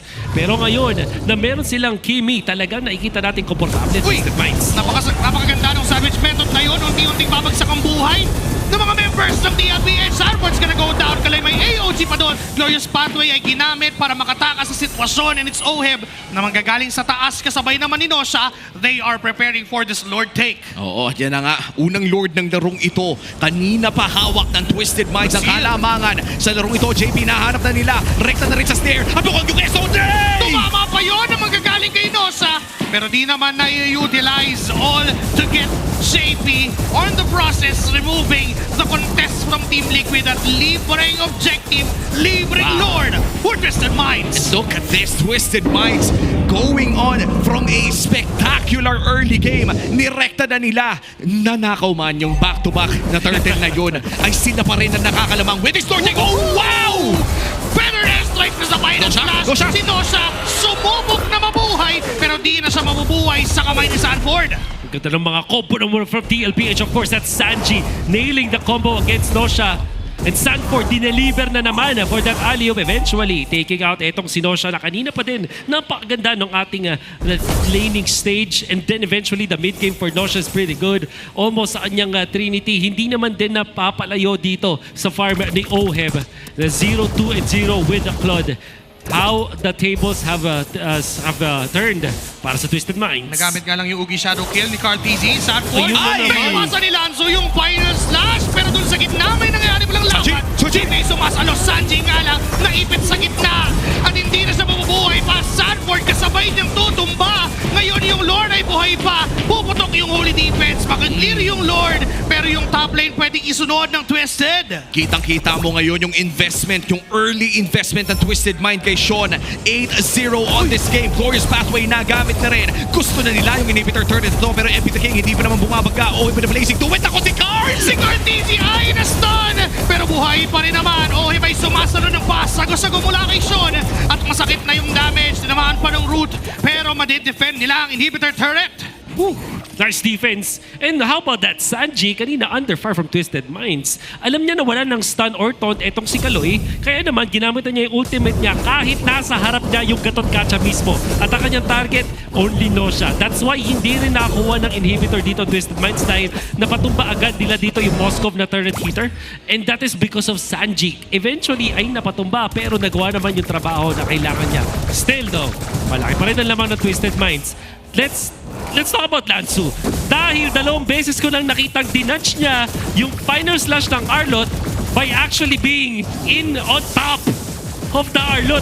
Di ba pag magkatabi kayo, hindi natamaan ng final slash? 2 beses niyang ginawa yun. Oo, ang ganda ng micro ni Lanzo against Sanford. No? Talagang wala nang nagpapa-aura sa larong ito. In fact, 3.5k na nga ang kalamangan dito ng Twisted Minds. And so far, looking at our Infinix in-game equipment, kumuha na rin ng Wind of Nature dito si Sean on his signature Kimi at this point. At mukhang papunta pa siya sa kanyang DHS build. Isa sa kanyang mga paboritong i-build dito sa Kimi na ito.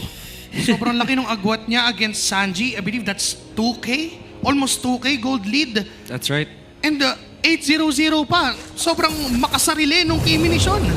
Pero kung yun yung gumagana para sa Twisted Minds, for the longest time, lagi natin pinag-uusapan eh. Parang si Sean yung mid lane na parang pinaglalaro biglang hyper carry. Siya yung carry mid lane atin. Tapos si Kaloy, 008. Oo, pre. Ganyan ang galaw.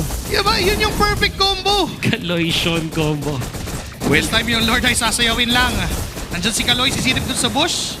May 3 miyembro siyang nakita, 4 kasama si JP, 5 kasama si OF, Kurt at Cole OG.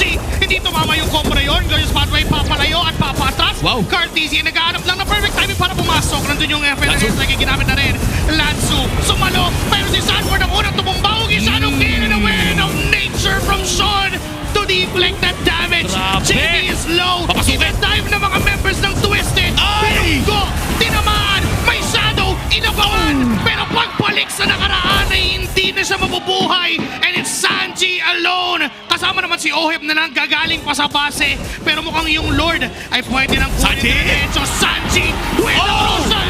Nagkata sana nung dash ni Nosha. Pero inabot pa rin ni Sanji ng kanyang Brother Destiny. Kinahabol siya ngayon ng mga members ng Twisted. No traction pulse connecting. Pero inabot ng second. And this time, Sanji will fall down.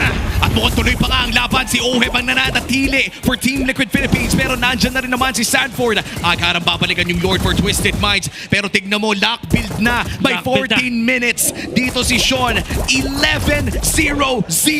Yan ang KDA ng killer hyper carry Kimi na ito. Pang 11 ka sa listahan ng Skypiercer ko, sabi ni Sean. 11-0, the Sean game that we've seen mula sa Twisted Minds. Hindi man lang mahawakan ng TLPH kahit si Carl TZ the GOAT na Wind of Nature ng isang Kimi na mid laner ng Twisted Minds. Not to mention na 3K na yung gold lead at patuloy lang tumataas at lumulobo.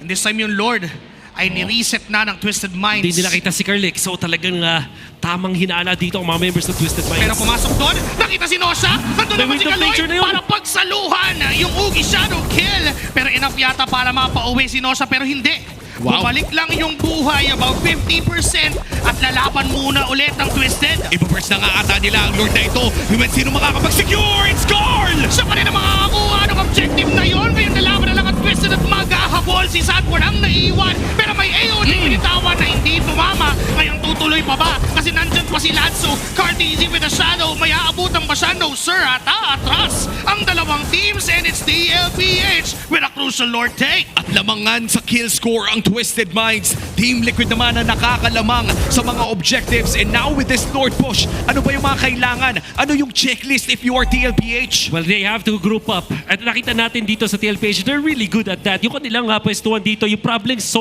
solving ng TLPH ay top-notch. Nakita natin si Sanji na kahit 3 deaths sa talagang lugi na dun sa kanyang tapat na pressure niya si Sean. Actually forcing Sean na mawala sa pwesto ng Twisted Minds at hindi maka-free hit dahil dun sa kanyang uncanny na movements. Sanji held on dun sa long bush dun sa may bottom lane. Nag-pop na kanyang ultimate at actually naiwasan pa yung initiation ni Nosha dahil nagulo at nasargo yung pwesto ng Twisted Minds na hindi nakapag-lordan sa Twisted at nakahanap pa ang TLPH na magandang retry. And now Twisted Minds on the defense. Yung Lord ay nangangalahati yung buhay dito sa may bandang ibaba. May flicker dito si Sanford. Pwedeng manggulat. Nandiyan ang angulo. Nagamit na ang Feather Airstrike. Pero matutunan muna yung Lord. Si Sanji ang hinanap nila. Pero mukhang makakatakas naman. Ang Team Liquid Philippines tuloy ang kanilang push. May minion waves pa sa taas at gitna. Mag-ready ngayon ang TLPH for another round. At doon sa gitna yata magiging target. Oheb ang nagpapakita. Pero hindi na napama yung taunt mula kay Kaloy. Kita rin sila ng vision mula doon sa sentry ng Twisted Minds at aatras ng Team Liquid. Lang naging close TLPH. Nahawakan nila yung lamang for a little bit. Twisted Minds with the defense. Pero 17 minutes into this game, break even na tayo. And who would have thought na ang pinakamayaman na player dito sa Twisted Minds ay yung mid laner nila. Na Kimi, luck item, baka nga ibenta na rin itong boots eventually.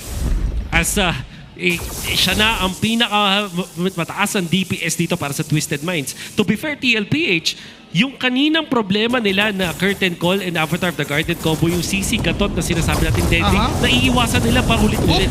SOD and traction pulse will connect. Pero hindi naman papasok dito ang Twisted. Carteasy with the shadow rather. Pero hindi kakabit yon sa Twisted Minds. So mag-aatrasan at mag-aabang muna ng next objective. And now we play the macro game. Lalabas na ang Evolved Lord in 30 seconds. And dito na natin makikita ang diferensya ng experience para sa dalawang teams na ito. Kahit gaano kaganda ang early game, pumapasok pa rin sa late game shot calling. Ang larong ito, the moment that the Evolved Lord spawns for TLPH and Twisted Minds, ito na siguro yung magiging test sa ating mga super rookies kung gaano sila magiging kalmado sa pressure na binibigay ng napakalaking objective na to. And let me just lay down one of the few things here. For Sean, napakalaking bagay na hindi siya mapitas. Seal play. Susubok ba ang Twisted Minds? At dahil sa pwesto, kaso doon may nangyaring bigla na lang setup. Lanzo's gonna go down. May SOD pa tumama pa pa. Win of Nature ay nandiyan pa na kay Nosha. Pero si Sean ay naipit. Nagamit na rin yung Win of Nature niya. Pero hinahabol pa rin siya ni JP. Sinuzone out lang sila. Ngayon si Carteasy ay may shadow pang pwedeng balikan. At si Kaloy ang tutumba. Ngayon si MP the King is low. Namunggo pa siya ng vengeance mula kay Sanford. Finals is connecting to Sean. May immortality pa. Wala yung jungler ngayon ang Twisted. And the Lord is on to the hands of TLPH. Here is Sean ng play. Pumasok ulit. Nandiyan yung mga sibat. Toto pa si JP. Toto pa si OM. Immortality pop. Ngayon tuloy pa rin. And a double kill for Nosha. Nandiyan pa si Carteasy. Subukang kuhain yung Lord. Hindi ko connect na yung mga shadow. Nabalikan niya si Nosha. Medyo masakit yung damage. At tinatamaan lang si Carl. May ugi shadow kill na nga na binitawan. Dalawang marksman yung kalaban. Si Carl. Daisy pa rin. Kanya pa rin yung Lord. Pero wipeout ito for the side of Twisted Minds. 10 segundo para dito kay Sanford. May waves dito sa may bandang gitna. 15 seconds para kay JP and Sanji. It's the Apex Predator kontra sa 5 ng Twisted Minds. Dalawang marksman to. Kakayanin ba niyang tumipensa dahil tatlo yung kalaban niya. May final source na ginamit. Traction pulse pa. Lower na Sanji buhay. At babagsak na ngayon. Buhay na si Sanji. Buhay na si JP. Buhay pa rin ang Cavalry. The final slash to save it for TLPH. At ngayon magagamit pa nila ang kanilang Evolved Lord. Now Twisted Minds on the defense. Ano ang kailangan nilang gawin? What a game. Ang kailangan gawin dito ng Twisted Minds ay clear yung Lord sa may top lane. I-make sure nila dito na protektado si Sean kasi alam ng TLPH wala ng immortality na available for Sean for a few more minutes. That's why they're breaking the pillar. Don't stop. Nandiyan si JP. Lord, may nagamit. Better na sa akin ng jump. Pero may ngayon sa likod para pigilan. Si Sanji ngayon si JP ay naipit na rin. Pero OM with a Winter Crown Blazing do it. Pero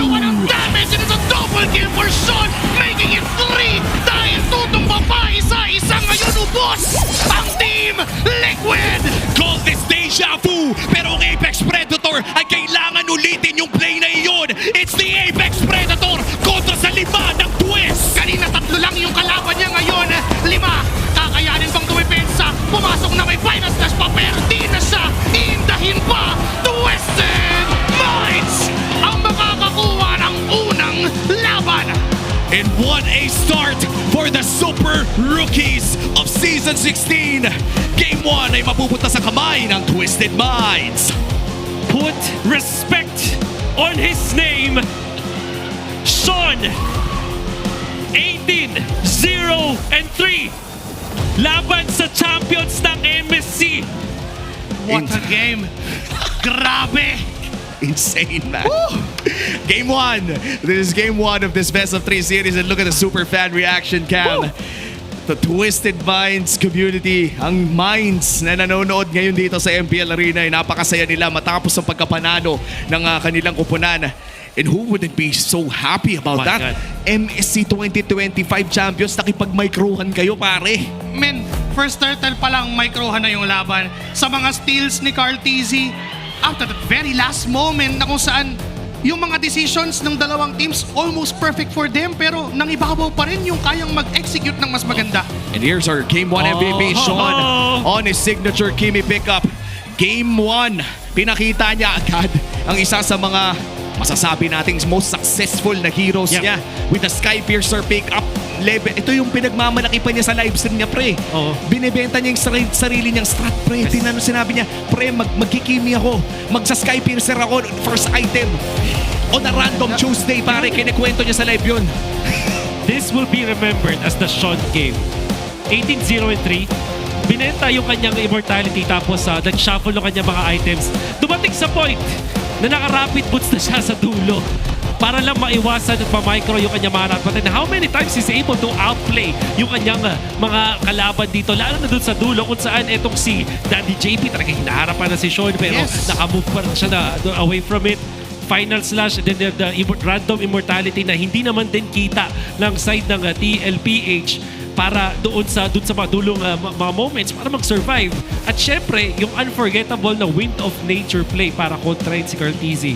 Ilang beses niyang tinalo at tinaya ang kamatayan. 18-0-3. If you're not impressed, I don't know anymore. Oh man, makiramdam ko, hindi na makakahawak ng Kimi to sa... Hindi na talaga makakahawak ng Kimi to. Hindi na makakahawak ng Kimi to, pare. To be fair, sobrang ganda ng mga positions ni Carl TZ. Ang ganda ng mga pasok niya para lang abutin tong taong to. But then again, because of what he does Grabe. and what he did during that game, I mean, kailangan talagang maisulat sa libro ng kasaysayan na ang Game 1 ng Twisted TLPH ng Week 6 Day 2 ay ganon katindi ang performance. I gotta say, man, mas mahirap na mag-gaming ngayon, Hindi na pwede yung top lamang ang gagawin mo. Literal, minsan may top tutok, top hold. Ibang klase na. Ibig sabihin nito si Sean, minamanual. Yan ang itsura ng manual joystick, pare. And look at this, yung stun ni Nosha, kayo, dinikit at tinuhog dun sa crab. And then syempre, clean up mula kay Sean na unstoppable. To be fair, Sanford played so well in the latter portions of the game. Ang dami niya maganda mga initiations. But it's just Twisted Minds. Twisting the narrative. Sanji, tignan mo, under duress. Nag-focus siya sa goal niya para lang patayin yung ating Moskov, and then he was able to do it. One of the most important clash, Carl TZ going for shot, pero Wind of Nature denying the GOAT. Imagine yung the GOAT yung ina-outplay dito ni Sean. Tinanong kung kakayanin ba yung TLPH. Sabi niya, yes, tatagos ako dito. Di lang tatagos, pare, mamarka pa. Actually, pagkatapos nito, may kasama pang peklat, pare. And look at Sean, Wind of Nature. Sabay flicker. Harapin ni JP, out siya doon. Still dealing the damage. Tapos meron siyang immortality dito after that Rose Gold Meteor Pop. Diba? Nagkaroon siya ng extra shields. Tapos i-golden siya dito ni Sanford. Quickly ba yung immortality? Ganon kabilis. Habang nagda-dash, pare. Habang nagda-dash. Habang tumututok. Habang bumabaril. Yun ang dami ng ginawa niya. Namatay siya at this point. Pero ito na yung 2v1 moment with Carl TZ. Although, well, syempre, Carl TZ with the retry, siya pa rin makakakuha niyan. But after that, pinlano din ni Nosha gumamit ng kanyang SOD. That's ginamit ulit yung wall. To be fair, Cartesi played this at calculated this so much. Yung balik ng buhay niya dito, sobrang bilis. At syempre, may retry siya. So yun talaga advantage siya. How about that Sanford? Focusing on minions muna for the defense. Just enough time even. Lumabas yung mga minions pagkatapos yung gawin yun. Pero ito na yun para ka na deja vu, no? Kakabuhay pa lang ng mga tropa mo, biglang magkaka-team fight. If you are Sanford in this fight, magugulat ka na lang, kailangan mo ulit tumipensa, kailangan mo ulit-ulitin yung ginawa mo kanina. Pero this time around, iba na ang naratibo. Parang next level, no? Mas harder. Kanina 3, ngayon 5. Diba? Tapos hindi mo na talaga binigyan ka na ng tinanggalan ka na ng chance ng Twisted Minds na gawin ulit yung ginawa mo kanina. And what a game. What a game. Really a game. 20 minutes and 49 seconds. It felt like it was 40 to 45 men. Pre, hindi na. Alam mo, simula pa lang ng laro na to, 5 to 8 minutes. Ulit na natin sinasabi, ang ganda ng game na to. Ang dami nangyayari. Nagkakapalitan sila, nagmamakruhan sila habang nagmamakruhan. Twisted Minds, TLP, kung hindi ka pa nag-enjoy dito, if hindi mo na-enjoy itong Sunday night MLBB na to, there's something wrong. May mali pare. This is one of the best games na napanood natin ngayon for this weekend. Gonna go down the history. Tingin ko. Sa mga most memorable to kasi ngayon lang tayo nakita ng isang 18-0 na game mula sa mid laner na naging winning play tapos close fight.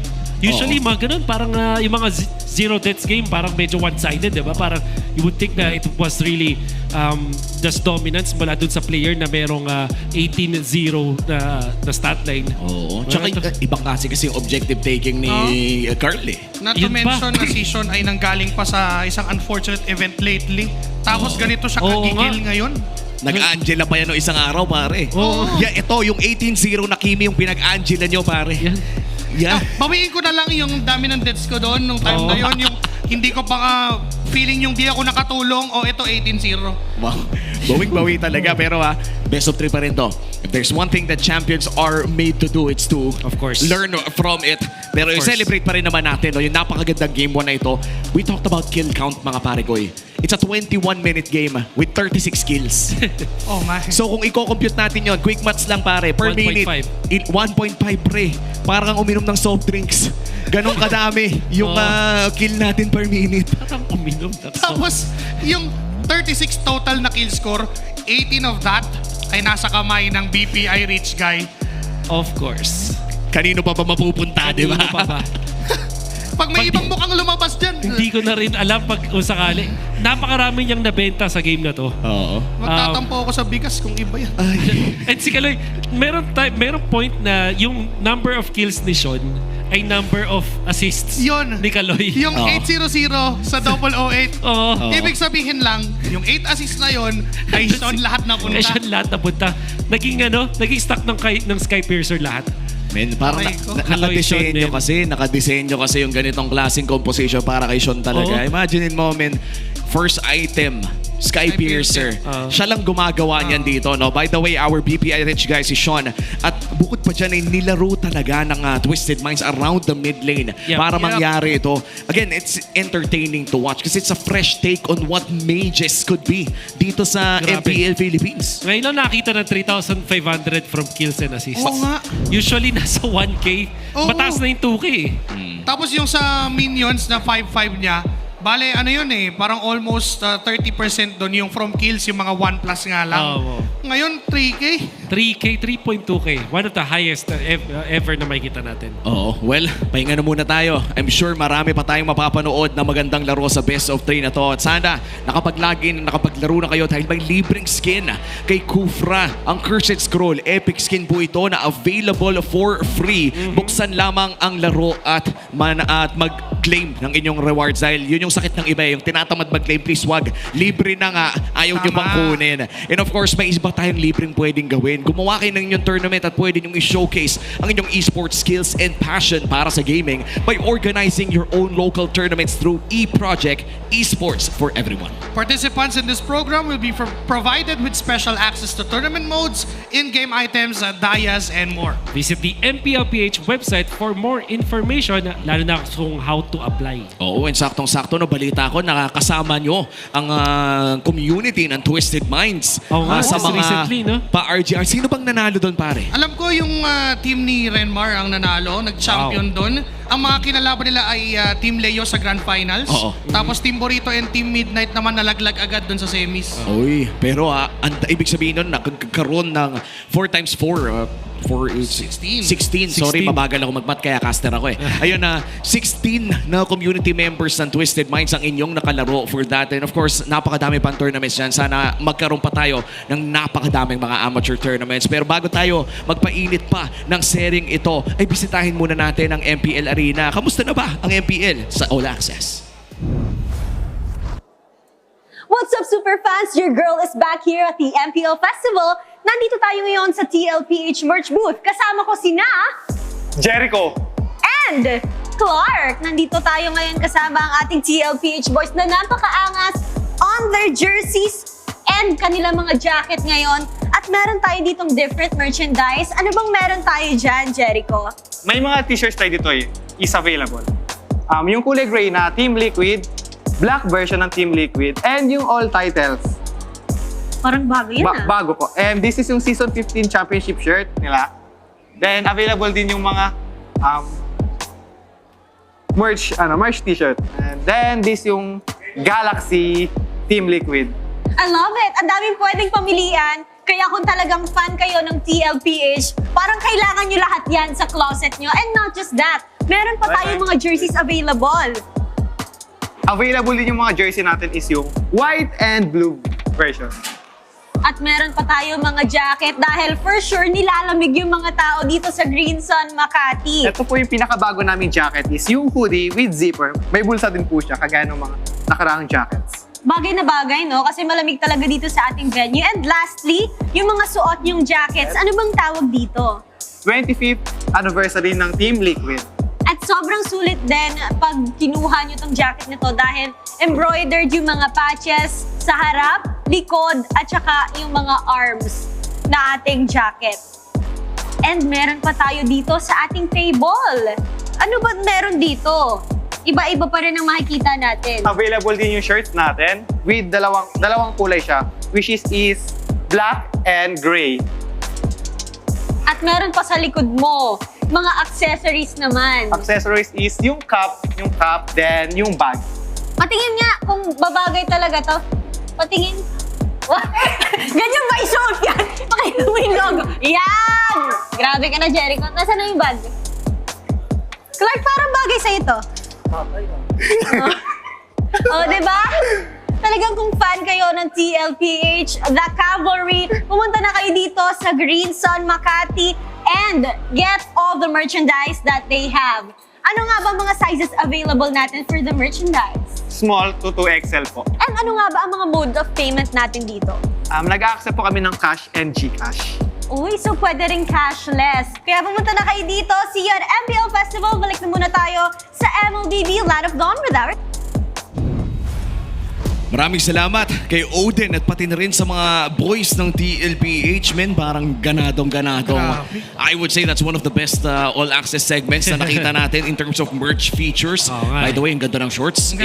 If ako papapiliin ako, I'd possibly get yung black na shorts para ang ganda tingnan. Kung meron ako nun, lagi kong susuotin yun, lalo sa mga si history ko pa yun. Tsaka maganda rin yung cup. Tsaka, pero paano nila malalaman kung hindi tayo naka-TLPH shorts ngayon dito? Hindi nyo alam. So pumunta kayo ngayon dito. Hindi tayo pwedeng tumayo. Alamin nyo, it's for you to find out. Jokes aside, napakaganda din po ng merchandise ng Twisted Minds. So nakita natin kahapon nasilip na rin natin yung mga reverse colorway jackets nila, di ba pa? So sana pag napadaan po kayo sa ating MPL Arena, magdaan lang kayo ng extra na baon kasi ang daming budol dito sa MPL Arena. At sisilipin na natin ang ating Week 5 XP Laner of the Week. We have Lansu, the Admiral, the second coming of General Dilar right now in MPL Season 16. Number 1 sa average assist, average damage taken, GPM, turret damage, at damage dealt share.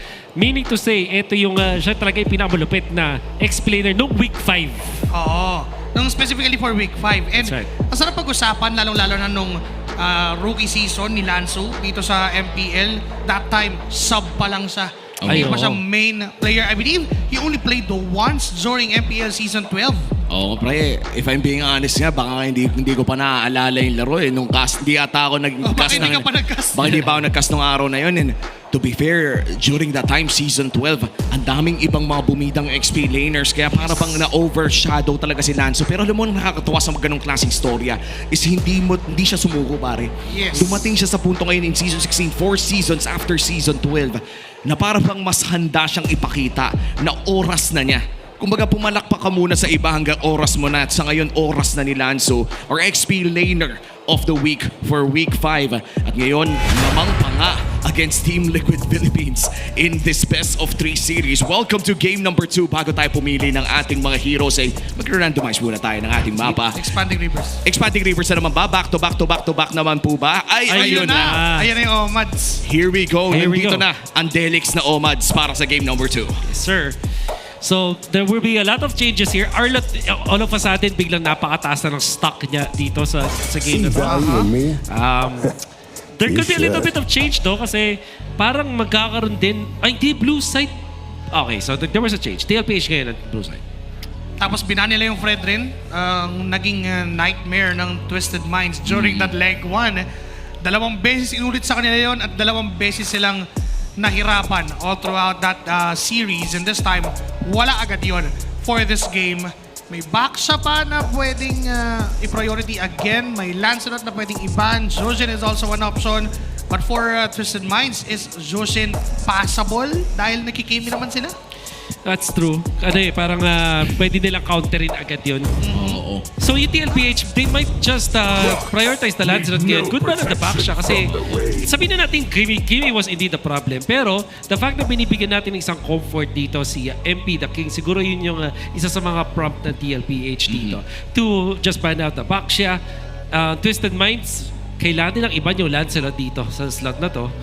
Kasi TLPH hindi magdadalawang isip na kunin yan. And alam mo, no, sa matagal-tagal na pagtingin natin sa Dangerous Grass, we always thought na si Yisun Shin ang magiging primary na beneficiary ng mapang ito. Pero parang nagbago pa nga yung naratibo. Naging si Lancelot pa. Dahil nga, mas nakakagulat yung mga plays, mas nakakahanap ng mga angulo. And ito na nga, with that, the Lancelot is taken away by Coach Bonchan. Zushin ay oo nga, napakaganda din sa Dangerous Grass. That's right.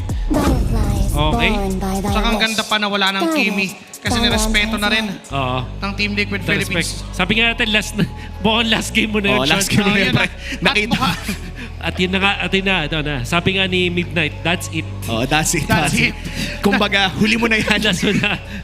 Sa next na laro mo, Sean, wala ka pa rin Kimi, I wala guess. pa, Kahit ibang team na yon. Sino bang sunod na kalaban ng Twisted Minds, pare?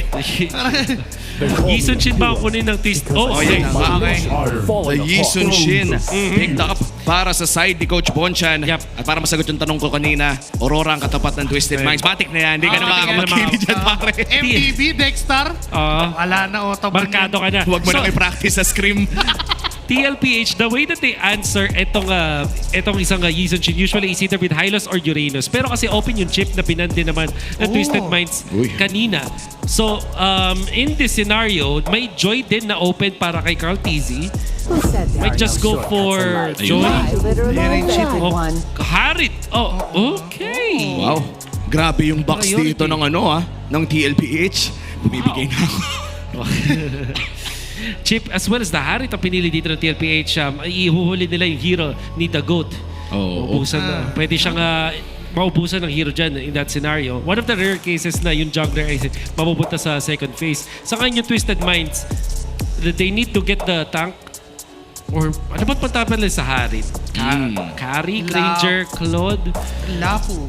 Alam mo, may namimiss akong pick against the Harit. Veil. Pre, alam ko hindi masyado nagme-make sense ngayon, pero paano in a big AOE team fight against a chip, parang kung may oras na maglabas ng gano'n, there could be a chance, pero medyo malayo nga sa pangyayari. So, Claude nga. Okay, so I was thinking about, like, di ba, na-mention natin yung pwedeng pang sagot nila sa Harit. Pwede kasing maubusan eh. So, instead of Granger, since Dangerous Grass itong ating scenario, mahirap yung mga nagdo-double lane na basta-basta. But Claude is different kasi meron siya nung BMI. Also, kapag ginaw siya nung chip, meron siyang pang-counter. Oo. Kala ko pa nga, Bane yung ipapang gold lane ni Nosha considering na pag nilapagan man sa ng portal, at least may tatlong pating. Nakakatakot din yun no? Pagkalabas mo, may dura agad pre. Oo. Dura at pating yun yung one of the highest burst damage for Magic Bane here. Pero mukhang tatanggalin na nga yung Arlot. Katulad na lamang nung sinabi ni Wolf kanina, no? Napakatakas talaga ng value ng isang Arlot in the dangerous grass map. I wonder, parang yung Twisted Minds dito, hindi nila uubusan ng hero si Angela Pan. Okay. Oo.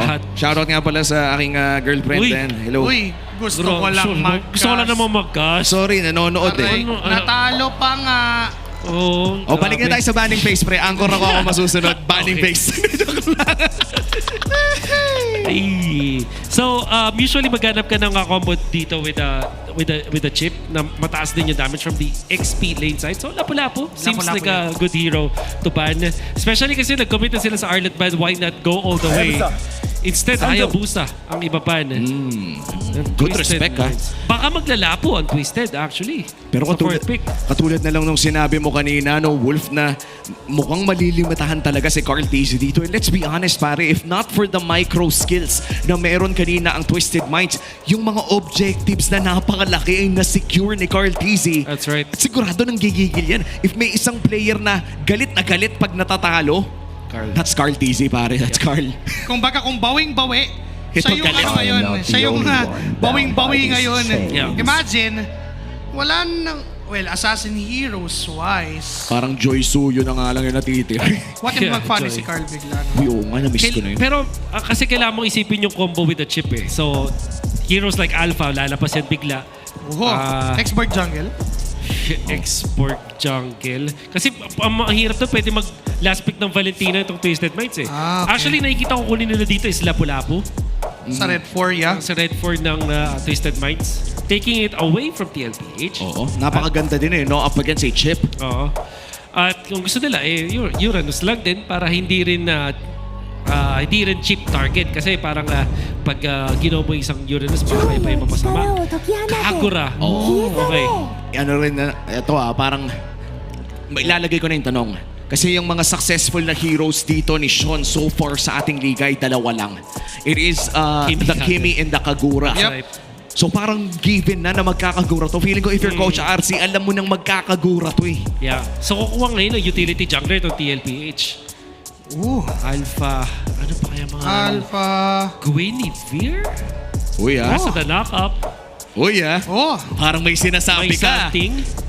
Basta puro sila magic, yun yung problema. Okay. So physical to. Di Guinevere tas Benedetta kaya? Mga ganun. CC. Kung take out nila yung CC. Ano kaya magiging choice dito ng Team Liquid Philippines? Mukhang ngayon nga, Joy! With the Onyx PH skin as well.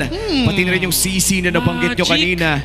At napakadaming magic damage pero meron namang physical damage na nanggagaling dito kay Sanford. And now the final choice remains for Twisted Minds. Ano kayang pipiliin ng Uranus ni Lanzo dito? Ay, sorry. Medyo mahirap lang against the CC. Terisla comes to mind. Pag sa CC, nag-offers sa Lapu daw na kanina binention din. Ayun na. This land is our land. Okay. Tingin ko mula nung MPLPH Season 15, kung hindi man 0%, isa lang ata nanalo ever na Joy Harith. Oo, kasi parang nabibigyan ng one item counter to eh. Okay, Jan. Pero I would say na the chip changes a lot of the micro mechanics here. Kasi mas bumibilis yung area kung saan naglalaban-laban agad yung mga tao. And usually, magic damage compositions ay talagang nakakalamang in the early game dahil napakataas ng burst damage na meron sila. So, pakiramdam ko, they're banking on a very good early game dito kay Daddy JP. That's right. At syempre, meron kang chip Jushin, so maganda naman yung priority, yung in the mid lane. Mabilis kayo mag-clear. You're up against the Kagura na sobrang passive din in the especially dun sa first level. Ganoon naman yung Gatot Kacha. However, alam natin na ang Joy ay isa sa mga pinipili ng mga teams na pang-kontra sa Season Shield. Kung hindi man pang-kontra, pang-sabay. So, in theory, in lane to lane, kung usapang lane to lane lang, pantay na pantay itong game natin. But if you think about it as a whole, Joy Harith isa sa mga compositions na napakahirap i-pull off. Oo, maaga, malakas, pero the moment na makatikim ng Radiant Armor or Athena's Shield, ay talagang medyo matatapilok yung mga damage dealers natin dahil napakakunat ng mga kalaban. Pero we have seen a lot of Joy Harith compositions na basta makaaga ng Divine Glaive dito ay gumagana. Mga bata talaga. Shoutouts kay Jaire, ang ating idol. Sir Jaire? Sir Jaire. The Filipino sniper ng prod. The true. Pero going back, doon sa matchup na yon, I mean, tulad nga ng pinag-uusapan natin, the Joy Harith, parang Radiant Armor lang talaga yung pinaka-una mong iisipin na item and you're good to go. Somehow you can sustain. Oo, puhunan mo talaga dito around 2,500 or 700 gold lamang. And tingnan natin kung gaano kabilis ito kukunin ng MPL ng Twisted Minds dahil sa totoo lang no, parang si Kaloy lang naman yung magmamadali ng item na yun.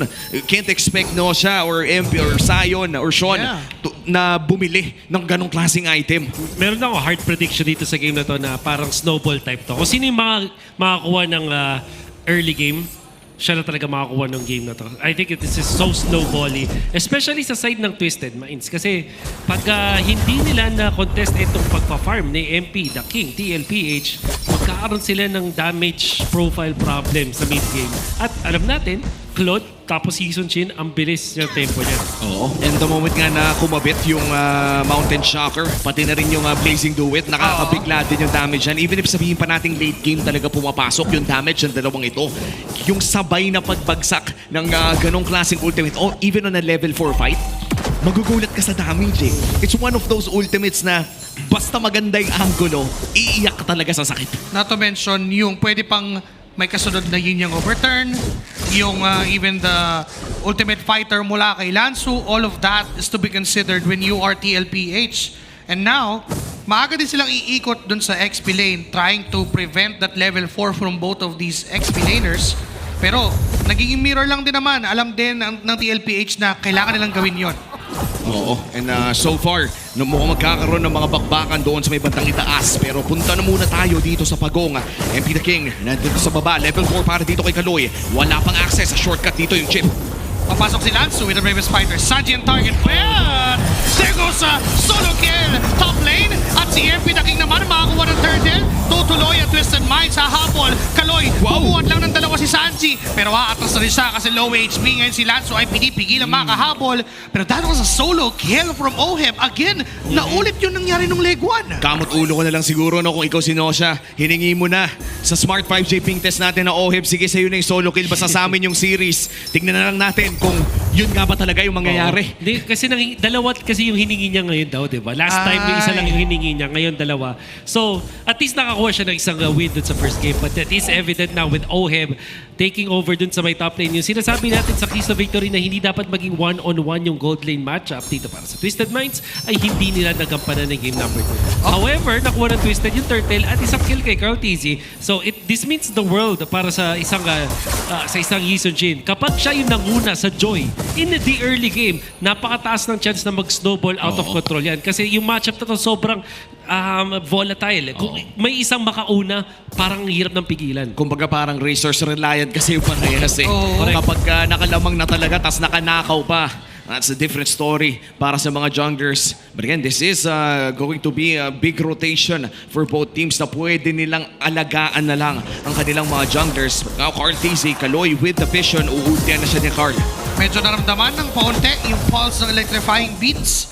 Pero nalilimit ni Kaloy. So far, yung movement ni JP, hindi ma-maximize yung portal. Walang mahanap na target at walang hindi efficient enough yung chip at this point in time for Team Liquid Philippines. Well, 20 seconds na lang naman bago lumabas ang pangalawang pagong na ito. Pinakaunang pagong ay nahawakan ng Twisted Minds sa presyo ng solo kill against Nosha doon sa may bandang itaas. Pero mukhang pepwesto na agad ito nila JP at ang TLPH. May available naman na Mountain Shocker pero hindi nagbabago na mas angat ang pwesto dito ni Sanji at JP.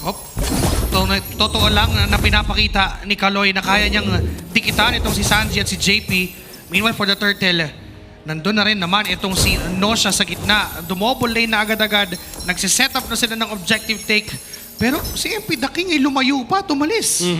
Parang may ibang binabalak at hindi ata alam ng TLPH na wala at napakalayo talaga ng Yisung-jin na ito sa pagong. At dahil dyan, mapapatagal pa ang sayaw sa pangalawang pagong ng laro ito. Yung nakaka-aning talaga kapag naglalaro ka sa dangerous grass, mas madami kang kailangang i-check. And then in this scenario, isa pang importante ditong grass na hawakan or bush na hawakan na itong yung malapit sa mismong pit. Knowing na may chip at may lapu-lapu on the other side, di ba? Parang ito yung dalawang heroes na kayang-kayang manggulan. Ayan, no? Oo, dalawang pag-check. Ayun na, sa balbas. Here comes the portal. Nagamit doon sa likod. Papasok yung ibang mga tropa. Nandyan si Lanzo na may ifet. Pagpasok ni Cartesi, naka-electrifying beats na. Sa kanya mapupunta. Yung turtle na yon tuloy lang sa blazing duet. Etong si MP, no siya rather. Doon sa likod, yung inahabol pa ni Sanford itong si Sean. At aatras ang buong Twisted Minds. Nakalabang ang TLPH doon. Magandang momento para sa TLPH. Sinasabi natin na napaka-importante pag snowball dito. The fact na si Cartesi ay nakahanap pa ng kill. Because interestingly, Lanzo stayed dun sa may portal. Kakaiba na ngayon nangyari. Pagka-flicker doon ni JP, hindi kasama yung mismong portal. So, it's so interesting na biglang nandun pa si Lanzo. I think nag-aabang siya ng potential na pupunta doon. Knowing na meron na nga siyang War Axe. Felt confident, but unfortunately, nalugi doon ang Twisted Minds. Well, mukhang maaagaw pa nga ni Cartesi ang purple buff na yun against the Yisung-jin. And ito na yung sinasabi mo kanina, Wolf, na kapag nakalamang yung isa, ay mararamdaman talaga ng kabila. And looks like MP The King, yung lamang niya kanina ay nabaliktad na ni Cartesi after that turtle fight. Tapos makikita din natin na si Oheb ay somehow nag-maintain lang siya ng distance around that clone. Hindi pa siya namamatay, hindi sila lumalaban kapag alam niyang malulugi sila at nandun yung Gatot Katsa. And for Daddy JP, again, ginagamit niya yung kanyang ultimate kapag may kailangan lang, kapag may objective lang. Hindi niya kailangan ni puwersahin no? Talagang binibigyan niya ng proper timing. And I think gusto kong balikan yung isa sa mga naging episode mo actually, Wolf, sa podcast na parang sinabi na rin ni Mamich na parang may something daw sa galaw talaga ni JP na mahirap basahin. Yes. He's thinking 2 steps ahead. Katulad din na-share ko dun sa mismong interview na yon. Nung time na nagkaroon ako ng chance sa makatapat, hindi naman makatapat pero makalaban, itong si JP, nakita natin na alam niya agad yung mga iniisip ng kanyang makatapat. Parang he plays the player, not the game. Uy! Grabe naman yun. Pero mukhang si Kaloy mabibigyan saglit ni Cartesi as the last turtle of the game spawns. At maganda na agad ang pwesto ni Daddy JP dito at ni Sanford. Mukhang kailangan humabot sa pwesto. Lanzo ngayon, hinaharapan ang CC ni Sanford. Pero mukhang makikita ni Daddy JP na papasok nga si Lanzo. Nagtatago lamang sa balbas. The shortcut is available. At mukhang tutuloy na nila ang turtle ito. Sanji with the zone, si Kaloy nagiging target. Sanford naman, si Lanzo ang hinaharapan. At hindi na magko-commit ng Twisted. Libre na to for TLPH. Nagagamit nila yung chip sa ibang paraan. Nagbibigay sila ng threat na baka may chip dyan, so huwag na tayo lumaban. Grabe. Pero mo yun, men, yung threat ng shortcut, hindi ka nalalaban. May yung old MOBA mentality na yung pinaka nakakatakot na ulti or in this case shortcut, the scariest shortcut is yung shortcut na hindi pa ginagamit. Oo, pero mukhang dito mukhang gagamitin na nga. Papasok ang buong tropa, Kaloy with the AOG. At dahil doon na yung skill na pang-engage ay ginagamit mo na para makatakas, alam mong lugi kayo, pero look at the advantage center. Papangkain pa. Nandyan yung tama. Tatama kay JP. Sasayaw si Oheb. Pero mukhang matidelikado. At napakaganda sana noon, pero tutubo pa rin si Oheb. Tutubo pa rin si JP. Susunod pa ba? Pero si Carl TZ will get a shutdown kill and a double against Kaloy. Ngayon si Sean ay hinahabol. Naparusha ang Bella Flea. Sanjay tuloy pa rin sa paglagay ng lantern flare, pero hindi natatama yon. But that was a good move coming in from TLPH. Nag-init si Sanji doon na multiple attempts on taking people's lives. Ang daming puwersa! Pinaanan bigla! After a very long time, napatay na rin nila si Sean, and that is because of Carl TZ. May heads-up play na ginawa. Yung idea dito is JP with the shortcut again. Nilabas na naman, pero may AOG na pang counter. JP's gonna go down. BMI out para kay Nosha. Pero si MP The King at si Carl TZ. Nako. Tulad ng binabanggit mo, Wolf, kung sinong makauna ay literal na mas lamang na ngayon at hindi na kinakaya ni MP The King yung damage. May nakasimangot na si MP The King. Kinuha siya na purple buff. Yun yung masakit doon. And ngayon, magpupush na naman ang TLPH. Double force ay gagamitin na rin. Si Kaloy nagiging target. Pero nag-push na lang si Oheb. Blazing Duet. Aray ko po. Pero nasaktan siya sa sarili niyang damage na sa vengeance from Sanford. At hindi matapos ang TLPH. They could get another turret. Pero wala naman na doon. Eto si Oheb at si Carl. Look at Sanji. Tumatayo na lang doon sa harap. Pare, pinag-usapan natin to kanina eh. Yung vengeance on the CC against a Claude. Nabigla sa sarili niyan damage si Nosha. And looking at the items coming from Nosha, 2 item pa lang. At masisilip natin yan sa Infinix in-game equipment. Pero mukhang itong Lord na ito ay hindi nalalabanan pa ng Twisted Minds. It's going to be the Lord secured para sa side ng Team Liquid Philippines. That's the first Lord of the game. At 5,000 na ang kanilang kalamangan. Di lang yung vengeance sa problema dito ni Nosha. Yung Blade Armor na ngayon available na para kay Sanford. Kanina pa naman available kay Sanford. JP with fleeting time. At yung kanyang pwesto, ito, bagong grass din, bagong bush din to. Kailangan din i-check ng Twisted Minds. Yung kilay yan eh. Yung kilay, kasi may balbas na Kasi may balbas doon eh. Taas ka onte, kilay na yun. Oo. At sakto-sakto hindi rin ganun kahaba, no? Isang tingin lamang. And looking at Sean, isang achievement ang kanyang nakita kanina is now ranked top 2 in highest kills with 0 deaths in MPL PH history. Rookie pa lang, may record na naset. Susubok ngayon ang TLPH nga lang na pumasok. Nabit-bit itong si Kaloy, papalabas. Pero hindi na sila pipilit. May Lord pa sila sa top lane. Na by the way, hinintay pa nila Carl TZ na mag 11 seconds bago nila patayin yung Lord.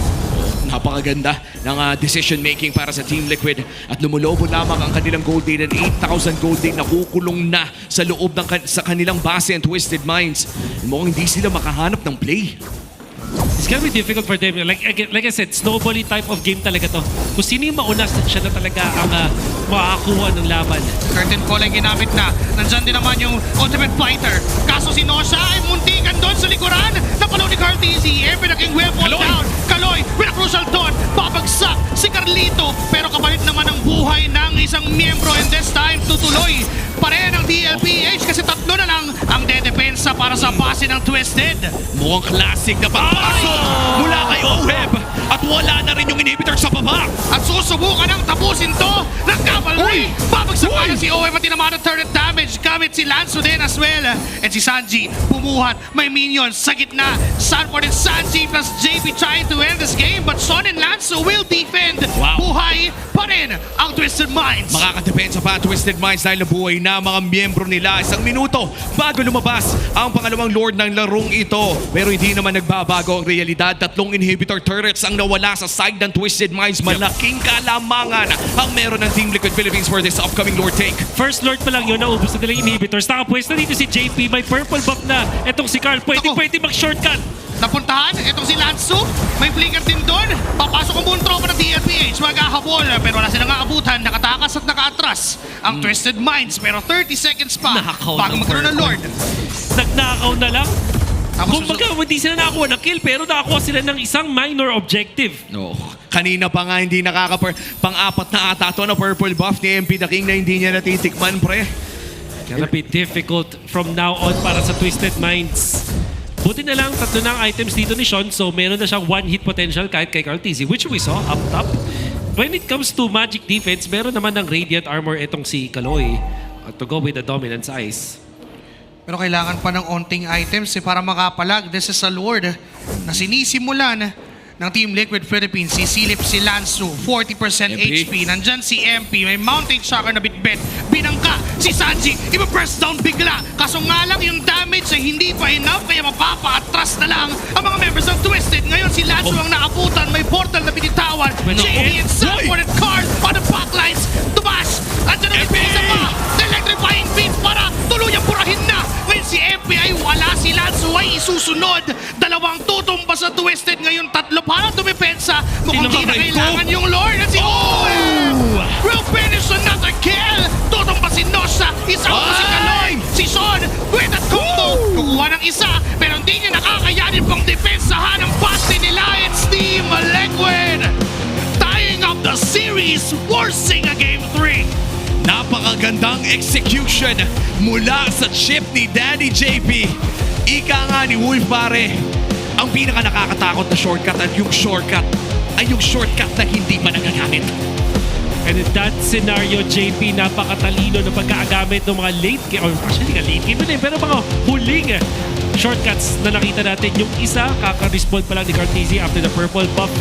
Gino agad nila at nakanakaw pa sila. Afterwards, yung kill doon kay Lanzo. Kaya nga naman, itong TLPH nag-snowball na nga. It all started with this 5-minute team fight na naipanalo dahil dun kay Cartesi na nakakuha ng kill, nakakuha ng retry at nakakuha pa ng snowball afterwards.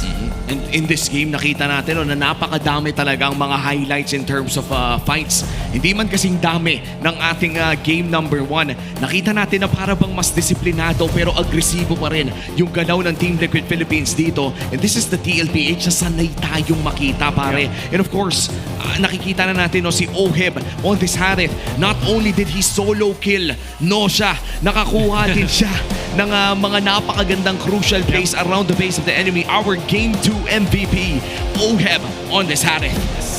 Yung solo kill dun sa may top lane, winning that matchup, sabay pagka-contribute dun sa mga team fights. Kahit dun sa 5-minute turtle fight na masasabi natin naging turning point ng laban na to. Nandun din si Oheb dahil dun sa presence ng shortcut flicker play to get out that it was a full 5v5 na naipanalo ng Team Liquid dahil dun sa kanilang mga players. Hindi natin pwede ding i-deny na maganda ang laro ni Sun for this game. Siya naman ang nakasisi and maraming beses din niyang nabully itong si Lanzo. In fact, na solo kill pa nga niya at a certain point in time. And then in the entirety of TLPH, nandyan si Cartesi playing so well, JP ever so patient, and this time Sanji, 0 deaths naman. Siya naman na may 0 deaths ngayon. Oo. And ibang klase yung mga paghihigante ng ating mga players dito.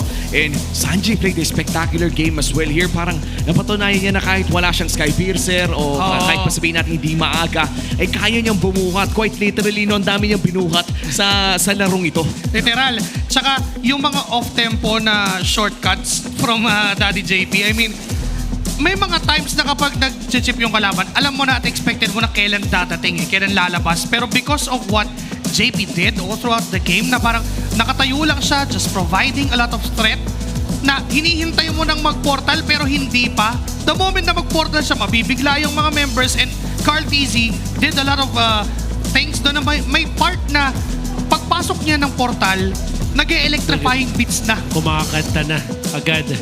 At syempre, ito yung rundown na ginawa ng TLPH. Muli kay Cartesi taking out si MP the King and dire-diretso na Lanzo. Although madami siyang target at makunat siya dahil dun sa innate na skill nitong isang labo-labo, it wasn't enough because of the snowball factor mula sa TLPH. When we started this game, we doubted itong combo nila Carl, pati na itong si Oheb dahil magic-based siya. But we also said na kapag nauna dito ang TLPH, kapag nakakuha sila ng early lead, magsasnowball sila. In fact, itong game na to is just decided by the early game dahil lang na sa pagkakabasa natin sa draft. And ganun na nga yung nangyari. TLPH, all they needed was the turning point ng 5-minute mark at dire-diretso na. Oo, naalala ko during that time, bago nagsimula yung sinasabi mong turning point, it was already Twisted Minds na lamang. That's right. I think 1,000 kalamangan ng Twisted Minds during before the second turtle, to be exact. At nung nakuha yung ng TLPH yung second turtle, yun na nga yung sinasabi ni Wolf na turning point kung saan nagtuloy-tuloy na yung laban para sa TLPH. At para bang biglang nagkaroon ng green button ng switch dito si Daddy JP na mas dalasan yung mga teleport niya. And it even went down sa sinabi mo nung early game kanina na hindi din naman prayo yung Radiant Armor for a Kagura. Hindi prayo yung Radiant Armor for YSS. Maybe for Lapu-Lapu, pwede. Pero kailangan niya muna ng Warax niya. Yeah. And even for a Claude, hindi ka naman mag-Radiant Armor first item dyan. So, sila yung mga naging victim nung high magic damage mula doon sa Harith and sa Joy. Yeah. So, kahit ba naging yung damage profile is mainly magic dito para sa TLPH, what matters is hitting it on the right people. Kasi naman, if you think about it, etong si Yison Jin, etong si Kagura, and even the Claude, wala naman silang defensive items. At kung si Lanzo naman ang pag-uusapan, ang nakatoka sa kanya is Sanford. So, TLPH, the way na sinolve nila itong problema ng kanilang damage profile is applying the damage dun sa tamang tao. At I think it was Auntie Anara who told me way back nung nauso yung Harith and Joy. Nakausap daw niya si Coach Dexter about this na Bale yung Harith pala ay nang nanakaw. Correct me kung natanggal na ba ito. Nang nanakaw ng magic defense mula sa mga tao habang nagko-chrono dash siya. Kaya naman mas gumagana yung damage ng Joy dahil nagbe-benefit din sa Harith ang isang Joy inside that composition. Yeah, that's like the Jushin din. Kung sakaling pipili ka ng mga iba't ibang items like mag-glowing one ka eventually tapos meron kang anti-magic defense, yun nga, para papalambutin mo yung kalaban mo para sa'yo. Oo, and now makikita natin ang ating Big 4 stats kung saan si Sanford pala ang highest damage dealt sa larong ito. Pero of course, our BPI Rich guy, huwag na tayong lumayo pa. He's gonna be Oheb, the Filipino sniper on this Harith. Not only did he get several solo kills dito sa larong ito, kung hindi, naging napaka-agresibo din niya. Ngayon na lang ulit ako nakita ng Harith na willingly tinatapon yung sarili niyang katawan para lang matapos na yung laro. Ayan, ito yung binabanggit natin kanina na norm or stereotype. Kills and assists, 1-5. Minions, 4-5. Ito yung mas normal. Yung kanina kasi kay Sean, 3-5 compared to 5-5 dun sa Minions. So may something wrong dun or something right for Sean. This time, yun yung normal. Normal na. Iba rin talaga parang may mga games na di natin masasabi na yun na pala yung biglang magiging game na makakuha ng 3,000 gold sa kills. The very close game. But that's esports in general. No? You don't know what to expect. At hindi mo na talaga alam kung ano may expect mo. Parang mala playoffs na nga yung game 1 natin dito. And speaking of playoffs, no, pwede nyo na po i-secure ang inyong playoffs tickets. Just head on to the MPLPH website and join us at the Cuneta Astrodome for the MPL Philippines Season 16 playoffs. Yan na po ang pinakamalaking venue na makikita natin so far for MPL Philippines. And hindi lang yan, be featured also as the next MPLPH Super Fan of the Month. All you have to do is join the MPL Philippines official group, engage with the community, and just keep those interactions positive. And of course, no, marami pa atang masishare ang ating mga tropa peeps. Yeah, we can share any MPL-related news and updates in the group for your chance to be named as the MPLPH Super Fan of the Month. Just make sure to join our groups, and of course, ang dami nating mga community polls dyan. Kanina lamang itinanong natin kung ano nga ba yung mga pwedeng magmeta ng mga roamers na gusto nyo lumabas, at dumami-dami ang mga wishlist natin. Ako personal wishlist, na-miss ko na talaga ang Natalia. I'm very open about this, na gustong-gusto ko nang makita ulit yung mga, kasi na-miss ko na yung mga play nila Baloy dati during M3 at iba pa. Speaking of Baloy, ang nakamiss ay ang Hellcurt, Rome, at Saber Rome. Saber Rome. Maybe even the Paquito Rome. Hindi natin alam. At this point, no, parang ang dami na nga rin lumalabas. Pero sa ngayon, nakita na natin ang mga kakaibang mga mapa natin, ang dami nating expanding rivers. And recently, yung grass na dangerous ang ating nakita. Pero bukod sa mga project next stuff natin, of course, mas maganda na marinig natin ang panayam ng mga ating player. Panoorin ang video na ito.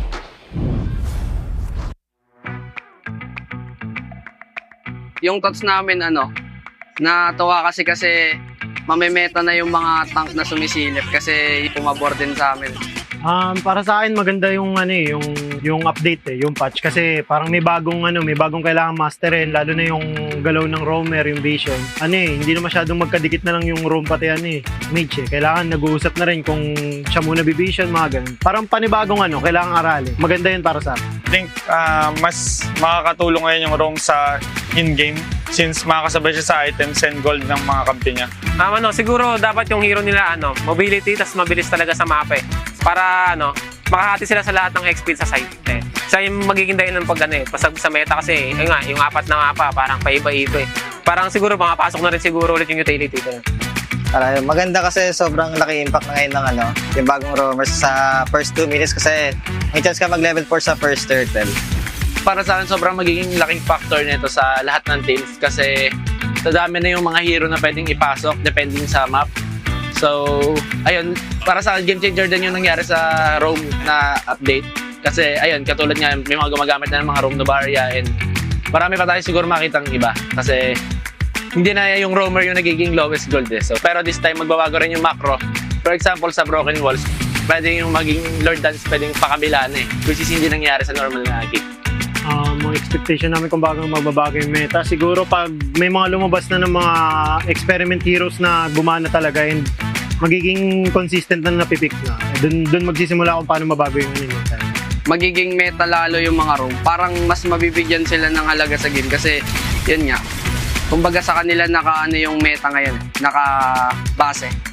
Para sa akin, ang favorite map ko is yung Flying Cloud. Yung Cloud, kasi ang bilis, tas nakakabalik agad sa lane. Dangerous grass since parang nagtatago-taguan din kayo pagka mga hero mo pantago. Ako personally, yung grass, kasi yun nga, pabor sa mga assassin yun eh. Mas madaling makatago, mas madaling makaabang yan. Siguro yung Flying Cloud. Ano kasi yung kulit eh.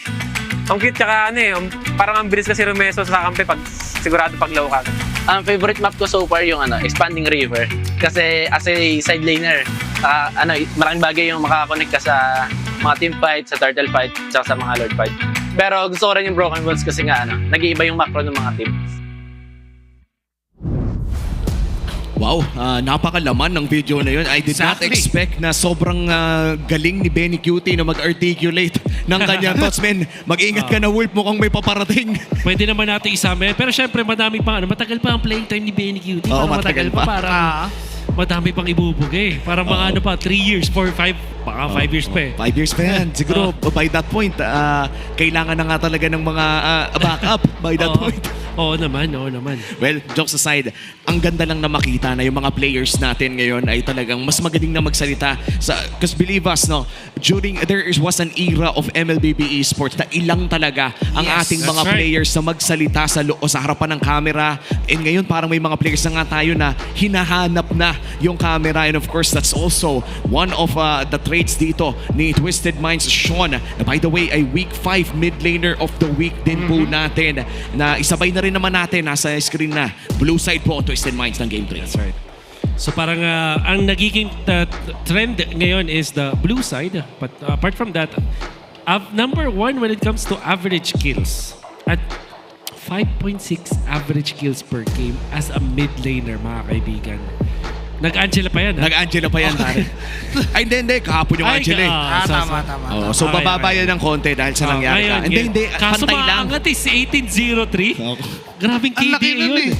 21 KD. Matik, di ba? 21 KD. 21 KDA. Hindi kasi pwede mag-divide by 0.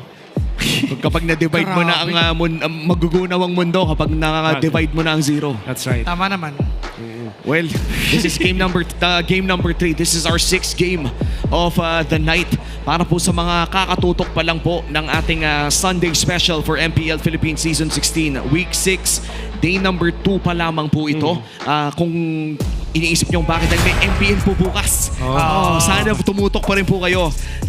Map randomizer na naman tayo dito. Clouds ba to? Clouds? Clouds na nga ba? Walls. Wag naman please, Expanding Reapers. Kanina ka pa lumalabas. Walls. Okay. Okay, we are getting Flying Cloud and this is a game changer, mga pare ko. Dahil nagkaroon na nga tayo ng actual research na tumatagal ang mga laro na may Flying Clouds. Ang ating average game time sa Flying Clouds na mapa ay 18 minutes. Kung ikukumpara sa Dangerous Grass, sa Broken Walls at iba pa, nagre-range ng 14 to 16 minutes ang mga mapa na yon at 18 minutes po pag Flying Clouds. Open ang Kimi. Pero first pick para sa Twisted Minds, no Jushin, no Chip, no Fredrin and Lancelot. Kimi na ata. Ayan na. Dumating na tayo sa point. First pick. First pick Kimi. Wala nang hiya-hiya pare. Lock in that Kimi, first pick blue side. So ito, Gatot and Lapo. Sisi Gatot? Pwedeng Sisi Gatot. The same formula they have. Pero kung Gatot muna kanila kunin, I think si MP the King kuha ng Hayabusa muna sa ganitong moments. Ayun na nga, saktong-sakto, Hayabusa with the Gatot Gacha. At ang magiging napakabilis po na ating drafting phase. Sanford going in for the Phobius. 1 minute pa lang tayo. Oo, tas automatic CC-ban. Yes. Of course. Kasi yun yung sisigatot ko. But I don't understand kung ba't tayo busay inuna dito. They needed an actual hero agad dito para sa kay MP the King. And then you ban the Farsa which is good versus the Kimi. Siguro worth it atang i-consider din ang Novaria para dito sa Twisted Minds. Kasi nakita natin, hindi siya ginagamit ni Sanji lately pero na-prove ng Aurora na it's gonna be good against yung mga parang skill shot type of hero like the Kimi. Selena. Kasi may ilang sa formation. Exactly. Or May Kagura din na pwedeng gamitin. Ito si Sanji. Kailangan niya ng someone na or something na mag-burst doon sa mga core heroes ng Twisted Minds. Now, Lapu-Lapu is veering towards Twisted Minds. Pwedeng yun yung explain na i-prioritize nila or Ura ata to, Ura game ata. I think this is a Uranus game as well. Uranus game eh. Tatagal din kasi no, kahit malugi siya sa lane. May flying clouds din. But let's see, ano nga ba ang ipipick dito ng Team Liquid Philippines? I feel like huwag munang kunin yung gold lane pare kasi pag nag-Yura, at least may chance ka pang kumuha ng carry. May compo nga pala yung Kalea na pag walang Farsa, Valentina or Kadita, yung mga teams, yung MSC to eh, no, nakita natin. So this is Lunox. Wow! Yung bago, yung MPL skin. MPL Lunox, by the way. Yan ang bagong favorite skin ng mga Lunox mains natin out there. At balita ko, iko-cosplay daw yan ni Odin. Wow! Shoutout kay Odin, naabangan natin yan. At kahit may Lunox na na-lock-in sa kabila, ay Uranus pa rin ang kukunin ng The Admiral. This Lunox is flex pala, hindi pa natin sure kung saan ito mapupunta. So, if you are Twisted Minds, you have to prepare for this. Ang mga heroes na ginagamit kapag ganito yung sa Lunox is Granger, pero they banded. Beatrix. Parang mas Beatrix pa ka sa TLPH kasi may Kalea. Yun ang problema. Parang you just go Irritel na lang yata dito. Moscow. Okay. Purify hero kasi kailangan. And here we go. Nilabas ang pusit. Nilabas ang pusit para kay Ohe, pare. Ang tanong, may asim ba? Woo! Shoutout sa Vinegar Pusit. Ilabas ang pusit. Hashtag we want pusit. Parang nagutom ako dun But anyway, we can guarantee na Magic Bane to, no, Wolf? Yes, 100%. Holy Crystal ba ang rush dito, pare Koy? Sa akin talaga Tranchon eh. Pero we'll see. This is Oheb. At alam niya, for sure, alam niya yung kanyang gagawin. Kailangan mo na i-check natin dyan yung emblem. Kasi ang gusto makita dito yung Weapon Master para kay Oheb.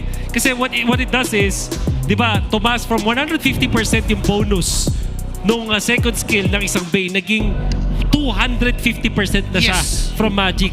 At kapag tinagdag mo pa yung Weapon Master on top of it, todo-todo na yung increase nun. So, I hope this is a Weapon Master Bane. Well, I hope na na-master na rin ng dalawang teams na ito mga weapons nila for game number 3 dahil magtatapat na ang Team Liquid Philippines and Twisted Minds for a winner-take-all dito sa ating third game of the last series of our Sunday night special.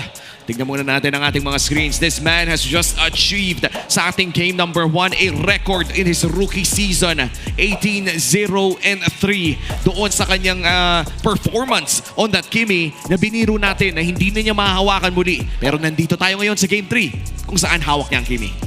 Sinacrifice to ng side ng Team Liquid. Ito yung mga gusto ko sa mga teams na talagang pinag-iisipan yung draft. Ito yung mga tipong hindi takot na ibigay yung signature pick. Kasi alam nila mas maganda yung trade na makukuha nila. In this scenario, it's Yi Sun-shin with the Kalea. At yung Kalea, the presence pa lang ng Kalea, malaking threat na siya sa Kimi at nililimit din niya yung mga potential heroes para kay Nosha. Kung napansin natin, di ba, napwersa siya mag-Moskov dito. So, yun yung nadadagdag ng isang Kalea sa pick. And then, na-counter din nila yung potential na kahit anong assassin na labas, like the Hayabusa, may Phobius silang sagot. So I think I really like the trade na nakuha dito ng Team Liquid. Tsaka sobrang bilis ng mga sagot eh. Right after that Kimi first pick, it only took around 2 to 3 seconds bago lumabas yung picks ng Team Liquid Philippines, and after their second and third, lumabas agad yung Phobius. So parang this is really planned in mind by Coach RC.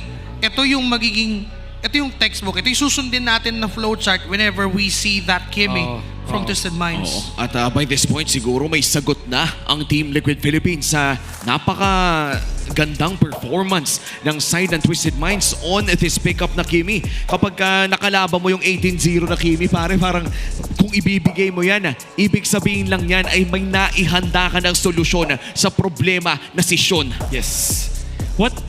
By the way, itong Kalea also enables some other picks. Like itong Lunox na red 4 pick mula sa TLPH, which is a flex pick na nakita natin mapupunta na sa may mid lane, kung iko-combo yan sa Kalea, kahit na ban yung Farsa, meron kang one shot na combo. Kumbaga may pagde-deliveran ka nitong Kalea.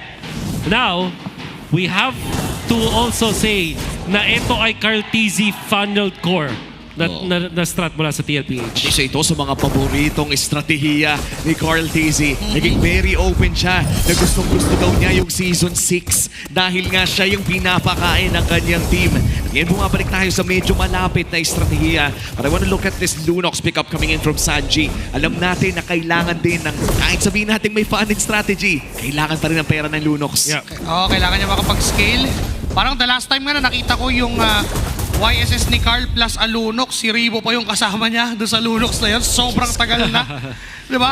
And this time, meron ulit itong pwedeng asahan knowing na naka-fighter nga itong si Oheb. Pero kasi, magic damage-wise, sobrang taas for TLPH. Pero nandiyan naman yung physical damage na inaabot din ni Carl TZ. And a very interesting pickup here for Lansu as well. Going in for the vengeance. Matagal-tagal na natin hindi nakikita yan sa kamay ng isang Uranus in an MPL game. Siguro sa mga RG ay kadalasan nakikita natin yan. Pero dito mukhang iba ang kanyang sagot. But look at this. Forced to back off yung Moskov mula dito sa Bane. Ooh. Dahil din naman din sa rotation ngayon itong si Carl TZ. Tsaka alam niya kasi may flying clouds. Well, mas mabilis siya makakabalik doon sa lane, pero that took a lot of energy shields. Naubos? Hindi naman. Hindi naman naubos yung energy shields. 80%. Grabe. Napakapataas na farm doon. Actually, kung papalikan, sa ngayon 1.2k na ang gold ni Bane. Lansu ay very low. But because of the innate na kunat ng Uranus, ay buhay pa din naman. And wala din naman kasing damage dealer doon. It's Sanford and JP. Those are two sustained heroes. Ngayon ay dediretso. Sanford with a dark wave. Si Kaloy ang target. Traction Pulse ay nandyan. Ugi Shadow Kill. Retribution kay Carl. TZ pa rin yung turtle. Ngayon papalagan. Tutuloy ang TLPH. Getting 2. Make it 3 na kill. Binuhat pa si Lansu. 3 kills plus a turtle. Clearly it has TLPH has the advantage dito sa game. Disastrous start para dito sa Twisted Mind. Sinubukan nilang pumalag pero hindi nakuha yung retry. Carl TZ nag-iinit pa rin mula sa gates 1 and 2. And what a rotation from TLPH. Yun na yung ginawa dito ni Carl TZ. Pinressure niya yung top lane, forcing itong Sinosha, but also giving a lot of momentum para dito sa Bane ni Oheb. Tapos walang dangerous, walang expanding rivers pero alam natin na medyo mabilis ka pa rin after the turtle fight. Immediately nag-respond itong si Oheb. Hindi siya nag-double lane pero pumunta siya dun sa turtle fight. Bumuhos na kanyang ulti tapos nagbigay pa, nag-contribute pa ng isang kill. Ngayon nag-double lane na siya, 1.9k gold advantage para sa TLPH in a snap. Oo, at mukhang they will be building off of this. Snowball na naman ang ating makikita. No, siya makukuha naman ang gold crab na yon. Pero kung titignan natin si Oheb on this Bane pick, hindi pa nga natin nakisachi. Teka lang, mukhang merong napili doon. Si Kaloy agad ang tutumbas sa kamay ng TLPH. Isang buhat, tapos burst down. Ganon kabilis pumatay kung ikaw ang Team Liquid. Zero reaction, para hindi mo na nga napindot yung revitalize kasi alam mong kahit mapindot mo yun ay hindi ka na makakasurvive sa burst damage na hawak ng Team Liquid. Dahil dyan lumaki ang kanilang gold lead, 2.3k gold lead already at ayaw nilang tigilan. Pakiramdam ko, gigil na gigil ng umulti ulit to si JP. Only double yun yung gano'ng kabilis. At tapos yung banda pa no first kill dito ni Oheb, masakit na rin sa ngayon. He's actually ahead 1,000 gold sa kanyang 900 gold sa kanyang katapat. Ay, nako. Ay! Uy, teka lang. May AOG para pinitawan to si Kaloy. Nahuli si Oheb. Nahuli din naman si JP. Ang kaso nga lang dahil makunat na hindi na itutuloy ang misyon. May turtle na sinusubukang kunin itong si Carl TZ, si Sanford, si Lanzo ay walang magawa kundi tumingin lang doon sa kinukuhang objective at libreng pagong para sa side ng TLPH. Mukhang susubukan naman ng Twisted Mind sa mag-trade doon sa may bandang itaas with Nosha just continuing to push gamit ang Moskov na ito. Pero mukhang makakapag-flying clouds na nga pabalik ang Bane. And maybe this is something na kailangan din natin i-considera. No? Siguro kung wala yung flying clouds na yun ay nabutas na yung top lane. Biglang nawala yung farm na inipon dito ni Oheb na over double lane din naman siya sa scenario na yun. And actually, sa lahat ng kaguluhan na yun, ang pinaka nag-benefit is si Nosha. Able to catch up when it comes to the gold. Tapos napigilan din nila yung pagkuha dito ni Oheb ng kanyang first item. Ay, masin doon. Tinamaan lang. And Nosa will fall down ng ganun kabilis at ang bubuhatin pa si Kaloy, AOG papalayo. Revitalize ay nagamit din. At atras ng Twisted Minds. Basag na yung Torres sa itaas. Even getting a kill for OHIP. Parang dinura ng asido, pare. 5 minutes na Crystal para kay OHIP. Huwag shadow kill lang doon. Nagamit din yung deadly catch. May SOD pa. Hindi na pumasok pa itong si Nosha. Flying clouds para makabalik naman doon. So, no need to risk it. But TLPH pushing the turret up top. Tapos, nagkaroon na ng malaking advantage ngayon. Ito si OHIP, 900 gold over Nosha.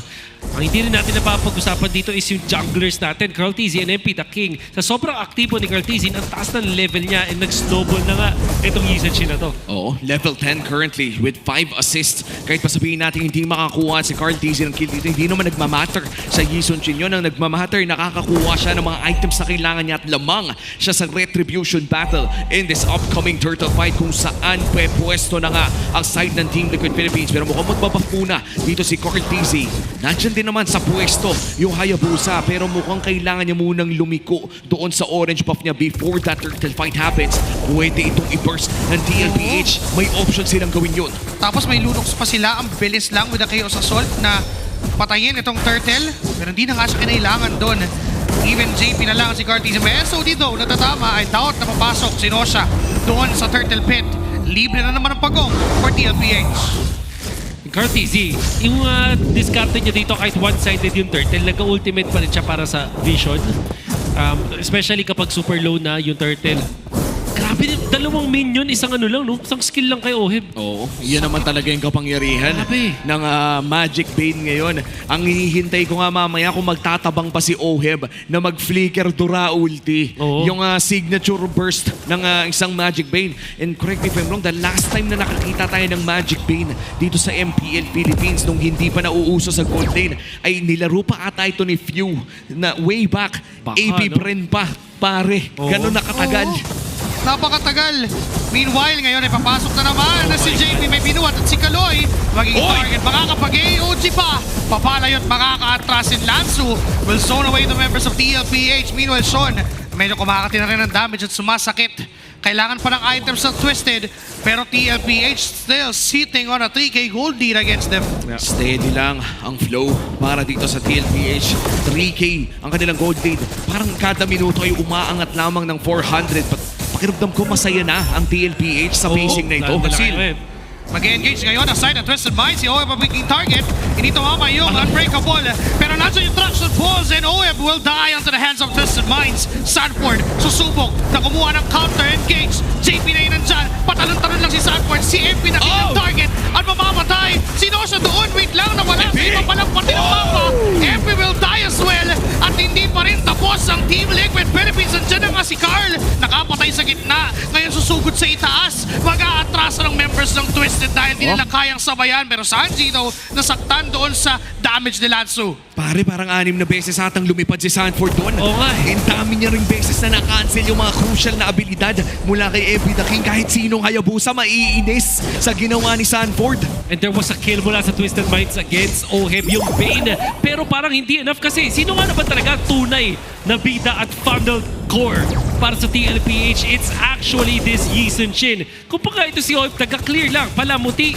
Para sa side ng TLPH at tunay na bida, yung Yisun Shin ni Carl. At hindi pa nga nagpapakita masyado. Saktong pagpa-farm lamang at ito na ang pinakaunang lord ng larong ito. Sanford, mukhang magbibigay lamang ng vision. Si Lansu ang magbibigay para sa Twisted Minds. Si Kaloy nandun na sa gilid. Papasukin, mahanap ang isa. Tsunami Slam, mabuta kay Kaloy. Numbers na agad, ganun na kabilis. Ugisado kill ay nagamit din naman ni MP the King. Atras sa kanyang shadow doon sa likuran. Ngayon 5 miyembro pang buhay sa Team Liquid Philippines. Pero si Nosha ay may ginagawang target sa taas. So di mo not connect. Hindi na aabot yung sibat para nakawin yung Lord dahil nakuha na ni OHIP at ng Team Liquid.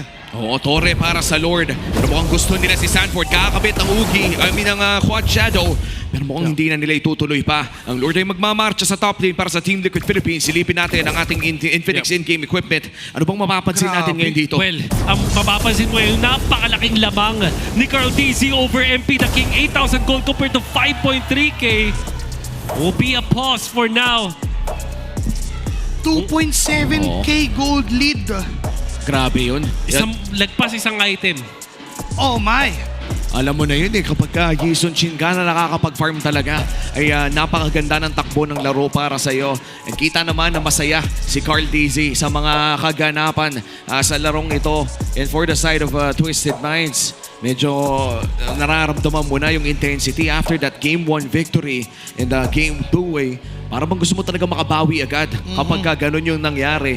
And of course, alam na natin, yung mga ganitong klaseng mga teams ay talagang gigil na patunayan yung sarili niya against world champions. May naalala ko. You know what? Ano? The last time I saw the Magic Bane was on MPL, week number 5. And that was from Uncle Drew Gamer Pack. It was Teddy Cutie na gumamit nun. Last season. Ito lang, this season, nitong last week lang ng MDL. Okay. And first build, Holy Crystal. Holy Crystal Rush, okay. Ayun, shoutout nga pala sa mga community members ko na nagdala pa ng cutouts na yung mukha sa Uomi team. Shoutout sa kanila. And of course, shoutout din sa mga communities natin na naging present dito in this wonderful Sunday night para dito sa laban ng Twisted Minds and Team Liquid Philippines. Parang dali lang tayo magpapahinga. Babalik din tayo sa action. Panigurado itong mga players na to, gigil na rin na maglaro at ipagpatuloy. And so far, napakabuti din na makita na nakaka-recover na rin ang mga iba mula sa recent natin na mga naramdaman, na mga tropical na problema. Ay, gusto ko lang mag-cast, may nakita pa ako dun, Alam mo naman na. And here we go, back to the Land of Dawn. Lanzu is down, 25 seconds. May Lord ng Team Liquid Philippines. Pero mo hindi itutuloy ang laban dito sa may bantang mid lane. Buhay pa rin ang Torre, as Twisted Minds. Medyo crucial lang na walang Order of Brilliance itong si Sanji. Although, dahil wala siya noon, hindi mag-force ng team fight ang TLPH. Wala rin naman silang ulti dito para kay JP. I think they just want to push. Yung isang thing dito with OHIP kasi yung Bane na gold lane, threat din So hindi mo siya pwedeng iwan na nagpo-push kasi may damage siya sa Torre. Napakabilis, pumasag ng Torre. And yung Lord ay mabilis ding mapaburst down. Pero merong talagdag mo na kay JP at si Sean kasi ang napili niyang target, tutumbagan yung isang member mula sa side of Twisted. Kapalit ng Roma yung jungler, lamang pa rin ang Team Liquid doon. Tatlo yung kumain ng pating pare at napakasakit ng damage ni OHIP kahit hindi natin nakikita na tuloy-tuloy yung pangbigla na meron sila. Ito na naman. Okay, akala ko magagaya. Scary clouds, hindi na basta flying clouds. Pero si Kaloy naipit, tinamaan ng Dark Wave. Diyan naman yung second skill mula kay Sean. Pero aatras na rin naman ang Team Liquid. And now we look at the Infinix in-game equipment. Kompleto na yung mga pangpanakit na damage dito. And look at this, 3,000 higit. 3.8. No, that's almost 4,000 ang lamang ni Carl TZ. And then you look at this Bane na 3 items na at top of Phobius din na may blade armor on top of Dominance Ice. Ang hirap ng pumwesto dito if you are even if you're Nosha, sino pa yung tunay na target mo dito? At sino pa yung magbibigay na target? Now, Sean going in for the Divine Glaive. This time, hindi siya nag-Sky Piercer first item. Ang hirap din kasi. Nakita ko rin pala kay Ohi, wala siyang boots. Meron na tawid. Meron naman Arcane. Meron naman Arcane boots. Hindi lang okay. Akala ko kasi yung first slot niya, armor lang Well, to be fair, nung simula naman ay bumili lamang siya ng yung brown boots. Tapos rumekta agad ng Holy Crystal. Kaya naman napakaaga talaga ng Holy Crystal pickup dito for OHIP. Around 5 minutes. And that's with the reduced gold na nakikita natin sa ating lane. And this is going to be the second board of the game. 5 segundo bago lumabas ito. Binabakuran na ng Team Liquid Philippines ang Lord na ito. At mukhang napakaganda ng pwesto ni Sanford. First na agad pare ko. Ilang segundo lang ang kinailangan ng Team Liquid Philippines para i-burst yung Lord na yon. And si Lanzo ay napilitan na rin umatras na dahil buo pa ang resources ng Team Liquid. Tsaka tingnan mo yung decision talaga ng Team Liquid Philippines, no? Nag-dark na yung Lunox, ni-retry pa rin ni Carl TZ. No chances na maagaw yung Lord na yun. Really crossing their T's, dotting their I's. TLPH hindi nagbibigay ng kahit anong weakness na pwedeng i-exploit ng Twisted Minds. Carl TZ going in for the Winter Crown. Para naman dun kay MP the King. Pang buy and sell din yan pare kapag sakali. No? So, this could be the push na maghahanap na talaga ng TLPH ng possible endable angle kasi na may hawak din silang Bane eh. Ito yung nagpapabilis ng mga sieges. Sobra. Tapos may ilang pa si Lanzo and even Kaloy na mag-frontline. Kasi pag lumabas na yung pating, may knockback, tapos sasaluyin mo yung buong magic damage doon. JP will go in. Si Kaloy naging target. Binibed pa pala yun. Sa isang iglap ay nawala yung gatot katsa na hawak ni Kaloy. May Lord sa itaas na di pa nakiklear. Basag na nga yung tore at yung gitna ay pwede na rin. Pero Ugi shadow kill mula kay MP the King. Si Oeb at si Sanji yung target na order pin. But Lanzo goes in. Vengeance! Kinabot niya ng vengeance damage ito si Oeb. At aatras ang Team Liquid. What a good defense from Twisted. Pero nabasagan pa rin sila ng inhibitor turret. We always ask kung bakit napaka-high impact mag-Uranus dito ni Lanzo and he always finds a way na ipakita sa atin yung vengeance na yun single-handedly stopped yung buong teamfight. Yep. Hindi naka-combo doon si Cortese, kailangan mount ni Sanji, and even si Oheb, di ba? Nabigyan din despite having the wings. Nice defense kami mula sa Twisted Minds. If they prolong this game, baka potentially kakayanin nila makipagsabayan sa composition ng TLPH. Especially kasi final core to, so talagang walang marksman mula sa gold lane na pwedeng tumapos ng laban. TLPH will not have the better late game kumpara sa Twisted Minds. Ang tanong, aabot ba sa late game ng Twisted Minds? Yun din talaga eh, no? When you're running a Moscow and a Kimi against a quote-unquote double fighter lineup. Hindi ko alam kung ikakategorize ko ba as fighter si Bane, pero double fighter lineup para sa Team Liquid Philippines. Ito yung mga pangkambakan talaga eh. We've seen this happen multiple times para dito sa MPL Philippines na yung Moscow talaga yung ginagamit nila na pang-counter sa isang double fighter lineup. Pero Oheb may flicker si Oheb. Oh! Sakit nung damage na yon. Just one ultimate and I guess 1 second skill enough to tear down at least 85% ng HP ni Sean. Aray ko. Aray ko pare. Ramdam ko through the screen. Para ako nanood ng 3D. Yun ang tunay na tumatagos, mga kaibigan. Nanunuot. Ay. Oh my God. I-count mo as warning shot yan, mga G. Gaano kaya kabilis ng Lord na to? Sinimulan? 2. Parang wala pa, hindi. Hindi naman nila diners eh. Ito na. Okay. Diretsohin. Nandiyan si Orb sa likod. May conceal play mula kay JP. Lanzo yun dyan din. Traction Pulse si Kokonekta. Burst down pa. OM low. Si Sanford doon sa harap. Even si MP the King ay muntik-muntikan na. Inabot lang ni Carty. Sinang traceless pa na bang sa pool. Tatlo yung mawawala sa Twisted Minds. Make it 4. Kasi si Lanzo ay tutumba na rin. Yung Lord Tank na naging Lord Bait. Teka lang si Nosha ay pumapalag ulit. May touch doon in SOD. Low na rin yung HP. Ubus ang Twisted, and that will give this game, that will give this series to the cavalry of Foreman Winter Crown. On the top of it all, Team Liquid Philippines will get this series against Twisted Minds. Hiningi ni Nosha nung simula. Sige, Oheb, sa'yo na yung solo kill, pero akin yung serye. Pero si Oheb, the richest man in MPL, sasakimin niya ang lahat. Akin din yung serye, pare koy. Hindi nakakilos sa laban na to ang Twisted Minds na snowball mula kay Cortese was there. And the perfect execution din mula kay Daddy JP Odiscalea. Napakagandang cold-blooded victory mula sa TLPH. And so far, mukhang may yakapan din na magaganap para dito sa mga players na ito. What a wonderful series. Nakita natin kung gaano kaganda yung TLPH versus Twisted Minds series na to. May asaran pang nagaganap. Oo. At nararamdaman mo talaga na yung kigil ng ating mga super rookies ay narito pa rin.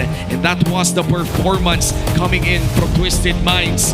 And for Team Liquid Philippines, na nakita natin yung napakagandang serye na to, ay makakausap din naman ata natin ang TLPH. Malapit na sila patungo sa playoffs. Kaya naman kausapin na natin ang TLPH kasama ang ating mga hosts sa main stage. Talk about a roaring victory from the cavalry. Here are your winners, Team Liquid Philippines! An insane effort. Rekta yun sa reverse sweep, Carl TZ.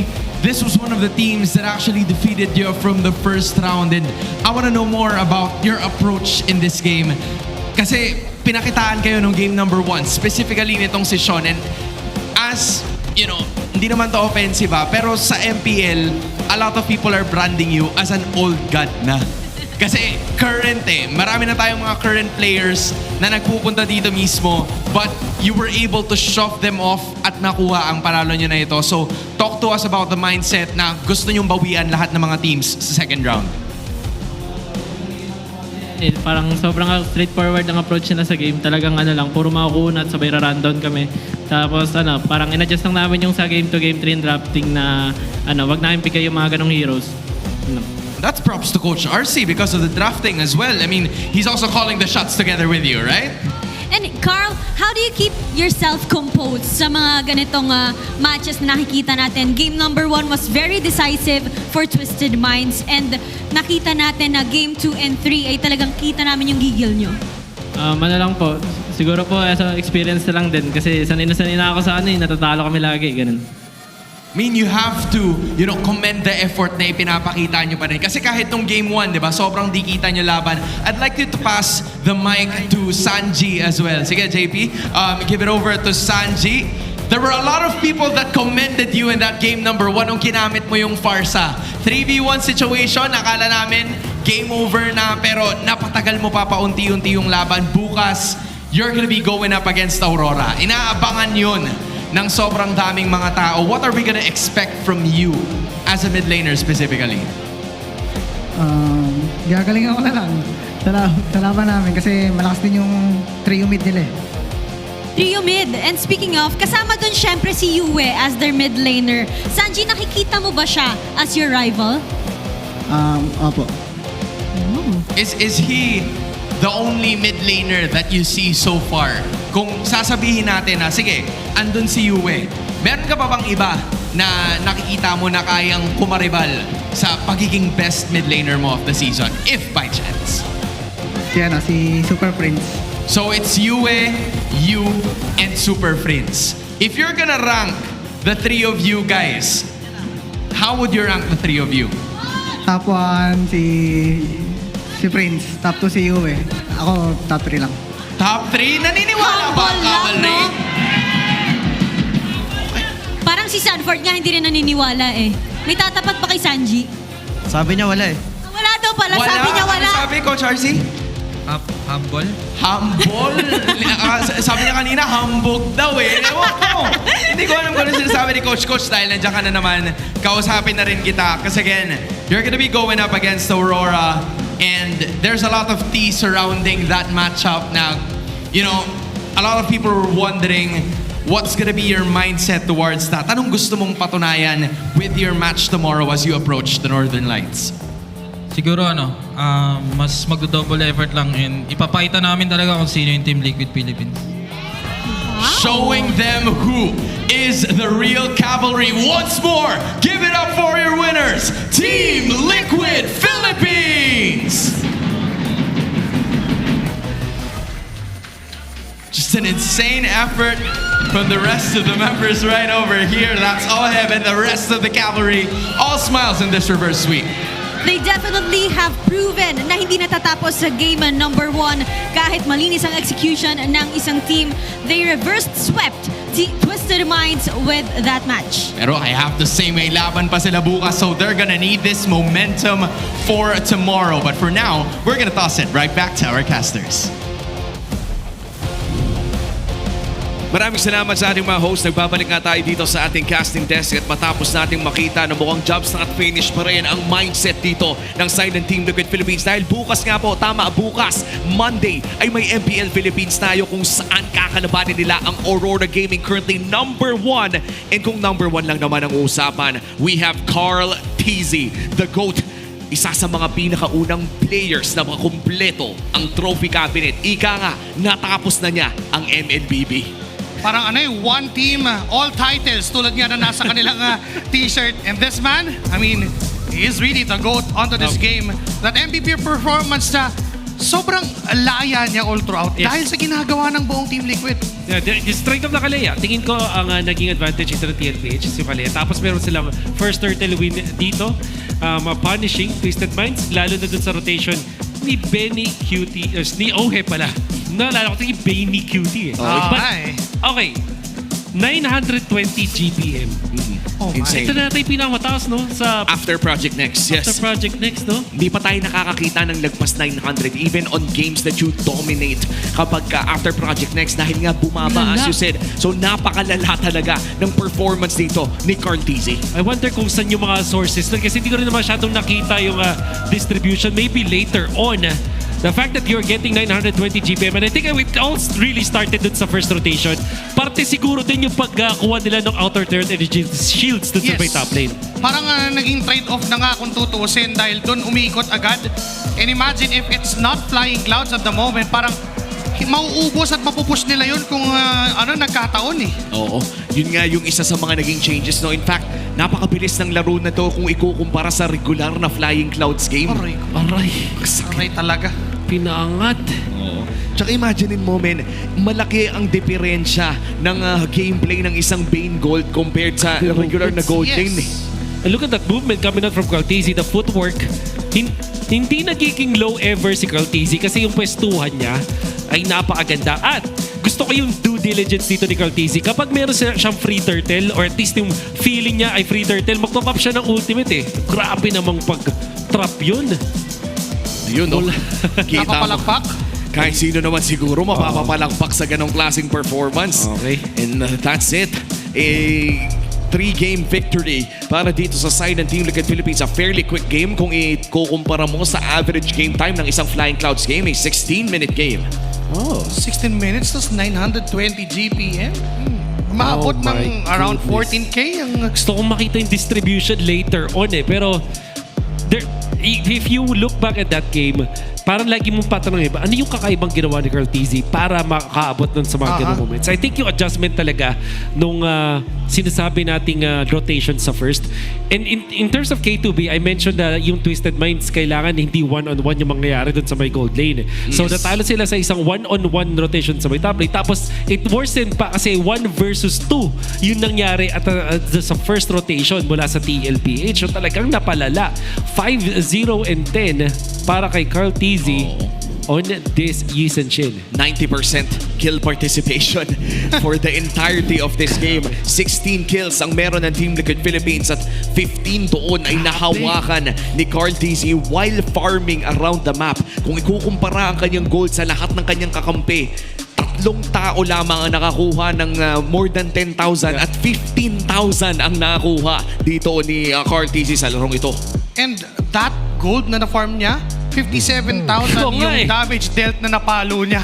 So gamit na gamit. Gamit na gamit. Imagine, the only reason ko bakit si OHIP yung mas mataas na damage sa kanya is because of AOE Bane. And Cartesi na hindi namatay sa game na to, yung positioning niya nandun tapos nag-farm ng mataas. Oh my God. Cartesi, sabi niya, teka lang hindi ako payag na may mas magaling sa akin. Yung game 1 ni Sean, tatalunin ko yan when it comes to my performance. And man, I just have to say na yung Yi-Shen ni Cartesi ata yung pinaka-successful Yi-Shen natin so far sa MPL Philippines. 920 GPM. Damn. Kailangan nating tanungin ang ating statsman na si Boss Book kung ito nga ba talaga yung top 1. I have a feeling ito yung top 1 post Project Next. Oo. May malaking chance kasi ngayon ko na lang ulit nakita ang numerong 9 sa simula. Puro 8!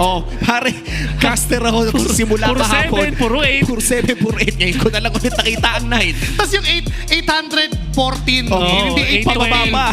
812, mga ganun. Ano yun? Kumpirmado.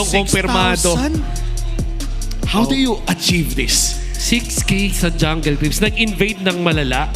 Kasi there was a point na lamang siya ng 3K, 3.8K ng mga 10 minutes.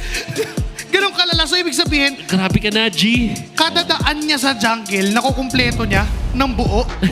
Ganun katindi. Oo, ibang klase mag-Yi-Shen to si Cartesi, man. And siguro aaralin ng mga teams kung paano nila nagawa to because by far this is the most exemplary Yi-Shen game dito sa MPL Philippines Season 16. I like the diligence na yung kakaiba talaga libre na yung yung turtle.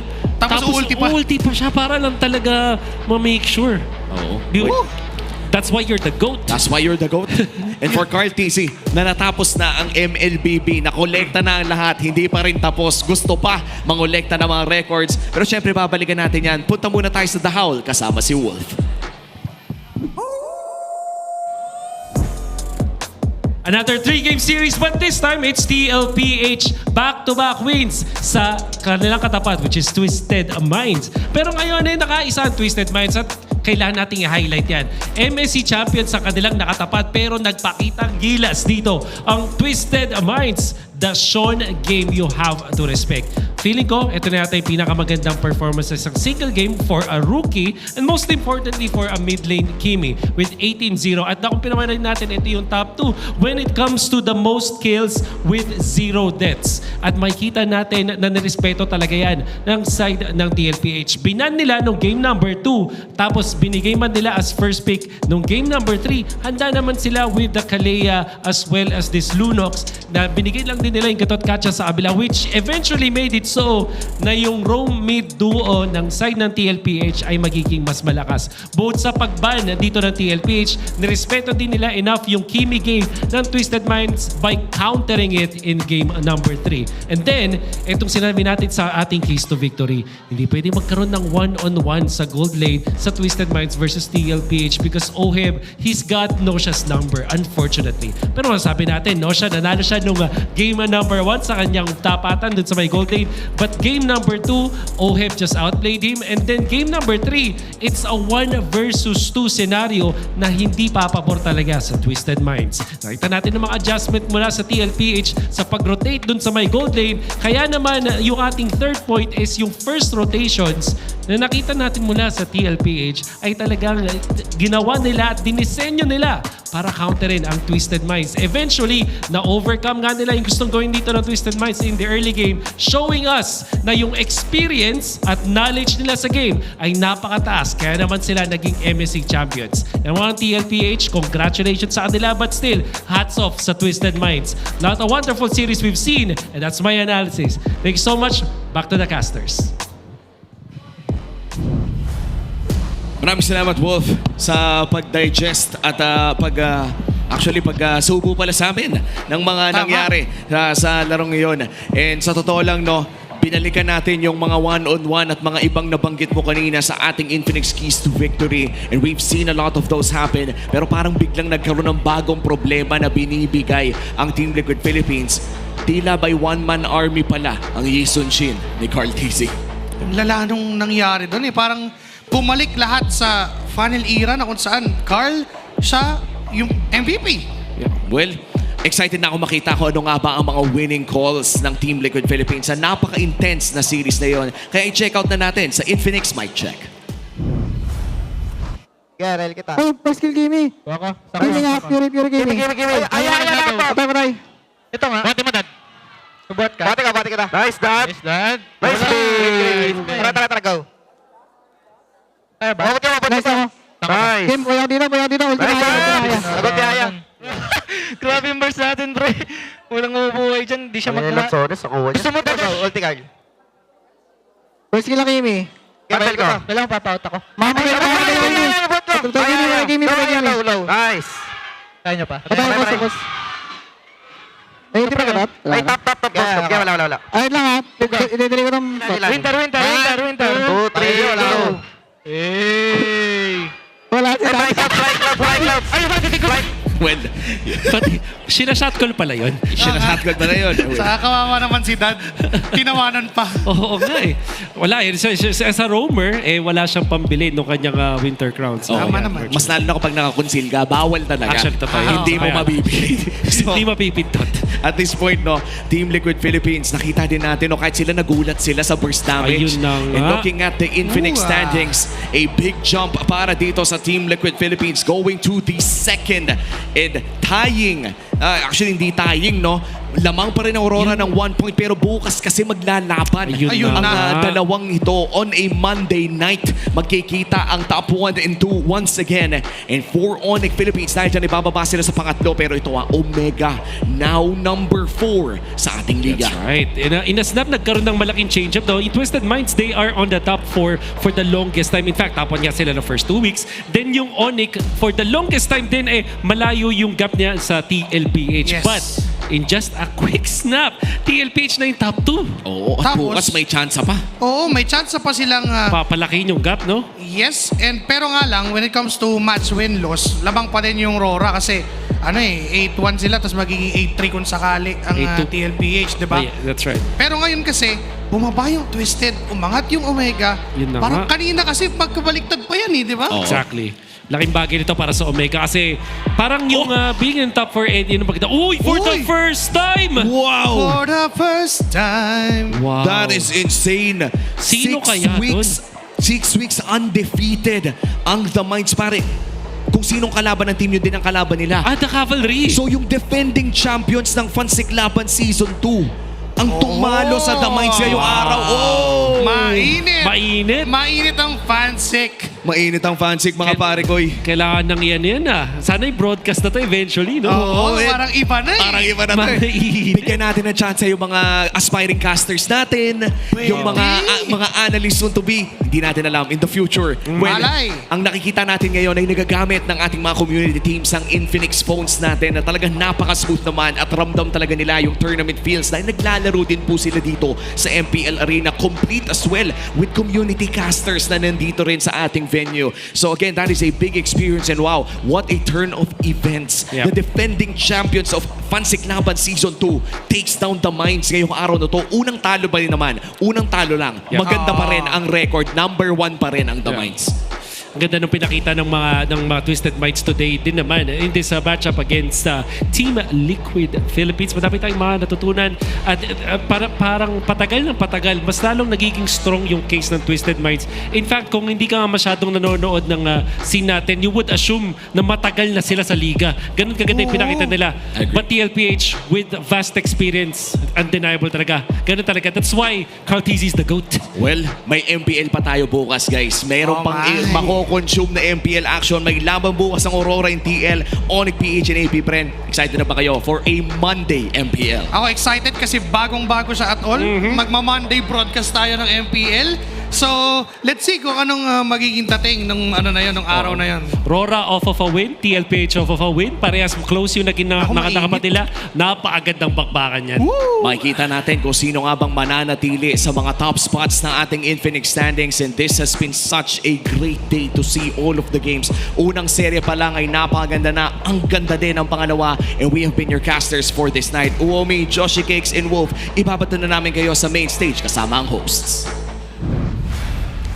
And that wraps our doubleheader for today's MPL Family Day. Smart Omega on a huge momentum, completing their wins this week and even bringing down the Falcons during the first series. And I have to say, in that second round, or in that second match, mas lalo nating nakita ang pinaigting at pinalakas na Team Liquid Philippines as the Cavalry made the reverse sweep happen kontra sa Twisted Minds. Marami na tayong aksyon na nakita sa loob ng 2 araw, pero paalala ko lang na kahit Sunday bukas ay hindi pa natatapos. Sunday ngayon ay hindi pa natatapos ang ating Week 6 dahil bukas makakasama pa rin natin sila. Oo naman. Hindi naman kasi medyo nanibago tayo na mayroon pa palang MPL bukas. Oo nga. But you have to say, from Monday to Friday, yung mga matches na naganap nung Biyernes, makikita natin bukas. So with that being said, bago or pagkatapos yung pumasok sa inyong mga trabaho at pagkatapos ninyong pumasok sa inyong mga eskwela, pwede pa rin kayong pumasok dito mismo sa MPL Arena. Well, aabangan namin ang ating super fans at aabangan din natin ang epic rivalry between Aurora Gaming and Team Liquid Philippines. Muli, kami ang kasama ng mga casters. This is your very own Odin. At ako naman si Hans Galeria. Maraming salamat sa pagsama sa amin ngayong araw, and hopefully we get to see you again tomorrow para tunghayan ang MPL Philippines Season 16!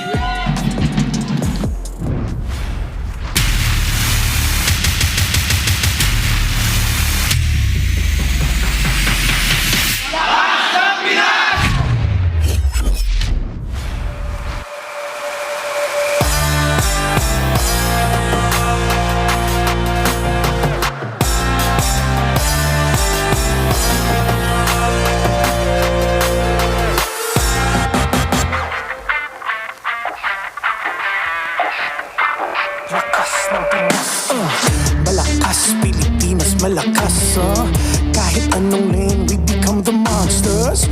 Malakas, Pilipinas, malakas, face the golden sun and repping for the 3 stars. Look at us, to the top, no ifs, no buts, winning any game para to sa PINAS. Tumitinag aming boses sa new level. Nasa kalye man o mobile, you know I become a legend. Listen, open fire, we unite, we winners. But with pressure, like diamonds are made of. Switching the lane na parang gera. HP racing made a setup. Pagkakatang buhat ni Hilda, full dome SS parang Laila. Susundan ko ang iyong bakas. Kasama pataas, tagumpay natin to. Dahil tayo'y malakas para sa Pinas. Nasa amin ang alas, hindi dito atas. Kinikilala sa taas kasi kami ang malakas para sa Pinas.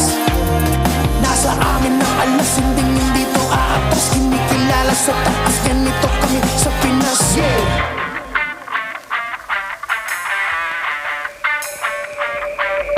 Laging MVP, no surrender, no retreat. Pag nagsama-sama, just imagine what we can achieve.